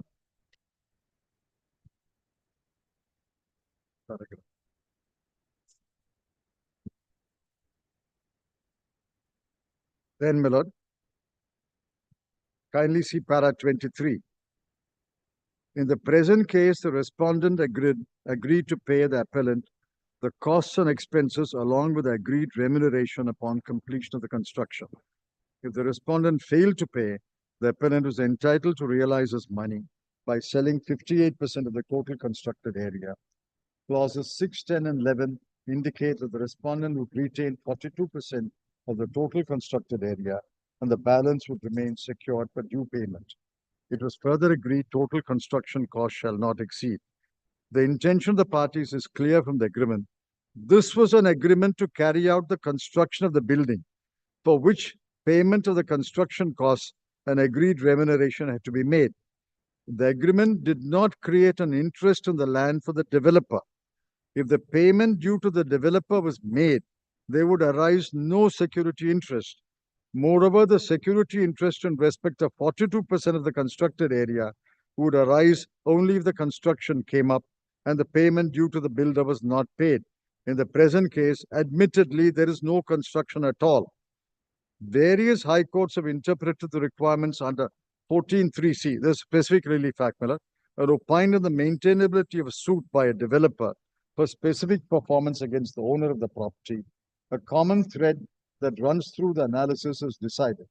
The courts do not normally order specific performance of a contract to build or repair, but this rule is subject to important exceptions, and a decree for specific performance of a contract to build will be made only upon a meeting the requirements under law. The discretion is not arbitrary but judicious, etc. In order to determine the exact nature of the agreement signed between the parties, the intent of the parties has to be construed by reading the agreement as a whole in order to determine whether it's an agreement simpliciter, where under the development agreement, the developer has an interest in the land. It would be difficult to hold that such an agreement is not capable of being specifically enforced. I'll rely upon that, my lord, in the suit. An interest is created in my favor, and therefore it can be specifically enforced. A decree for specific performance will be made and the following conditions are fulfilled. Those conditions are set out. And then, my lord, 14(3)(c) of 14(3)(c)(3) of the specific relief act is set out.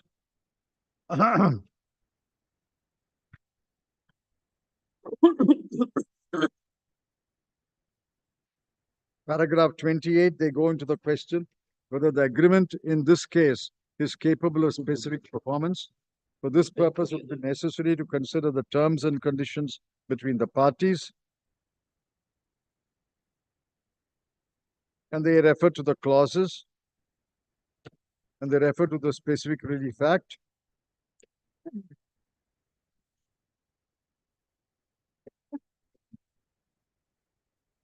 And then they say monetary relief is an alternative plea. Yes. And etc. They decide the case. All I'm pointing out is that purely construction contract whether can be enforced in view of section 14(3). Here no, in this case, I'm relying upon this case. I'm relying upon this case to show that development agreements are of different kinds. That's all. One kind is a pure construction contract. This is obviously, on the face of reading the agreement, this is not a pure construction contract. This may fall, as my lord mentioned, in item 3 or item 5. It may fall. It creates an interest in my favor. It creates an interest in the property in my favor. And therefore it's capable of specific performance. That is in the suit.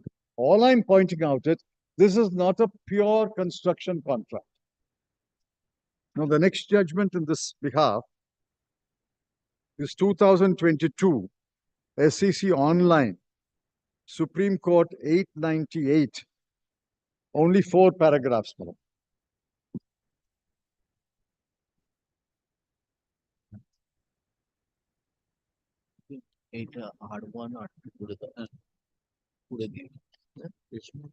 Paragraph 33.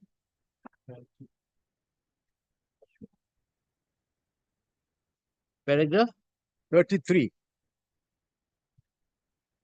Running page, my lord. I don't know. Paragraph 33.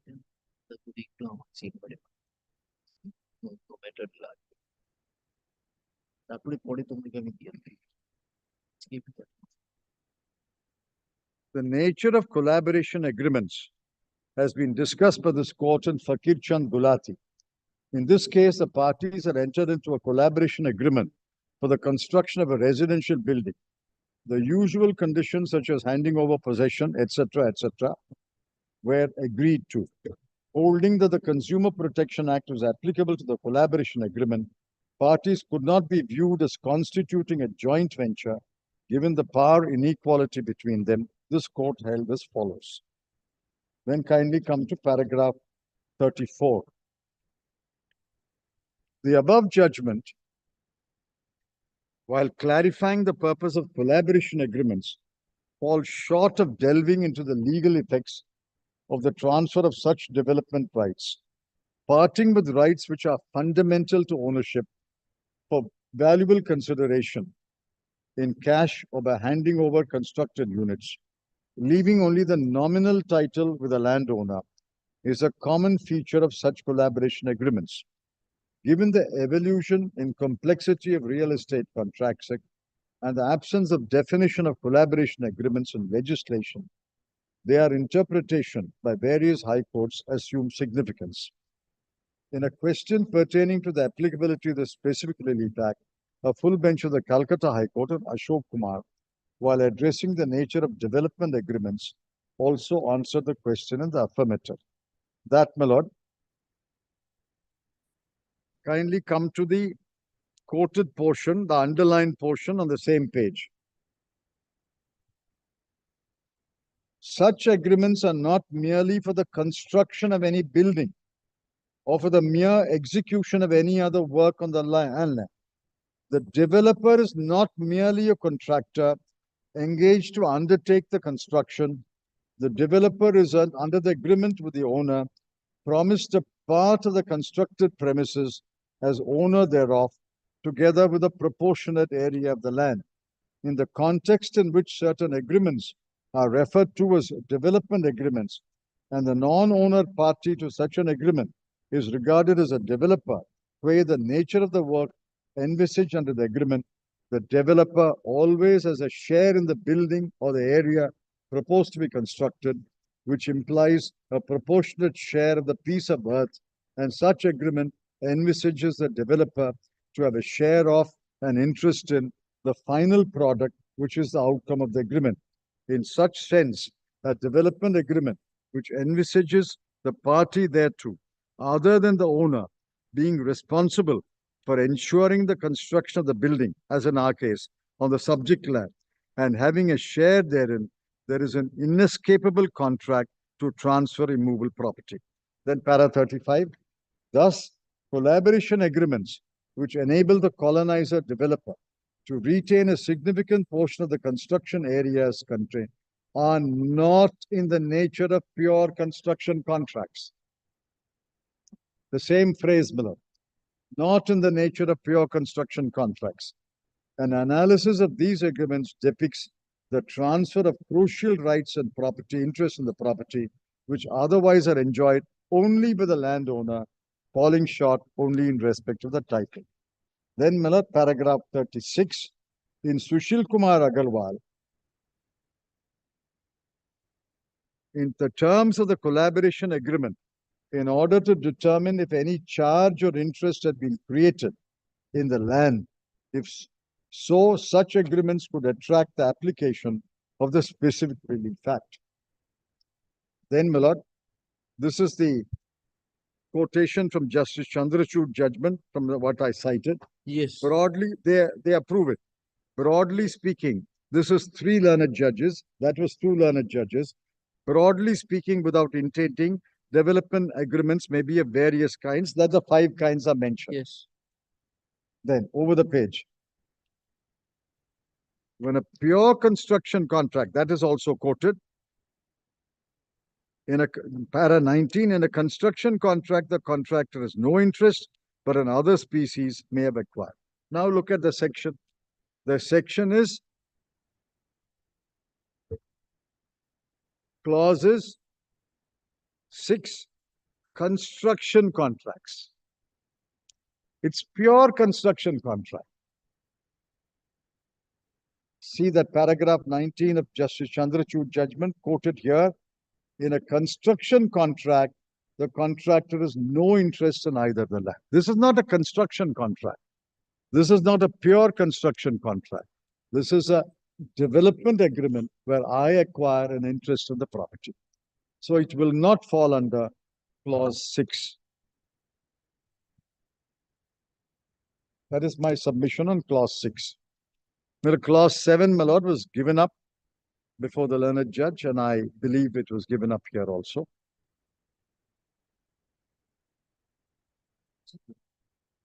Because the Supreme Court has interpreted to mean used means now used.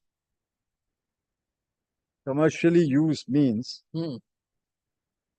removable property used exclusively in trade or commerce.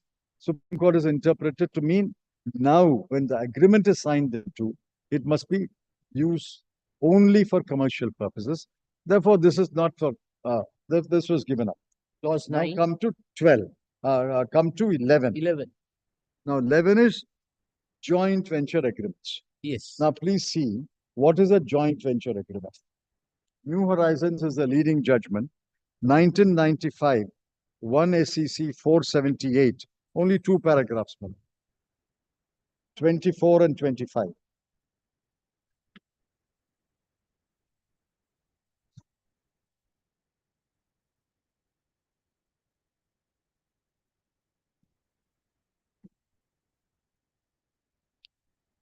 Paragraph 24 at page 493.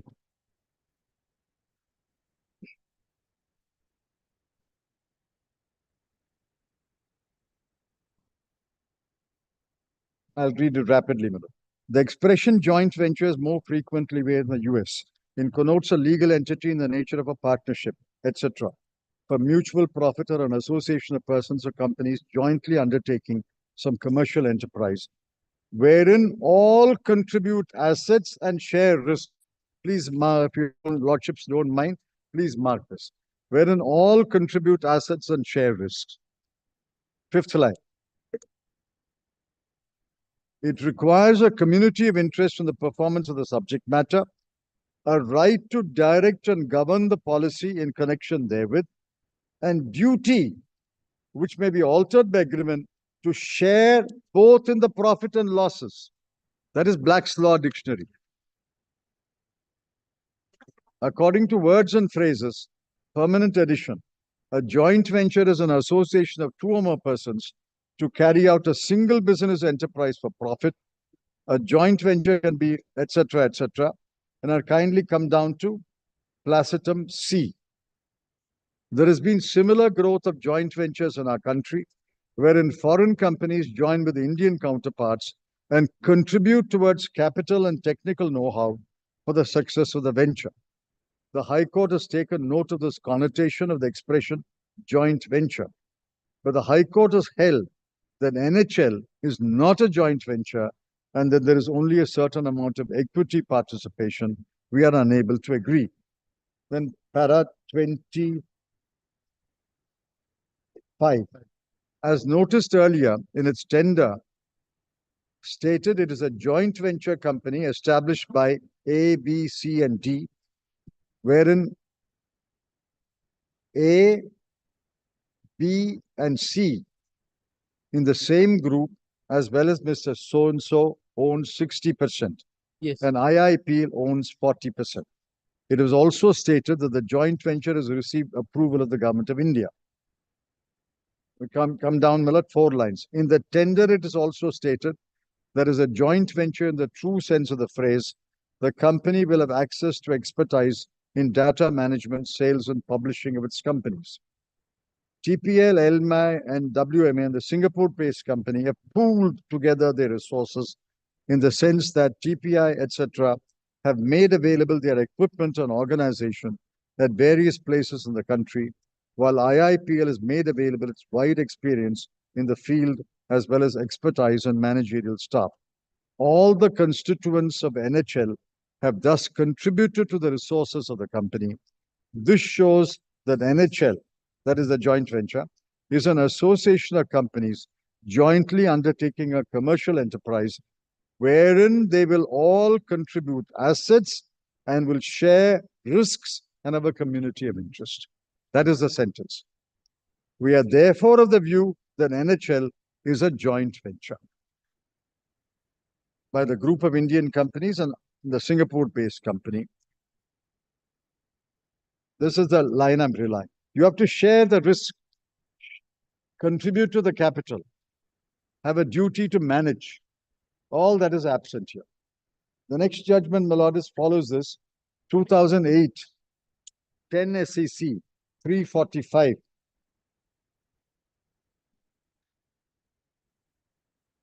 This is Fakir Chand.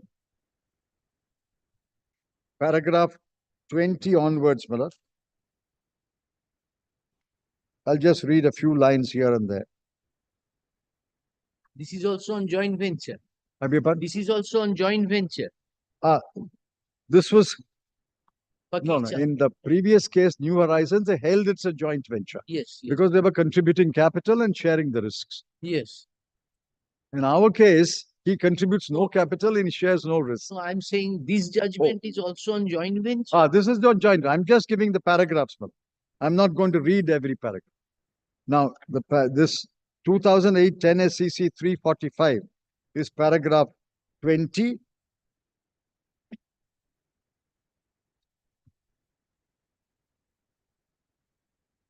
Yes. Paragraph 21. Quotes from New Horizons. Then paragraph 23, corpus juris secundum. They quote many more sources, Malak. Corpus juris secundum. I want to read only that paragraph. Half of that paragraph. Among the acts and conducts which are indicative of a joint venture, no single one which is controlling is determining. These are the 5 indicators of a joint venture. 1. Joint ownership and control of the property. 2. Sharing of expenses, profits, and losses, and having this exercising some voice in determining division of net earnings. 3. Community of control over and active participation in management and direction. 4. Intention of parties express or imply. 5. Fixing of salaries by joint agreement. Milord, 4 of the 5 are not absent, are absent in our case. He doesn't have any management or control over the development. Entire thing is mine. 2. He does not share the losses. He only shares the profits. 3. He has no community of control over the management of the business enterprise, which in this case is the development and sale of the built-up space. And then fixing of salaries, I appoint my people and I pay salaries. He has no say in the salaries of the people who I employ. Then, Miller, next paragraph. Black's Law Dictionary a business undertaking by two or more persons, necessary elements are an express or implied agreement, a common purpose. Then 3, shared profits and losses. 4, each member's equal voice in controlling the project. There is no voice. I can build it as long as I build to the specifications and approved plan. Then the last paragraph is 27.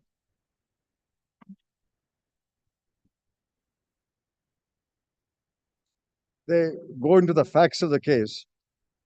What then is the nature of the agreement between the appellant and the first respondent? Then 28.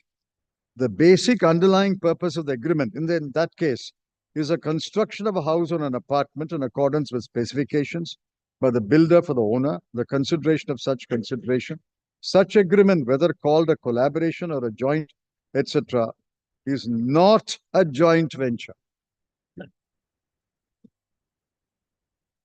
Then paragraph 29, it is however true that where the contract is a true joint venture, the scope has been pointed out in para 21 to 25, the position will be different.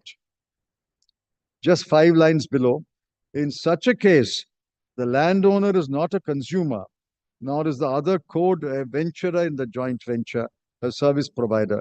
The landowner himself is a co-adventurer. And then paragraph 30, last 4 lines. Therefore, the use of the words joint venture or collaboration in the title of an agreement or even in the body will not make the transaction a joint venture if there are no provisions for shared control of interest or enterprise and shared liability for losses. If there is no sharing of losses or risks, it's not a joint venture. The last judgment, my lord, in this is 2016, the latest judgment. That's why I'm citing it. Volume 8, SCC 429, at paragraph 17 to 19. 17 to 19.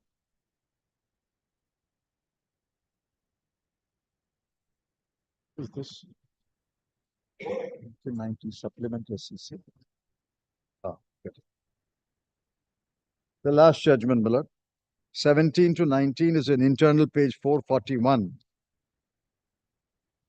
The decision in Fakir Chand, which I cited, that is quoted, my lord. Yes. Then 18 is important because they reiterate the same principle. I'll read only the 2 lines. It is worthy to note, collaboration agreement, kindly come to the last 2 lines. If there are, it will not make the transaction a joint venture if there are no provisions for shared control of interest or enterprise and shared liability for losses. So reiterate what Justice Ravindran said in para 19. In our considered opinion, the aforesaid passage is extremely illuminative. It can be unhesitatingly stated that the controversy in the said case arose before the amendment of 2000T. 2, the principles laid down therein would apply even after the amendment. In this context, we may usefully refer to the recent pronouncement, etc., etc. So unless there is a sharing of risk, sharing of losses, sharing of control and management, it can never be a joint venture. Therefore, my lord, it won't fall under clause 6, clause 11 item. 11. It will not fall under clause 6. It will not fall under clause 11. And therefore, it is not a commercial dispute. And therefore, I am perfectly entitled to maintain that in the original jurisdiction. But yes, the unfortunate part is, your lordship does not have the benefit of the learned single judge's view on this matter. Because the learned single judge says, let me prove the agreement with me and then I will go into it. Whether your lordship will, in sitting in appeal, will decide whether it is a joint venture, whether it's a pure construction contract, I leave it to your lordship. But I would have respectfully thought that If the single judge's order is understood correctly, he only wants you to prove that the term sheet and the agreement exists. Then he will go into it. Because he says, I'm unable to go into it because I can't go into an agreement which is disputed. His Order 7, Rule 11 is still open to him once that decision is taken. But since he has argued 6 and 11, I have also argued 6 and 11. Whether your lordship will, in appellate bench, decide the question whether it falls under 6 and 11, or whether your lordship will remit it to the learned single judge to decide first whether it's 6 and 11, I leave it to your lordship. I have no particular preference, but if my first suggestion had been accepted, the matter would have gone back to the learned judge. Some evidence has to be taken. If the term sheet is proved, he would have examined the clauses which I have examined before your lordship and come to the conclusion whether it's 6 and 11.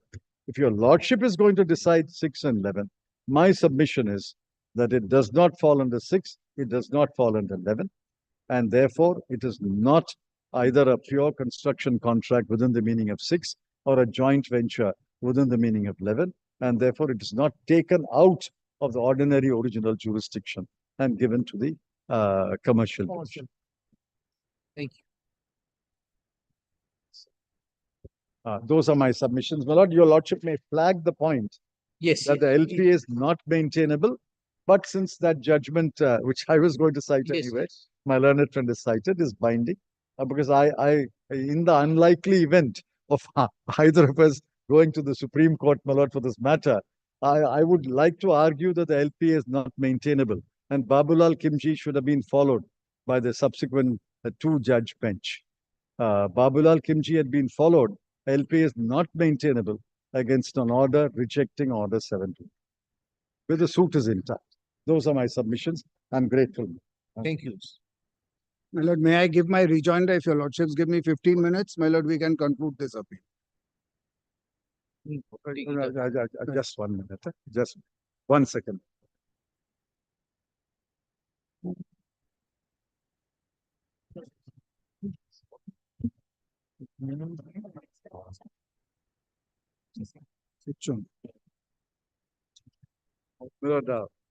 I am instructed to state whether it is whether the term sheet has been proved, whether the if the term sheet is proved, the clauses will speak for themselves. Whether the term sheet is proved or not is a mixed question of fact and law. Because I have to let in some evidence to show that he signed it. He can't deny his signature unless he denies his signature. And that there was exchange of emails about the joint development agreement. And 6 months he kept the money. It's a mixed question of fact and law. Such a mixed question of fact and law.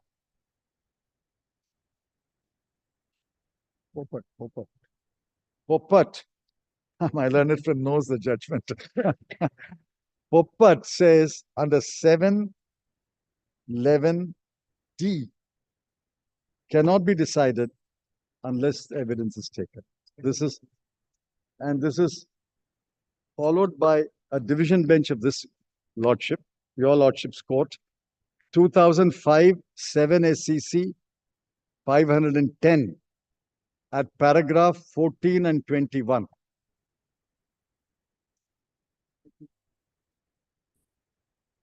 If evidence is required, you have to go to trial, frame an issue, decide this question. It can even be decided as a preliminary question. Padas? 14 and 11. 14 and 21. The learned judge has followed his own judgment earlier, but I'm not citing that because Popat extracts that. Popat extracts that.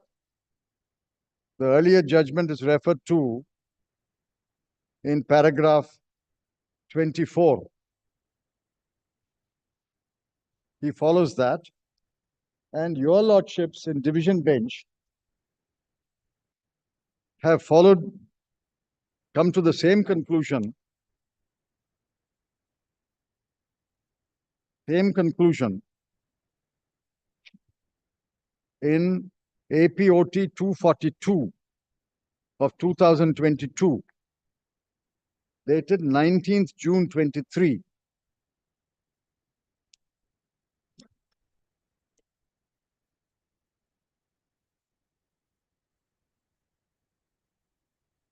Similar case, my lord. Order 7, Rule 11. It's a commercial suit, commercial dispute. All right, Mr. Kindly come to internal page 4.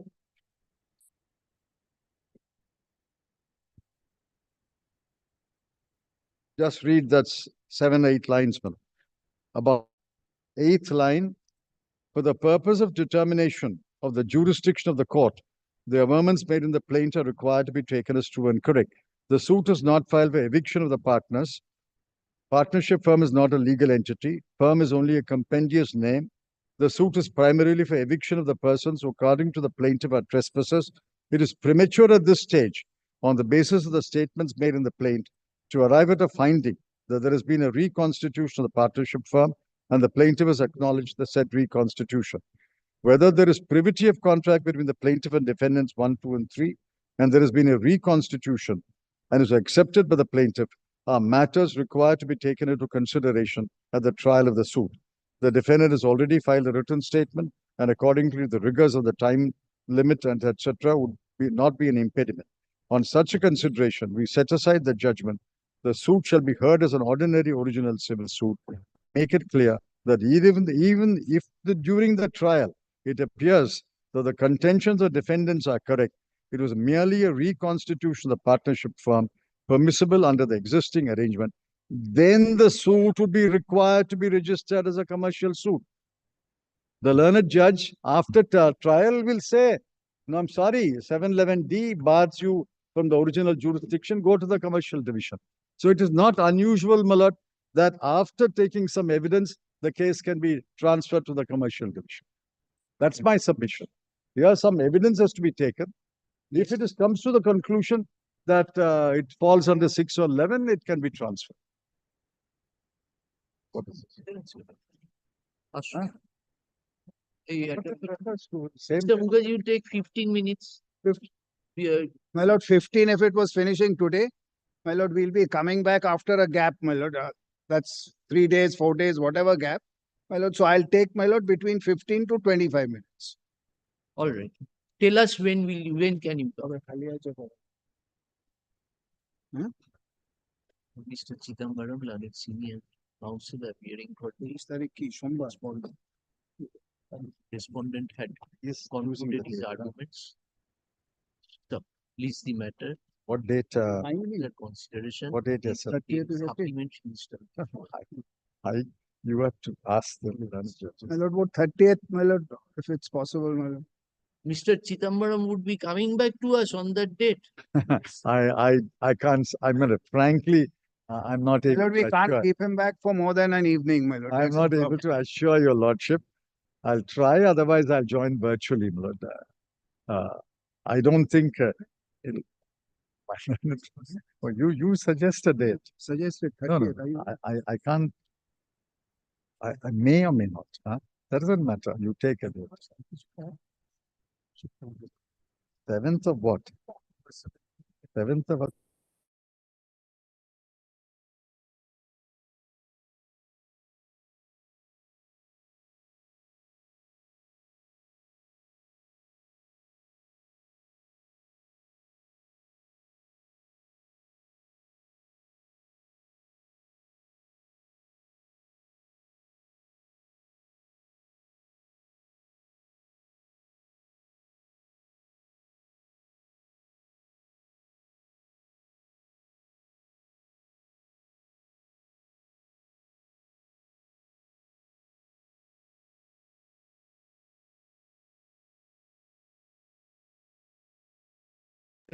Seventh October, he only wants to take 25 minutes. I will also come and 7th October, we are closing down, no? no, and 9th October. 8th is the last day. 8th is the last working day. 9th, your lordship closes. So your lordship will have a light My only calendar. problem is my junior is not here, my lord. Those 2 days. So No, we you can take it up on the reopening, 5th November. No, no, my lord, that will, my lord, create a problem, my lord, for we, I want to, my lord, conclude it then. If the next date is 8th of October. No, no, my lord, I am willing for an earlier date. My learned friend, my lord. No. I'm willing. If it is on the fag end of the No, no, my lord. petition, No, we no, have no, to no. deliver the judgment. No, no, correct, my lord, but my lord, then, my lord, it's your lordship's problem, my lord, my problem. So you are desirous of giving problem to us. This is the privilege of lawyers, my lord. To shift it to My the lord, kindly, my judges. lord, keep it, my lord, on a. Keep it after reopening if you want to. DVC We'll give the written submissions. All right, 7th, we keep it at 2 p.m. 7th. You take your half an hour or whatever. Mr. Mukherjee, conclude on that date so that No, no, I'll conclude, my lord. I was hoping, my lord, for an earlier date, but my. on What? 7th October 2024 as fixed at 2 p.m. He is not available on the 7th. You are only 7th is a rejoined Monday. SN, you are only rejoined the. আছে কি 7th এ? কোনটা আছে গো?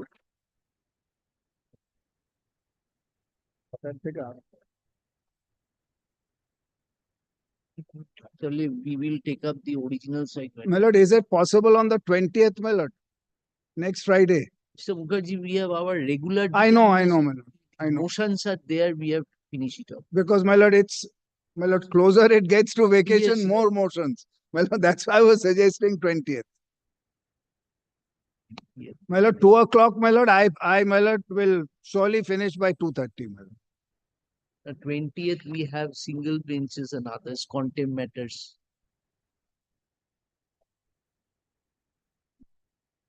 Might as well take 30th instead of 20th. The chance I can appear on 30th. My lord, yes. My lord, 30th, then, my lord, my learned friends agreeable to 30th, my lord. But between 20th and 30th, I told him 30th is a chance that I can come down. 7th, definitely I'll come. My lord, juniors, my lord, should earn, my lord. I don't mind not earning. But, my lord, I can't tell my junior that you don't earn and I will earn. That's the problem. 30th কিছু আছে? 30th you are wanting? Yes. Mr. Chidambaram, 30th. I'll try, my lord. I'll certainly try. I can only tell your lordship, I'll certainly try.